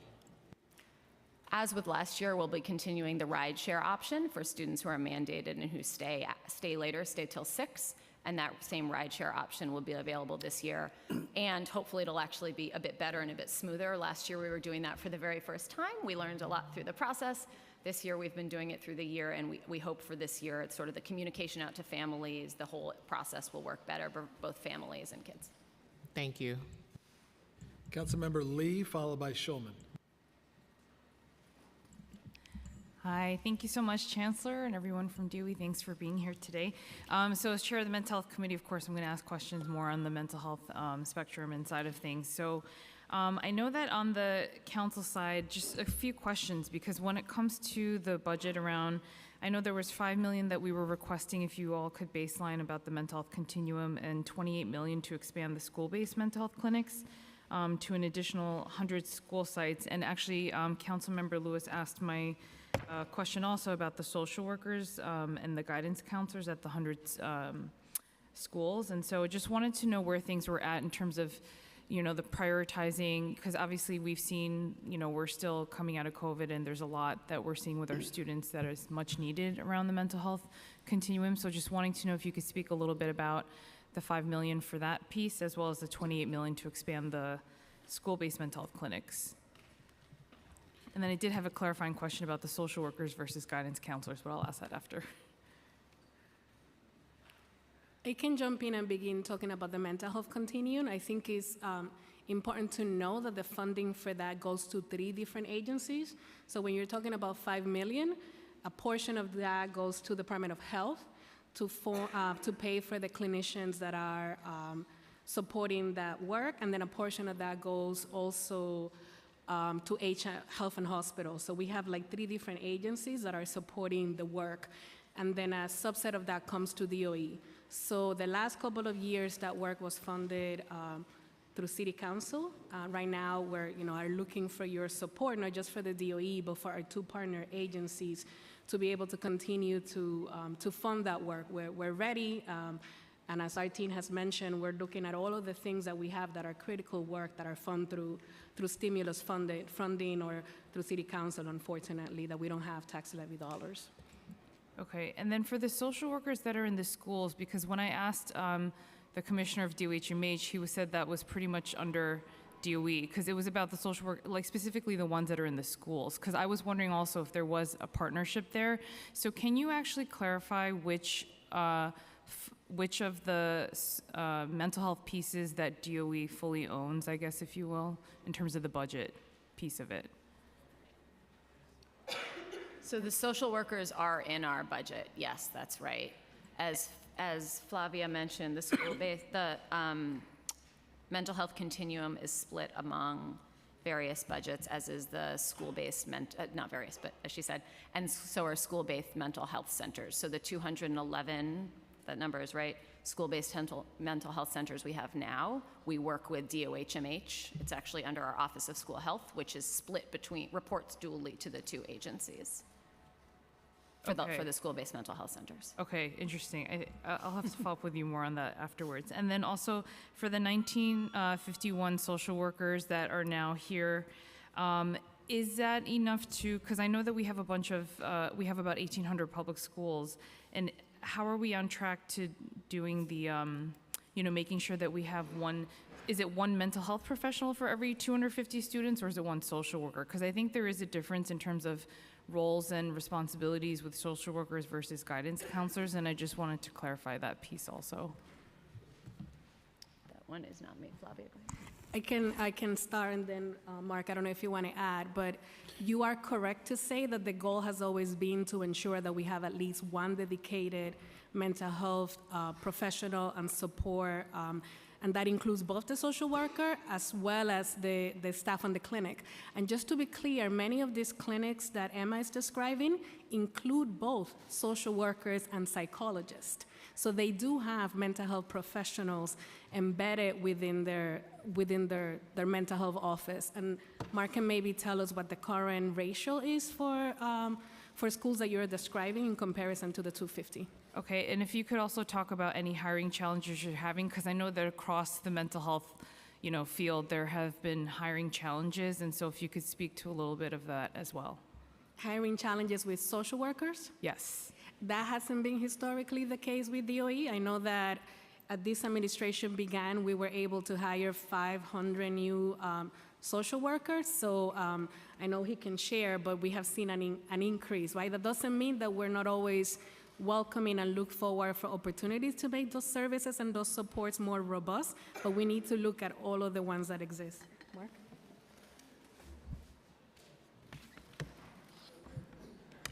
Justin, do I need to be sworn in again, or am I good? All right. So the work of the social worker is one that we are constantly looking at to enhance for our young people. And I think Flavia said it best. Every one of our young people has direct access to a school-based health clinic, a social worker, CBO providing services, or one of our guidance counselors. As it relates to a shortfall, we could always use more in every area, and some of the things that we've done to be more creative about ensuring that our social emotional needs of our young people have been met is some of the relationships that we've established with colleges such as NYU and Fordham, where we are working to bridge the gap between schools that provide social worker training and our New York City public school system to bring interns into our schools. So far, with those great relationships that we've established, we've brought about 170 interns into our most neediest schools. Nice. As a former CFE instructor, I'm a fan of that. That's awesome. That's awesome because I'm a huge fan of having more mental health professionals in schools as much as possible. But just going back real quick to the $28 million that has been that we're requesting for the school-based expansion, school-based clinic expansions. Have those are those being considered at all for this executive budget plan? If you could speak a little bit more to that piece of it.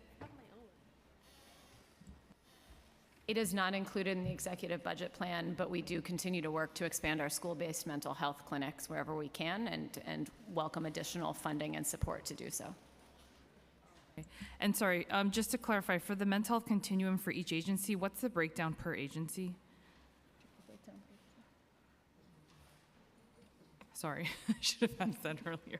I can get back with you. I know that Health and Hospital, I believe, is roughly around $2 million. DOE, also a little bit over $2 million, and for the New York City Well for school health, I believe is around 800 or 900, but I will have the exact figures for you before the hearing concludes. Okay, thank you. Councilmember Schulman. Thank you. Good afternoon, all. And Chancellor, I want to thank you for all the work that you and your team does. Your team has been very responsive to me in the schools in my district, so I really appreciate that. I want to give a particular shout out to Mark Traeger over there. Thank you. Yes, and you're doing a lot of work. I wanted to ask, so in your testimony, you said that you projected enrollment declines of less than 1% in grades K to 12. Yeah. So why is there still budget cuts on the table for DOE?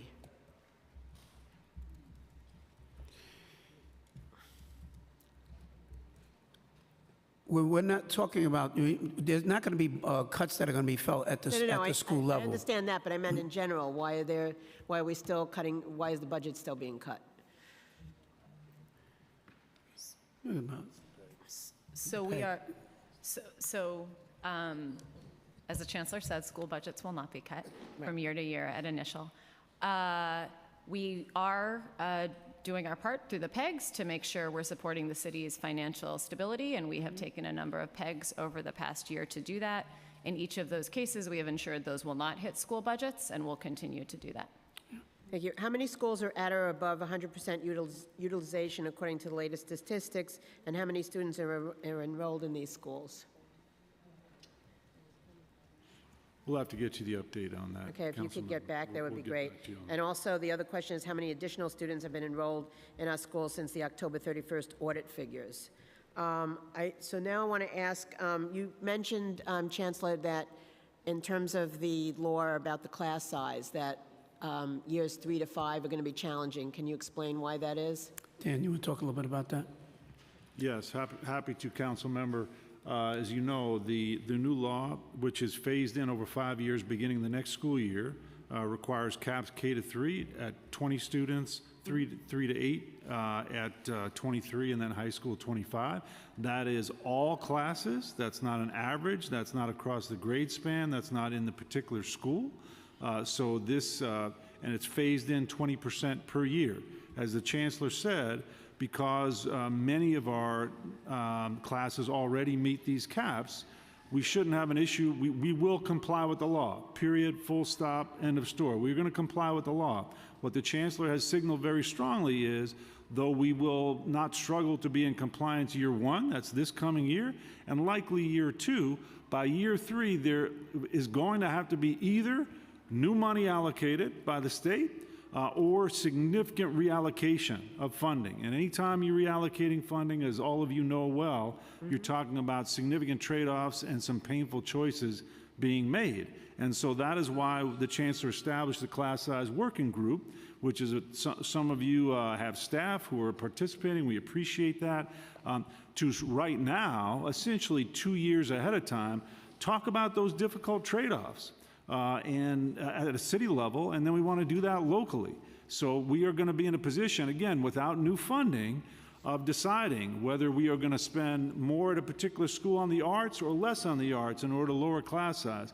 Whether in the capital funding, we are going to provide air conditioning for common areas like gyms and auditoriums, or we're going to build an annex in a school that has 23 kids in a class. So that's what's coming on the class size. That's why the chancellor has been beating that drum to make sure everybody knows that this is coming, and also, very importantly, to get your input as we are making these trade-offs. I taught elementary school for several years, and if you had 21 students in a second grade class, and the teacher says, I'm fine, and the principal said, it's fine, it works for us, the law says it can't be any more than 20, which means you have to hire another teacher. Our projection on that is a hiring of about another 9,000 more teachers for us to be in full compliance with the law.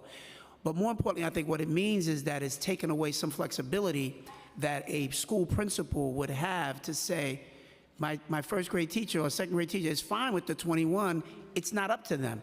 And so now those dollars have to be spent on lowering the class size, even if they felt like it was fine. I think the spirit of the law was that if you had 35, 40 kids in the class, if everybody would recognize it's just too many kids for the teacher to be effective. But literally, if you're one student over the number, it's not within the discretion of the principal or the teacher. By law, we're going to be mandated to make the additional hires, which is then going to reduce the amount of flexibility that schools would otherwise have with how they would want to spend their dollars. Chair, can I ask a couple more questions? Quickly. Quickly, okay. One question I want to ask is what plans do you have? We've had these discussions before about the D75 schools and the extraordinary amount, $2 billion that's spent every year for kids to go to a private school. So I want to know what plans you have to address that. Ultimately, in order for us to reduce the amount of spending that we're doing on Carter cases, we're going to have to enhance our programming. Programs like ASD Nest and Seed and Horizon, those kinds of programs are the programs that parents are looking for. And when they don't get it from us, then they will seek it elsewhere. So we've got to continue to work to expand those programs, and that's part of our plans. Thank you. I actually have a D75 school in my district that I'd love for you to see that does great work. Sure. So as an example. Thank you very much. Love to see it. Great. Thank you. Councilmember Abreu, followed by Brooks Powers. Mr. Chancellor, I'm over here. I would like to, first of all, thank you for your leadership on the investments on science-based reading. That approach to changing to phonetics, super important to me. Having been held back in the 4th grade for failing the state reading exam, not only once, but also twice during summer school, to see this administration take this direction is very welcoming, and hope to see more investments there. I appreciate that. So I do have a question about a clean, safe environment in our schools. There's been a lot of discussion about cuts. Can you commit that we will not see cuts to our school cleaners in this school budget? To the school cleaners. To our nicest custodial staff. Yeah, 32 BJ workers. Yes.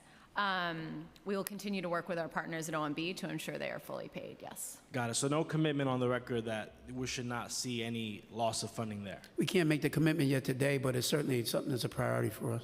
Certainly. All right. My next question is, and this is for our friends at UFT, is there a anticipation that we'll see more funding for Teachers' Choice and investing in supplies for educators? There's no commitments for new funding at this time. Appreciate the question, looking at it alongside everything else. Thank you so much. Brooks Powers, followed by Juan. Thank you, and hi, Chancellor, and to the team. First, I'd like to thank you for your partnership around the daycare payment dynamic in my district. We still have some challenges, Sure. but I'm looking forward to having a more sustainable solution. I thank Mark for all of his work, no matter the hours, for answering my call and my text, as well as the providers in my district. I had a couple of questions. One, in our budget response, we called for the opening of DOE pools such that the community members can access these pools outside of school hours. Equity and access to pools is an important issue for the council. I'm carrying legislation calling for partnership between the Department of Parks and the Department of Education to increase pool access. Can you talk about whether you think opening more DOE pools to community members is feasible? And what investments would be required to open more of these pools to the community? I would say, as a value proposition, it is something I'm absolutely open to. I think we have seen some of these recent drownings and our students having real challenge. And just learning to swim as a life skill is something that I think is extremely important. And if we've got these pools and they're in our communities and in our neighborhoods, they should certainly be open. There are costs that are associated with doing that. And we could certainly, I don't know where we are with it now, Emma, you want to say something, but it's certainly something that I think we'd love to work with you around doing that. Yes, exactly. Everything he said. You know, our school pools are actually in use a lot of the time, so the real constraint comes from how many people can be using the pool at the same time, and if the school is using them or someone else, whether, you know, if someone else can't be using it at the same time. We are working really closely with our colleagues at Parks, who I know were just here, as well as City Hall, to think about how we can be working together to expand access, working with our colleagues at the School Construction Authority and internally to get some of our, we have school pools that are currently not in use. They're being either small renovations and improvements by our team or larger renovations by the School Construction Authority. And so working with both of those, so at least all of our existing pools can be in operation, which will help, of course. No, thank you for that. And then I know my colleagues have already touched on the 3K component, so I'm not going to belabor that, but I am interested in understanding a bit better how the budget will improve the Department of Education's approach to paying providers. Does it offer any ability to maybe do more upfront with some of the providers? And also in terms of the outreach, how, like, what is being done to promote 3K enrollment? I know that there's like this division between like the private daycares that provide 3K and UPK versus the traditional public schools. And so it's been a concern that there's no like real outreach or resources provided for those daycare providers. Yep. Deputy Chancellor. Hi, nice to see you, Council Member. How are you? So there's actually extensive outreach that's been happening for, not just for 3K and pre-K, but I should also say for our infant toddler programs, which weren't historically prioritized around the outreach and the marketing. We've invested over $4.5 million just in marketing alone, but that's in addition to the comprehensive outreach that happens by our Office of Student Enrollment for the entire system. And so we're talking about anything from thousands upon thousands of emails, robocalls, outreach, hard-to-reach areas, into digital ads on MTA, subway systems, bus ads, paid ads throughout different communities, social media. I mean, the list goes on. There's just a number of things that are happening, and we actually have seen an increase in 3K application rates year over year. There's about a 27% increase just from 2021 until now. And so those are huge gains and really just a result of all the outreach that's been happening. Yeah, and I would say just to the first part of your question as well about just upfront payments. That's something we are looking at very strenuously right now. We're looking at ways to get out in front of this so that this is not something that we're chasing the tail on a regular basis. To the degree that we're in a position to be able to get money into the hands of these providers ahead of time and backfill our paperwork is a much better system for everybody. But we're hard at work at that now. We've been trying to fix this system as we've been in it. And it's not easy. There are a lot of regulations, state and federal, that are attached to a lot of these things. But just know that that's something that we're working really hard to try to make that happen. Can I ask 2 more questions really quickly? 2 quick ones. I won't touch on the mental health, but I will acknowledge my principals in my district from my monthly principals meeting. They're very concerned about losing those services because the funding is supposed to be sunsetting for that, but I know that Councilmember Lee just touched on that. But in terms of the special needs community and the support that I'm hearing that they need, you mentioned that the programs like ASD Nest are the programs that parents are looking for and that you're thinking about ways to expand it. What have we currently allocated to ASD Nest in this year's budget? And can you talk through what expansion could look like for ASD Nest? And then my second and last question is the school busing dynamic. I represent Far Rockaway. I have a very vibrant Jewish community. And since being elected, I've often heard about the challenges to have busing services, whether it be to Brooklyn or into the 5 towns for the students. So it puts a hardship on those families and not being able to either get their kids to school, which causes a whole different dynamic, Sure. or, just putting, again, a major burden on the family. So I'm just wondering, I've talked to DOE about it, wondering in this budget if there's anything that can help to alleviate some of that burden on those families as well. Appreciate the questions. Yep. You want to speak to the ASD Nest expansion? Yeah. So as this school year, we invested $310 million in specialized programs generally. That includes the ASD Nest program. In the upcoming year, we're adding an additional $50 million to cover the expansion of grades. So for students matriculating, 4th graders going to 5th, they'll need the programs to continue. So that's an expansion number, as well as adding additional programs. And within the specialized programs bucket, we have a number of specialized programs, but this year we are particularly focused on the expansion of programs for students with autism like ASD Nest, the Horizon program, as well as the PATH program, which is a relatively new program for students with emotional and behavioral needs. But in addition to the expansion of the specialized programs, and certainly this relates back to the Carter conversation, we're investing another $50 million in recovery initiatives that include our sensory spaces staffed by related service providers. We're going up from 10 to 70, as well as Saturday academies, which we've opened 11 of. I will welcome some in my district. I know PS 181 has an amazing sensory hall. If you haven't visited, please do. It's amazing. Mm-hmm. And on the busing question, thanks, appreciate it. And as you know, in any specific cases, please come to us and we can see what we can do. The reality is there is a bus driver shortage across our system, also nationally, but across our system. And we have some students with very long routes. When we have a student, we do our best to make sure they can get on a bus as quickly as possible, but there is an ongoing shortage that we're working to solve with our bus vendors. One of the things we are looking at is continuing to look at alternative routes of transportation for students as it makes sense, but happy to look at any specific. Is there anything funding related that's impacting the shortage at all? That's a good question. Not directly, no. So some of the things we are looking at with our vendors are there places where bonuses or something like that would help backfill the shortage, but we're already looking at that with our vendors, frankly. Got it. Thank you. Thank you, chairs. I want to just clarify a number. I believe you said $214 million out of the $500 million increase in state foundation aid will be used to reduce class size. Is that correct? $214 million will go to schools for a set of different uses of funds under the contracts for excellence legislation, which is integrated with the class size law.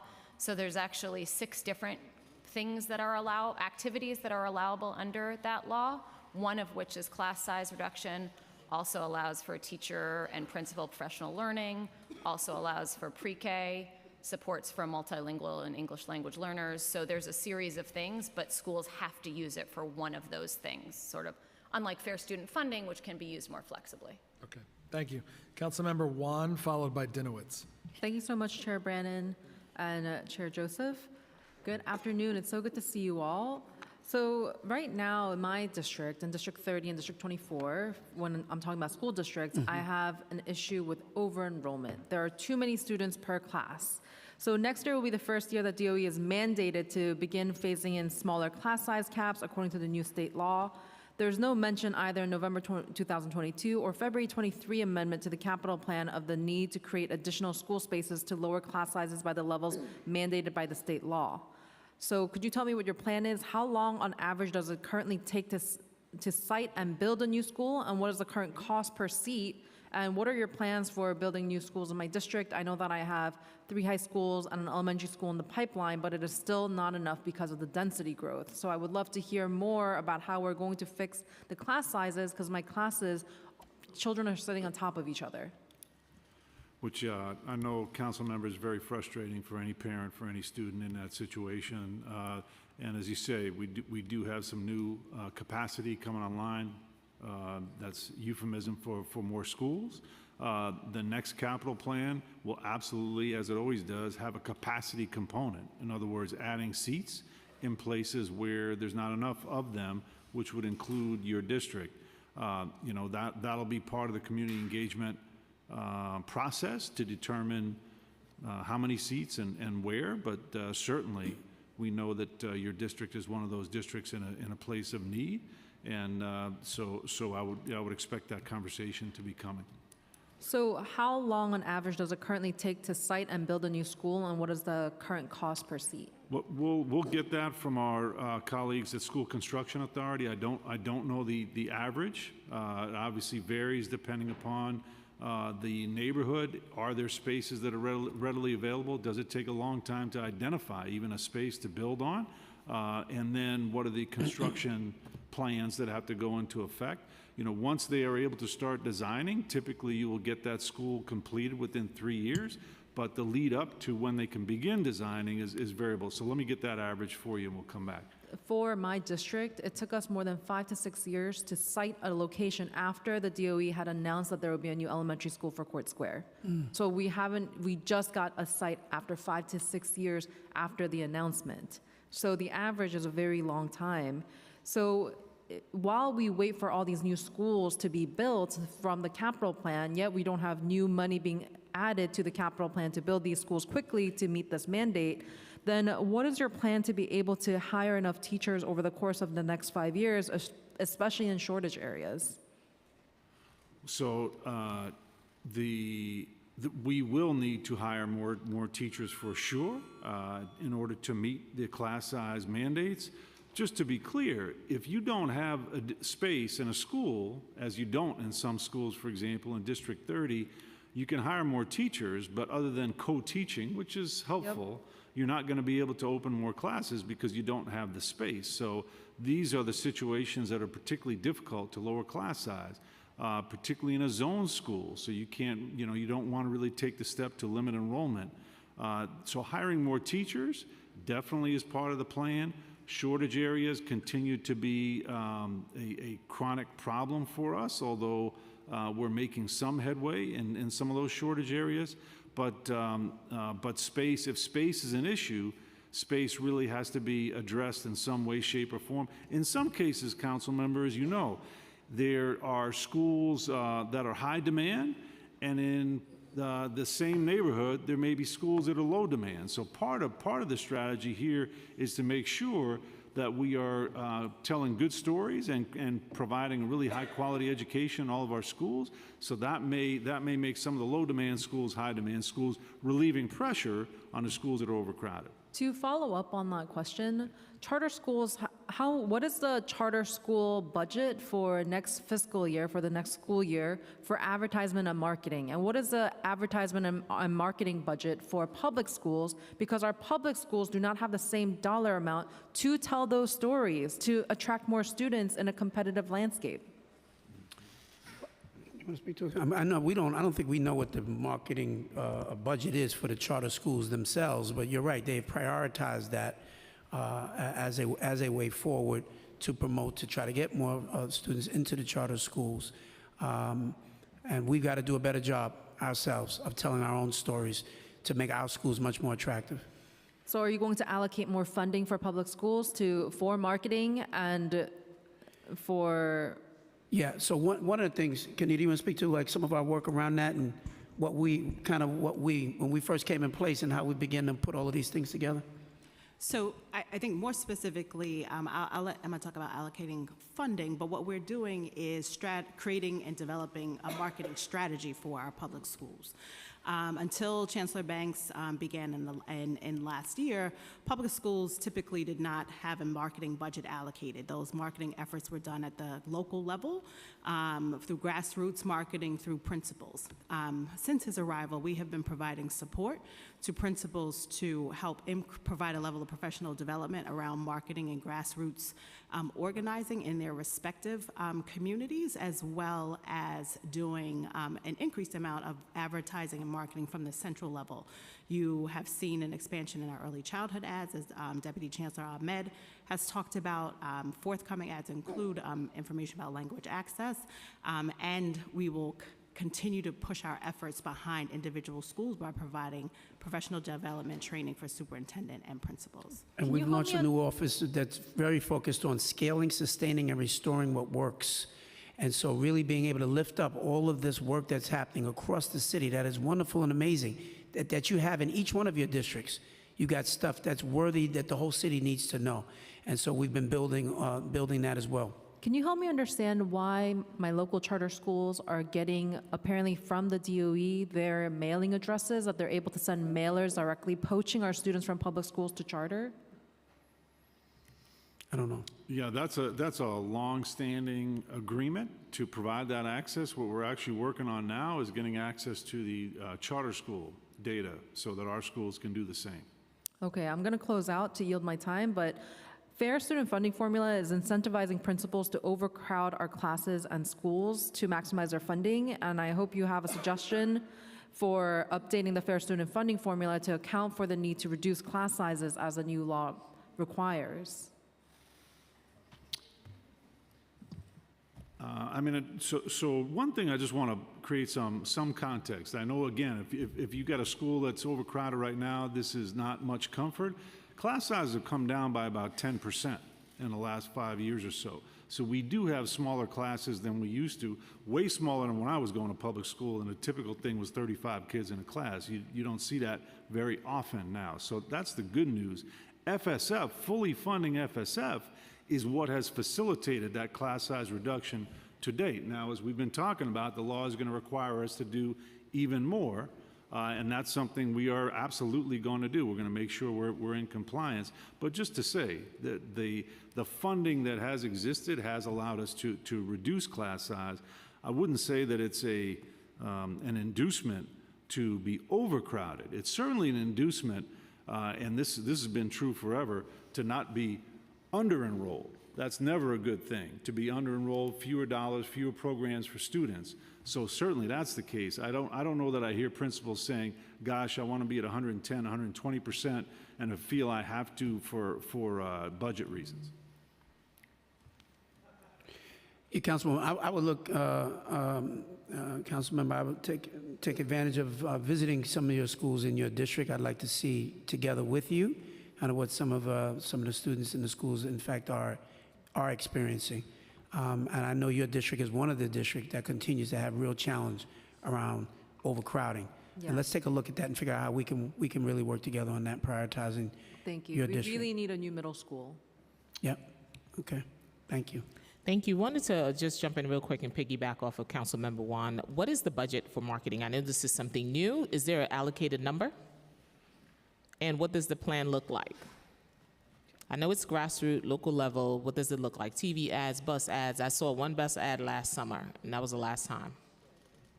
Sure. So across the agency, there's approximately $40 million in the last year's fiscal budget.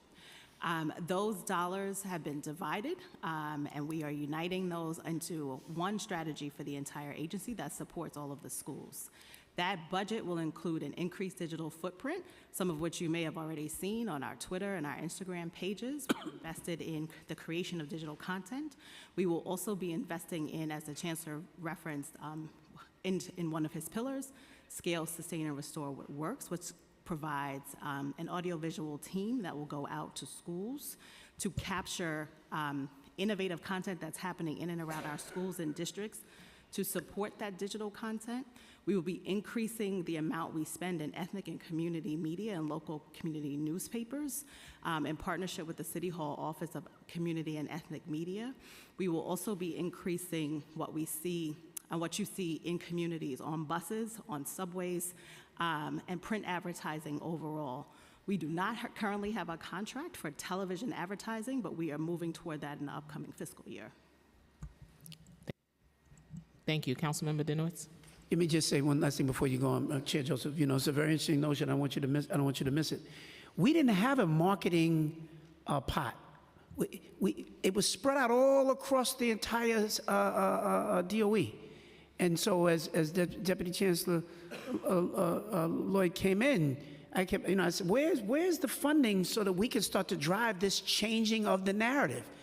And it wasn't in one place. It was in 50 different places. So she's been working really hard all year to bring all of that together so that we do have a central pot that we can now take charge of the entire agency and drive messaging. But it's taken this amount of time just to be able to do that. This system is so massive. Told you that when you came in. Yeah, you did. We had that conversation. I said, this is a beast. I know, and you told me not to do it, but but somebody's got to do it. And That's so right, but we're in it, we're pushing, and we're going to do it together. Let's do it. Councilmember Dinowitz. Thank you, chairs. I'm still a little taken aback from what I just heard, that you share student information with charter schools who then go ahead and poach students. So I understand it's a long-standing agreement. Let me clarify. But So we don't actually share the student information with charter schools. There's a mailing list that an independent third party does as part Do you of get, I can't even begin to talk about that because the charter schools are spending thousands of dollars on advertising the papers. And I know we discussed your marketing strategy, but essentially those advertisements are subsidized by our tax dollars. So $187 million from the Department of Education goes to rent, where charter schools don't, nowhere else in the state do they pay rent. So we're essentially subsidizing the advertisement. And I didn't quite get a clear answer on this last time when we spoke. The rents, they're exorbitant. Who is it at the DOE that's auditing these rents? Who is it at the DOE who's negotiating the fair market value for the rents that are not in DOE schools? So we don't under the law have the ability to negotiate directly with the landlords for the charter schools. The charters are the ones that negotiate a lease and then send it to us for reimbursement. But why would they I still don't understand, why would they negotiate?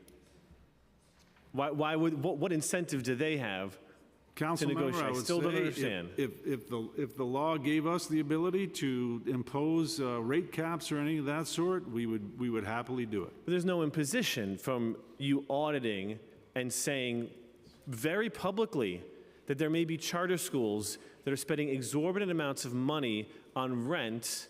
And what's stopping you from publicizing that information, from going in and seeing what the rents are and saying, you're paying 100% above fair market value? What is preventing the DOE from doing that and putting some of that public pressure? We're talking about marketing to our communities. I mean, this is part of public communications, is marketing what the charter schools are doing and how much they're costing, regardless of what the law is, $187 million it's costing us for what are probably unfair rents. Well, I don't want to cast aspersions. We do have in our charter office folks who look very carefully at the documentation of the rental costs, and they are not rubber stamped. They are sometimes not approved. It depends upon whether they are being used for the purposes that are laid out in the law, which I will just say to editorialize, is not the most clearly worded and precise law. I don't think the charters are doing any, just to be clear, I don't think charters are doing anything illegal outside the law. But I'm saying as a city agency, I think you have a responsibility to put a little pressure on, because I think publicly there's no understanding of how much rent these charter schools are paying. And it seems by what you said before, you don't really have control or oversight or auditing power over the charter schools. You don't have the ability to tell them, well, you know, you're paying a little too much in rent. Is that fair to say? It's correct that under the law, we don't have the ability to just reject a proposed rent because we think it's too high. That is correct. I mean, you do it for our local community boards. It happens all the time at city agencies, and I understand it's state law. I think what I'm suggesting is saying, if this is information you have, why isn't it public? I understand there are people who go through and make sure things aren't illegal, but do you have employees who are going through and saying, you know what, New York City public, we're representing the public, we're public schools, we're here for everyone, everyone's welcome in our classroom, and New York City public, you have the right to know how your tax dollars are being spent. You're probably and right. whether they're being spent fairly or not. Yep. But you don't have people in your office who are kind of figuring out that information. They may, in fact, I'm sure our office knows what those numbers are and have figured it out, but whether or not that has been shared with the general public so that everybody can see exactly what those rents are. We've given you the aggregate numbers, but we haven't given you the full-on breakdowns of what everybody's doing. And I'm going to look into that and see why is there any reason that would be preventing us from doing that, so that the general public can also weigh in around whether or not these rents are too high, or are they basically on par with what the market would bear. And if there's nothing legally preventing you from doing it, can you commit to publishing that data? Absolutely. Yeah, if there's nothing legally preventing us from doing that, absolutely. And I would just say two things before time's up. One is I would wish New York City Reads. I think it's a great program, by the way. I love phonics. It is what worked for young children. It's also what worked for high schoolers. And I know I've brought this up at hearing after hearing about how many of our high schoolers are reading at elementary school grade levels. I was disappointed to see high schoolers excluded from that announcement. And as we're talking about the arts in school, looking through your website, you post lots of data about school test scores, SAT scores, very little posted on the arts. And while we all know the power of the arts, it doesn't seem like that message has trickled down to the extent where superintendents have visited my schools and completely ignored the arts classrooms because there's no data associated with it. The higher ups, your office hasn't been asking for data or information about how many credits students get, from arts classes, how many after-school activities, all sorts of data that you can get. Tons of data, ELA, math, regents, not enough on the arts. Yep. And I think if that data were published and principals were asked or held accountable on that, you'd see a lot more arts being pushed in the schools.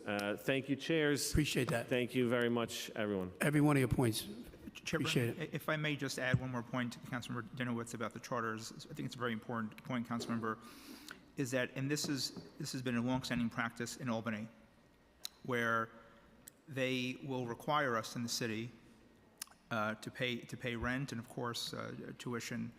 And in this past state budget, they authorized the reissuance of zombie charters, and with that comes also added cost. Yes. And New York City is the only city in the state that has to pay this. And so when the state says, well, we increased New York City school aid by this much, what they don't always publicize is, well, we mandate you to spend in this area this much. And that practice takes a toll. And I remember sitting on that side, and I appreciate all your leadership here on that. And that has a budgetary impact on New York City schools. And I think Albany has some more work to do, sir, on making sure that they give us our fair share. I agree. Thank you for that, Mark. And I would note that in your statement, your opening statement, you did ask for support and asking for the state foundation aid. And you have at least one partner here who's also willing to support you on your asks regarding fairness in charter school policy. And if, at least as far as this council member is concerned, if you ask, I'm there. Okay.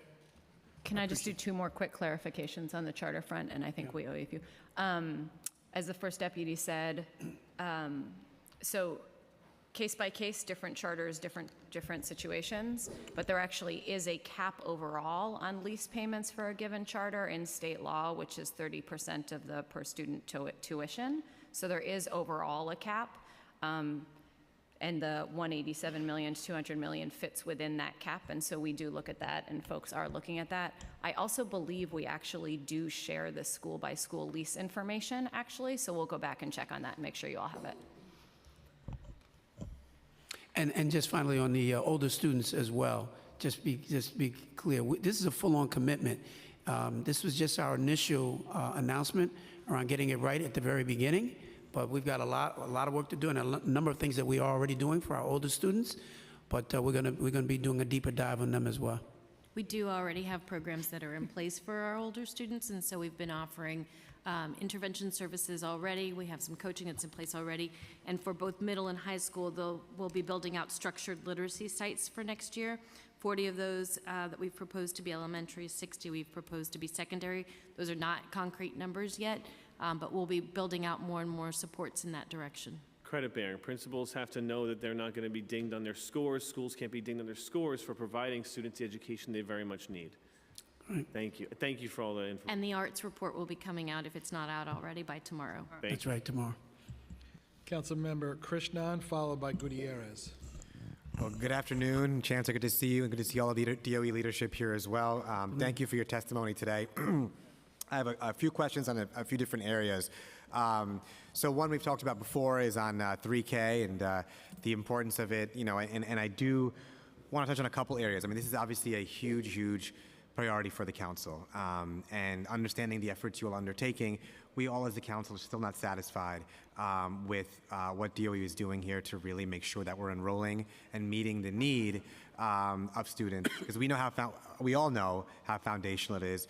There was recently an article in the Times that I saw about, and one story struck with me, a mother who was a vendor riding the trains and doing so with her daughter, who was also eligible for 3K, but for a variety of reasons was not in the program. So something, when you hear stories like that, that really deeply impact you at a personal level, something isn't right in the way that this is being approached, and really raising questions, are we really reaching everyone and addressing that need? So in our budget response, we had identified a few different solutions. One of the primary ones, and my colleagues have touched on, the delays in payments to child care providers, so I won't repeat that. But another issue was extended day programs and making sure that we are actually, making this a priority to ensure that working families and working parents in particular can take advantage of this program. I know how important it is. Obviously, as a working parent, I couldn't imagine not having, extended day overall for working parents who need it, full day of care. So on that point, given our budget response, what has DOE had conversations, and what, if any, have been had about extended day 3K and how you all want to approach that this coming year? Thank you, Councilman Krishnan. Nice to see you. Good to see you too. Sure. Yeah. And we've had many different conversations with many of you here on the council around extended day and extended year, and I've said it publicly here many a times that families, and working families in particular, do not stop working at 2:30 at the end of the day, and they don't stop working on June 30th when the school year ends. Definitely not. And so we certainly recognize the need for extended day, extended year hours for our working families across New York City. That said, we've done an incredible amount of work in this past probably about 11 months in really just shifting seats across, unfilled seats, as we've talked about previously, to areas of need to meet family demand. And some of those included creating more EDY seats in areas where they're actually needed. So that's the work that we're actually going to continue. And that's all based on our provider's voice, on our principal's voice. They've told us what they need in their communities. They've told us where there are gaps, and we have moved seats to where they're needed. That said, we still have over 9,000 unfilled EDY seats in this moment. There's also just a number of federal regulations that are tied to that, right? And so for EDY seats in particular, the funding stream that's associated with it, it's income eligible, requires citizenship requirements, et cetera. So not all families that actually need those hours are going to actually be eligible for those seats, right? And so that also is a barrier. It's also not a linear path for every single family, right? So many families have children that are in a district school setting, and they have a 3-year-old, and they decide that they want their child in the same school with that child that doesn't offer EDY. So there are a variety of factors. That said, we have actually opened up access to families. When we got here in this administration, there's about a 3-month lag time for those EDY seats.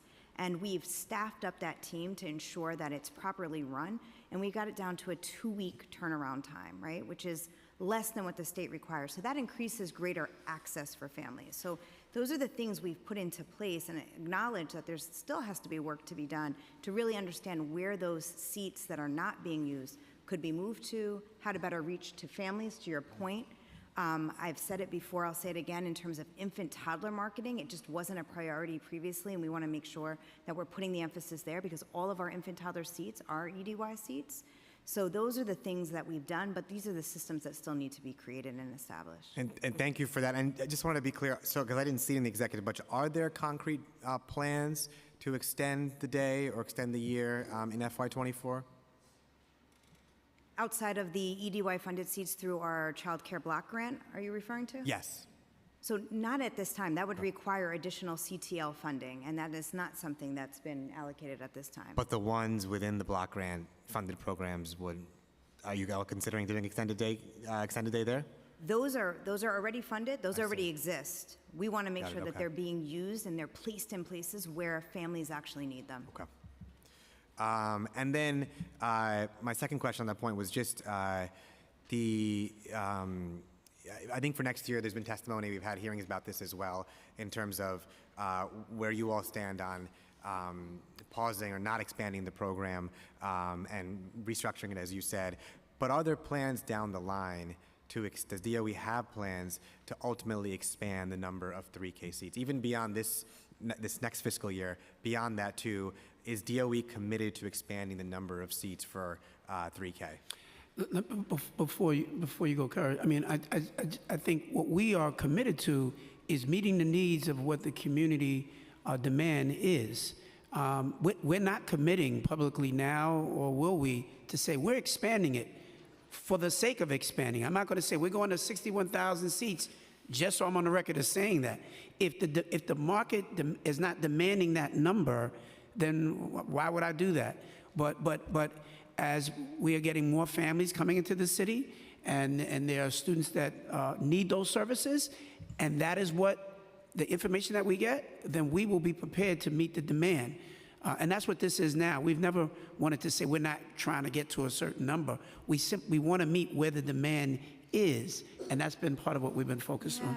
And we want to make sure that it is driven by the needs of families and their communities, right? And so over this past year, we have actually moved around over 4,000 unused seats, 2,000 of those being placed in 3Ks or made for 3K seats where there was unmet demand for family, right? So this isn't about reducing 3K seats, but it is about getting 3K seats where they're needed. We've also moved seats to where we need to fill gaps of articulation. And so we've had a number of programs that had infant toddler seats, pre-K seats, and no 3K seats. So if you can imagine for a family, that lack of continuity of care and learning for their child, that moving around, that transition that has to happen, those are the pieces that we're filling in the blanks for to make sure that, again, families have access to what they need in their own community. That work will continue, I should say. That's not going to stop. And that should continue year after year. We should constantly assess what the needs are, community, zip code by zip code, so that we fully understand what the needs are for families. Thank you. And then switching gears, Foundation aid, we've spent a lot of time talking about that. How do you intend to spend the additional foundation aid coming in that obviously was a result of litigation? We as the city are entitled to it, and individual school districts are. So what is the plan, thematically at least, may not have some specific proposals in mind, but at least what is the plan? Yeah. How is foundation aid accounted for, and what is the plan to spend that money? And we talked about it a little earlier, but you want to just kind of do the breakdown again? Yes, of course. So in terms of the increase of foundation aid, A bit over $200 million of that money is going to go to schools directly for the uses required under the law, the Contracts for Excellence legislation. So that's a series of uses that we discussed earlier that includes class size reduction, but also a set of other activities schools can spend the dollars on: teacher and principal quality, pre-K, English language learner, multilingual learner programs, additional time on task for kids. So that'll be one chunk of the money. A chunk of the money will actually, this is the increase we're talking about because all the other money is out already. An additional 90 million-ish will be going towards supporting our improvements to the Fair Student Funding formula. So those dollars will go into Fair Student Funding to support the new weights that came out of the Fair Student Funding Working Group, including a new weight for students in temporary housing. So any school serving one of those students will see additional dollars for that student. That'll be paid for out of the state foundation aid, as well as a new weight for schools with high concentrations of students with need, which also came out of the working group. That new weight will also be paid for state foundation aid. The remainder of the dollars will be used, some for special education programming, and the remainder actually for our rising charter costs, which are continuing each year. Thank you. And this kind of came up tangentially, but my constituents who have children with disabilities in the DOE system have experienced extensive delays in special education evaluations conducted by both DOE and independent evaluators. These delays harm my constituents and their children's education progress and exacerbate underlying disabilities. So, and of course, obviously, this, in some level, too, incentivizes evaluators and these long delays to prioritize wealthier families than children who can't afford to pay for it out of pocket. So what is DOE planning to do to address this issue? How can we expedite and devote more resources to addressing this delay in payments? Yeah, thank you. We allocated $80 million this current school year for additional recovery services, and a portion of that was included allocation for additional money for our IEP teams to conduct those evaluations. It is something that we are very cognizant of and agree on the need for sure. Next year, we're going to, for the upcoming school year, we're going to allocate another $50 million, and we will look at how that money is distributed, keeping in mind that evaluations are critical to the recovery of our students and quite frankly, for the progress. I wanted to, if I may, circle back to a question that was asked earlier about the number of preschool students awaiting placement. We have approximately, as of last month's number, about 385 of our over 10,000 students that we're still in the process of arranging services for. But as always, assure you that those services will be arranged, and it is something we're keeping a close eye on. Thank you. And my last question, Chair, and then I'm done, is around bilingual education. I've spoken with you all, worked with you all around this too for a long time. I know it's a priority for you all, but there is a disparity between the importance of it that I think we all share, but then all the stories coming out too of the number of asylum seekers and their students and children who are coming here who are not getting adequate bilingual education as a starting point, right? Even putting aside families in the system already, children, immigrant families who are already here, not just asylum seekers or new arrivals. It's a big issue, and I know there are things like the certification process for teachers that takes a very long time, but the need is great, the need is here. It's definitely exacerbated by asylum seekers coming here too. And so the urgency of DOE really doubling down and prioritizing this issue, I think is even more heightened. So where, and I know Melissa Ramos testified before, we've had conversations and worked together on this issue as well, but I do think that there's much, much more to do here. So I did want to see what the DOE really, what are your plans to significantly expedite the commitment tangibly to expanding bilingual education, to getting students, English language learners in schools that have bilingual programs and really beefing those up? Because even schools like in my district, for example, aren't getting the resources they need despite having bilingual programs and despite being two immigrant communities that really value bilingual education. Yep. So this year, we opened 9 new bilingual education programs, and we're slated to open 36 more for next year. We're also working with superintendents and districts to identify additional locations that may be interested. We have already applications from 50 new bilingual, to open 50 additional bilingual education programs in the fall of 2024. So there is interest, and we're looking at how we can develop these so that we can build them out. We're also making sure that we have enough teachers for these programs. And so we've been working very closely with the TRQ, Teacher Recruitment and Quality team, to identify teachers. We're holding fairs virtually, we're holding them in person, and we're taking advantage of our relationships with institutes of higher education. So working alongside, for example, Relay and CUNY and the Ed Prep programs that they have to increase our teacher pipelines. But we're very much interested in expanding the number of bilingual ed programs that we have. Well, I would love to work with you all really at a deeper level in this area. In Jackson Heights and Elmhurst, you know, these are two neighborhoods that welcome bilingual programs. I'm a strong believer and supporter in them. So I do hope we can find ways to partner together to really increase resources for bilingual programs. We will take you up on that. Look forward to it. Sure. Thank you. Thank you. Thank you, chairs. Councilmember Gutierrez. Thank you, Chair. All right, I'm going to try to make it under 3 minutes. Hello, y'all. So I wanted to just emphasize the importance of marketing. In the June hearing after the budget vote, I had asked the administration what the plan was for enrollment in school districts that I represent, like 14, 32, and on the Queen side, on the Ridgewood side of District 24, which I know is untraditional for District 24, we are seeing a steep decline in enrollment. It's in Ridgewood, it's closest to gentrifying areas. So I'd asked what the plan was. I'm aware about a year ago there was no plan. I think marketing is a piece, but I think something that's been very successful in other parts of my district has been community school model, community school investments. We've seen it at MS50, where it was a renewal school. And Chancellor, you got the chance to come out last year, and the school is thriving. And so I'm curious what the plan is. What is the future for community schools? What is the opportunity for expansion? I truly believe that that is a solution, especially in this migrant crisis, but more importantly, in response to to COVID.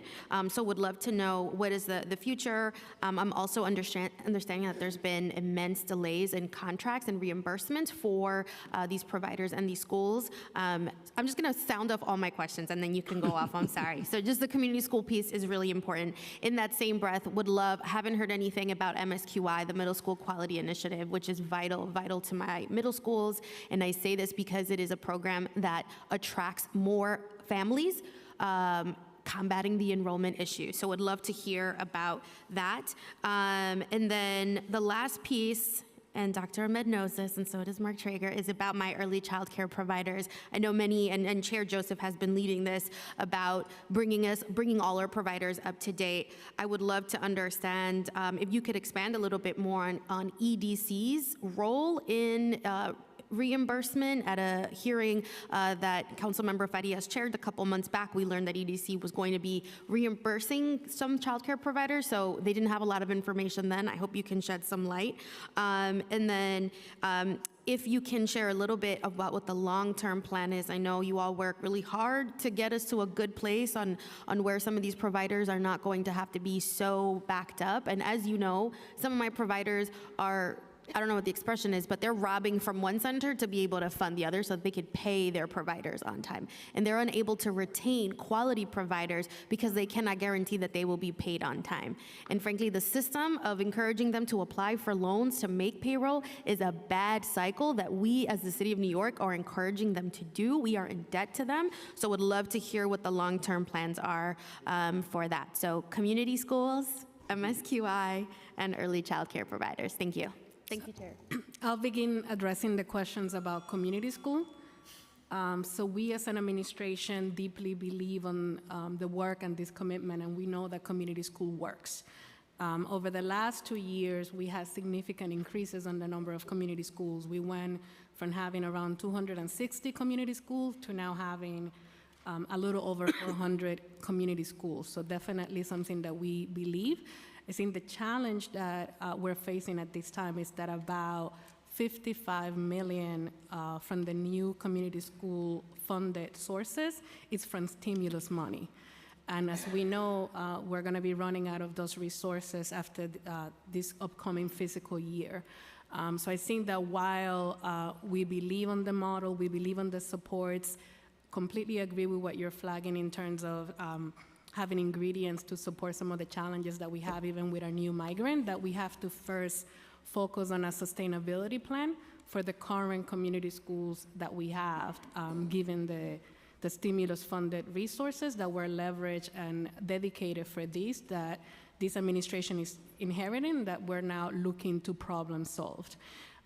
In terms of the contract question that you have, and I think you're specifically speaking to the amendment that was done that was supported by City Council, 9 of those contracts have been newly registered after going to PET, so we can pay if they're registered. 4 are with the controller, and then some of them are waiting for CVO to sign off. So the moment that the contracts are registered, go to the controller, go to PET, so as we know, it's a little long of a process, but once that happens, my team is ready to work with the CBOs and to expedite payments. So we're happy to continue to support with that. And I know you have other questions, and before I allow my turn to my other colleague, Councilmember Lee, I wanted to go back to your question about the mental health continuum and the funding and the specificity of each of the agencies. So Health and Hospital gets $3,740,000 out of that $5 million funding. So they had the larger chunk of the $5 million that you were describing. DOHMH receives around 472, and DOE receives close to 800,000. So that's how the actual money is divided amongst the 3 agencies that support the program, to clarify your question.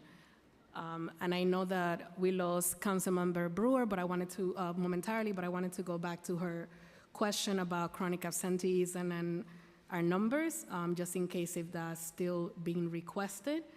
So I can say that we have, at this time, about 27,000 students in 12th grade who have missed 10% or more of school. I just think that we need to continue to norm our language about what chronic absenteeism mean. So as an example, I'm a parent of a New York City public school student. He happened to be ill last month and couldn't go to school for a few days. He was chronically absent that month, but his pediatrician didn't allow him to go to school because he had a virus. So just continuing to norm that we need to look at all buckets of students who are chronically absent, and that we agree that we're going to continue to improve in this area. Thank you.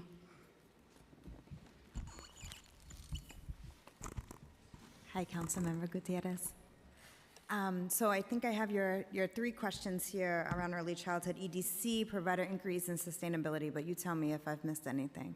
So for EDC, in November, this past November, our chancellor stood up a stabilization fund to really support to stabilize the sector. So that ensured that all providers for fiscal year 2022 were paid 75% of their contract had they submitted all of their invoices and hadn't earned that through payments. And EDC is the agency in which those payments were actually provided. So I think that might be what you're referring to, but you should let us know if that's not. No, that's correct. And is that only for FY22? And is there their intention of utilizing them in the future for this purpose? So right now, that is for FY22 for the stabilization fund, in which there's been over 100 eligible providers identified, or close to $17 million could be paid out to them. Already nearly $10 million has been paid out to providers, and so that is through EDC. Provider inquiries, you know to reach out to me directly or to Mark Traeger, either of us. And I do, but it's systemic. We can't, this is not sustainable, y'all. Not sustainable. And you and I have talked about that in terms of sustainability and needing to have an infrastructure that's really much more sustainable than what we have. And you've heard the Chancellor discuss briefly, and we hope more to share, to make sure that we have a system in place in which providers can have predictability, right? Predictability from month to month, and so that they can really plan and support families and their children on a consistent basis. And so we're looking into some dramatic changes that can hopefully transform the system in a way that's much more sustainable for our providers who, like Nuestros Niños, who may be a much larger, provider, but so many of our providers that are small business owners. Can I ask one more question? Do you have a sense if Or can you share the data for any providers that are potentially leaving their contract with NYC Public Schools as of the fall? I mean, I know one, particularly in Ridgewood, that contracted with the city to be able to subsidize seats, and they're no longer doing that because they could not count on the reimbursement from the city. I don't even know that one, so if you know that one, please share with me. We haven't been informed of anyone withdrawing from their contract at this time, so no, that hasn't been the case. Councilmember Ressler, followed by... I had a question about MSQI, and that was it. Thank you. I'll answer quickly. As a former high school literacy coach, this is a question that actually matters quite a bit. So MSQI practices, staffing, and funding have been integrated into our literacy collaborative. So we built up a much larger literacy team that spans from elementary up into high school and borrowed many, many of the practices from MSQI. We have MSQI coaches that are part of that team, including things that perhaps we didn't have in place before. So working directly with leaders to make sure that we're planning strategically and providing that kind of programming support, really building out intervention blocks and other pieces that MSQI does really well.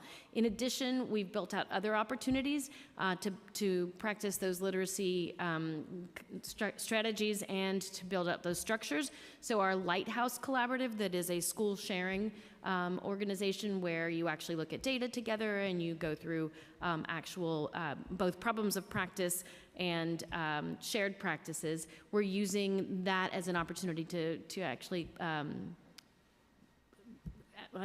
expand some of the work that MSQI is doing and our literacy collaborative as a whole. Thank you. Thank you.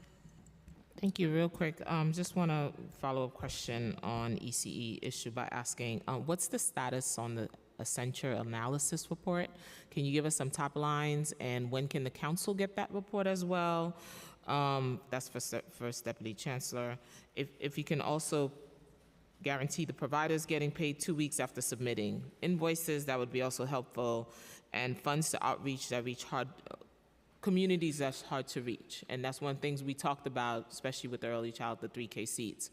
How are we doing that through ethnic media and the other outreach that we were talking about earlier? Yes, Chair.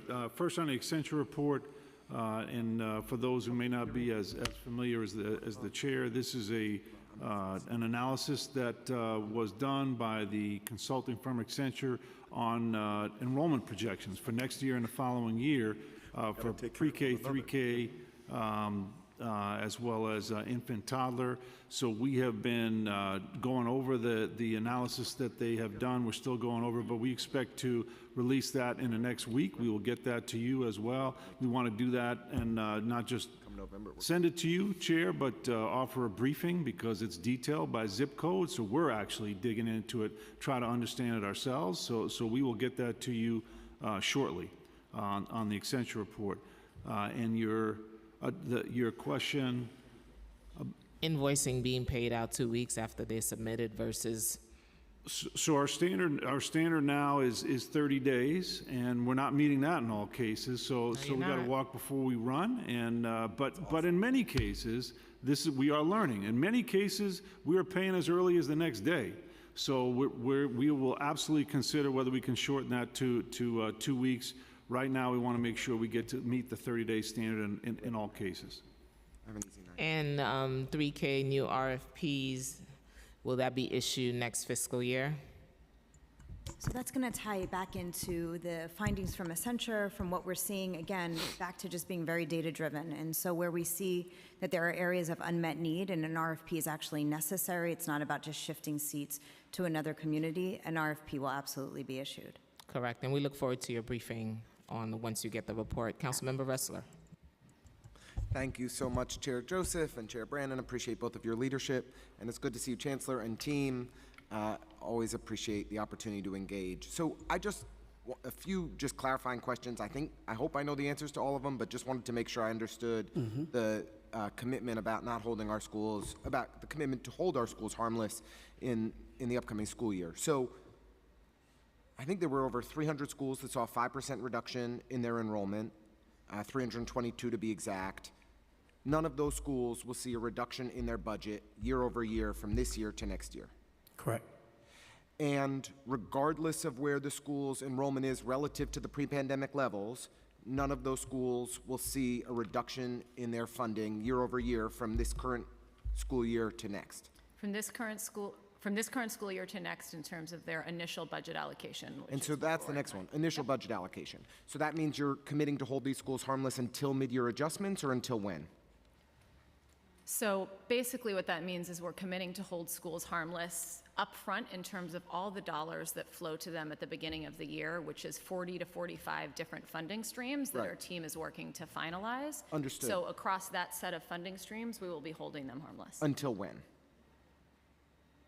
At this moment, we will be holding them harmless for their initial allocations. This is I not understand, about. but if I'm a principal of a school and I've got a chancellor telling me, we're going to hold you harmless, we're giving you all the money, but we're going to change our mind at some point during the school year, it's very difficult to plan. And so I don't want to be in a situation where I'm going to my principals and saying, we got a commitment that we're holding you all harmless, but they say, yeah, but until mid-year adjustments or until November, or I don't know when. And so I'm just trying to understand from you all, is there any time commitment whatsoever beyond you're trying to get through this budget and you want us to approve, you want us to go easy on you today, that schools are going to be held harmless for the entire school year? This is a commitment about initial allocations, not about mid-year adjustments. But so until mid-year adjustments? So between now and mid-year adjustments is our whole budget appeals process, where schools can come in and say either, I have additional needs for special education staffing, and so all of those If schools appeal and dollars. successfully get additional dollars, then that'd be great. But I'm just trying to understand, for every other school that doesn't have an appeal, there's a commitment that this funding, that you're not cutting any funding until mid-year adjustments. That's basically the point of this announcement? And there will also be additional additional dollars that also flow out to schools in other ways, right? So this is about this first set of funding streams, which is a large amount of school budgets, and that's what it is about.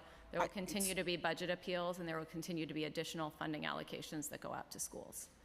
Okay, I think this gives schools an opportunity to plan, but I'm sure they're going to be concerned that the commitment is just for the first few months of the school year, and that we don't have a commitment for the school year, that they can have confidence that this is their total budget. Because if we were to go back and make dramatic reductions that this chancellor and all of you have threatened and said and the mayor have said your intent to do for the last 12 months plus, then schools could really be in the lurch come the middle of this school year if you decide to follow through on your previously stated intentions to cut school funding mid-year. We have no commitment beyond this is an initial allocation, this should get it, and we'll reassess mid-year. That's my takeaway from what you're saying. This commitment's Okay. about initial. Would it be okay if I did 30 more seconds on 3K? 30 seconds, though, maybe a little bit optimistic. So I'm just going to start on 3K, and chairs will kick me. We've talked a lot about the devastating $850 million in cuts to the 3K program and what I perceive as the neglectful destruction of early childhood education under this administration's leadership.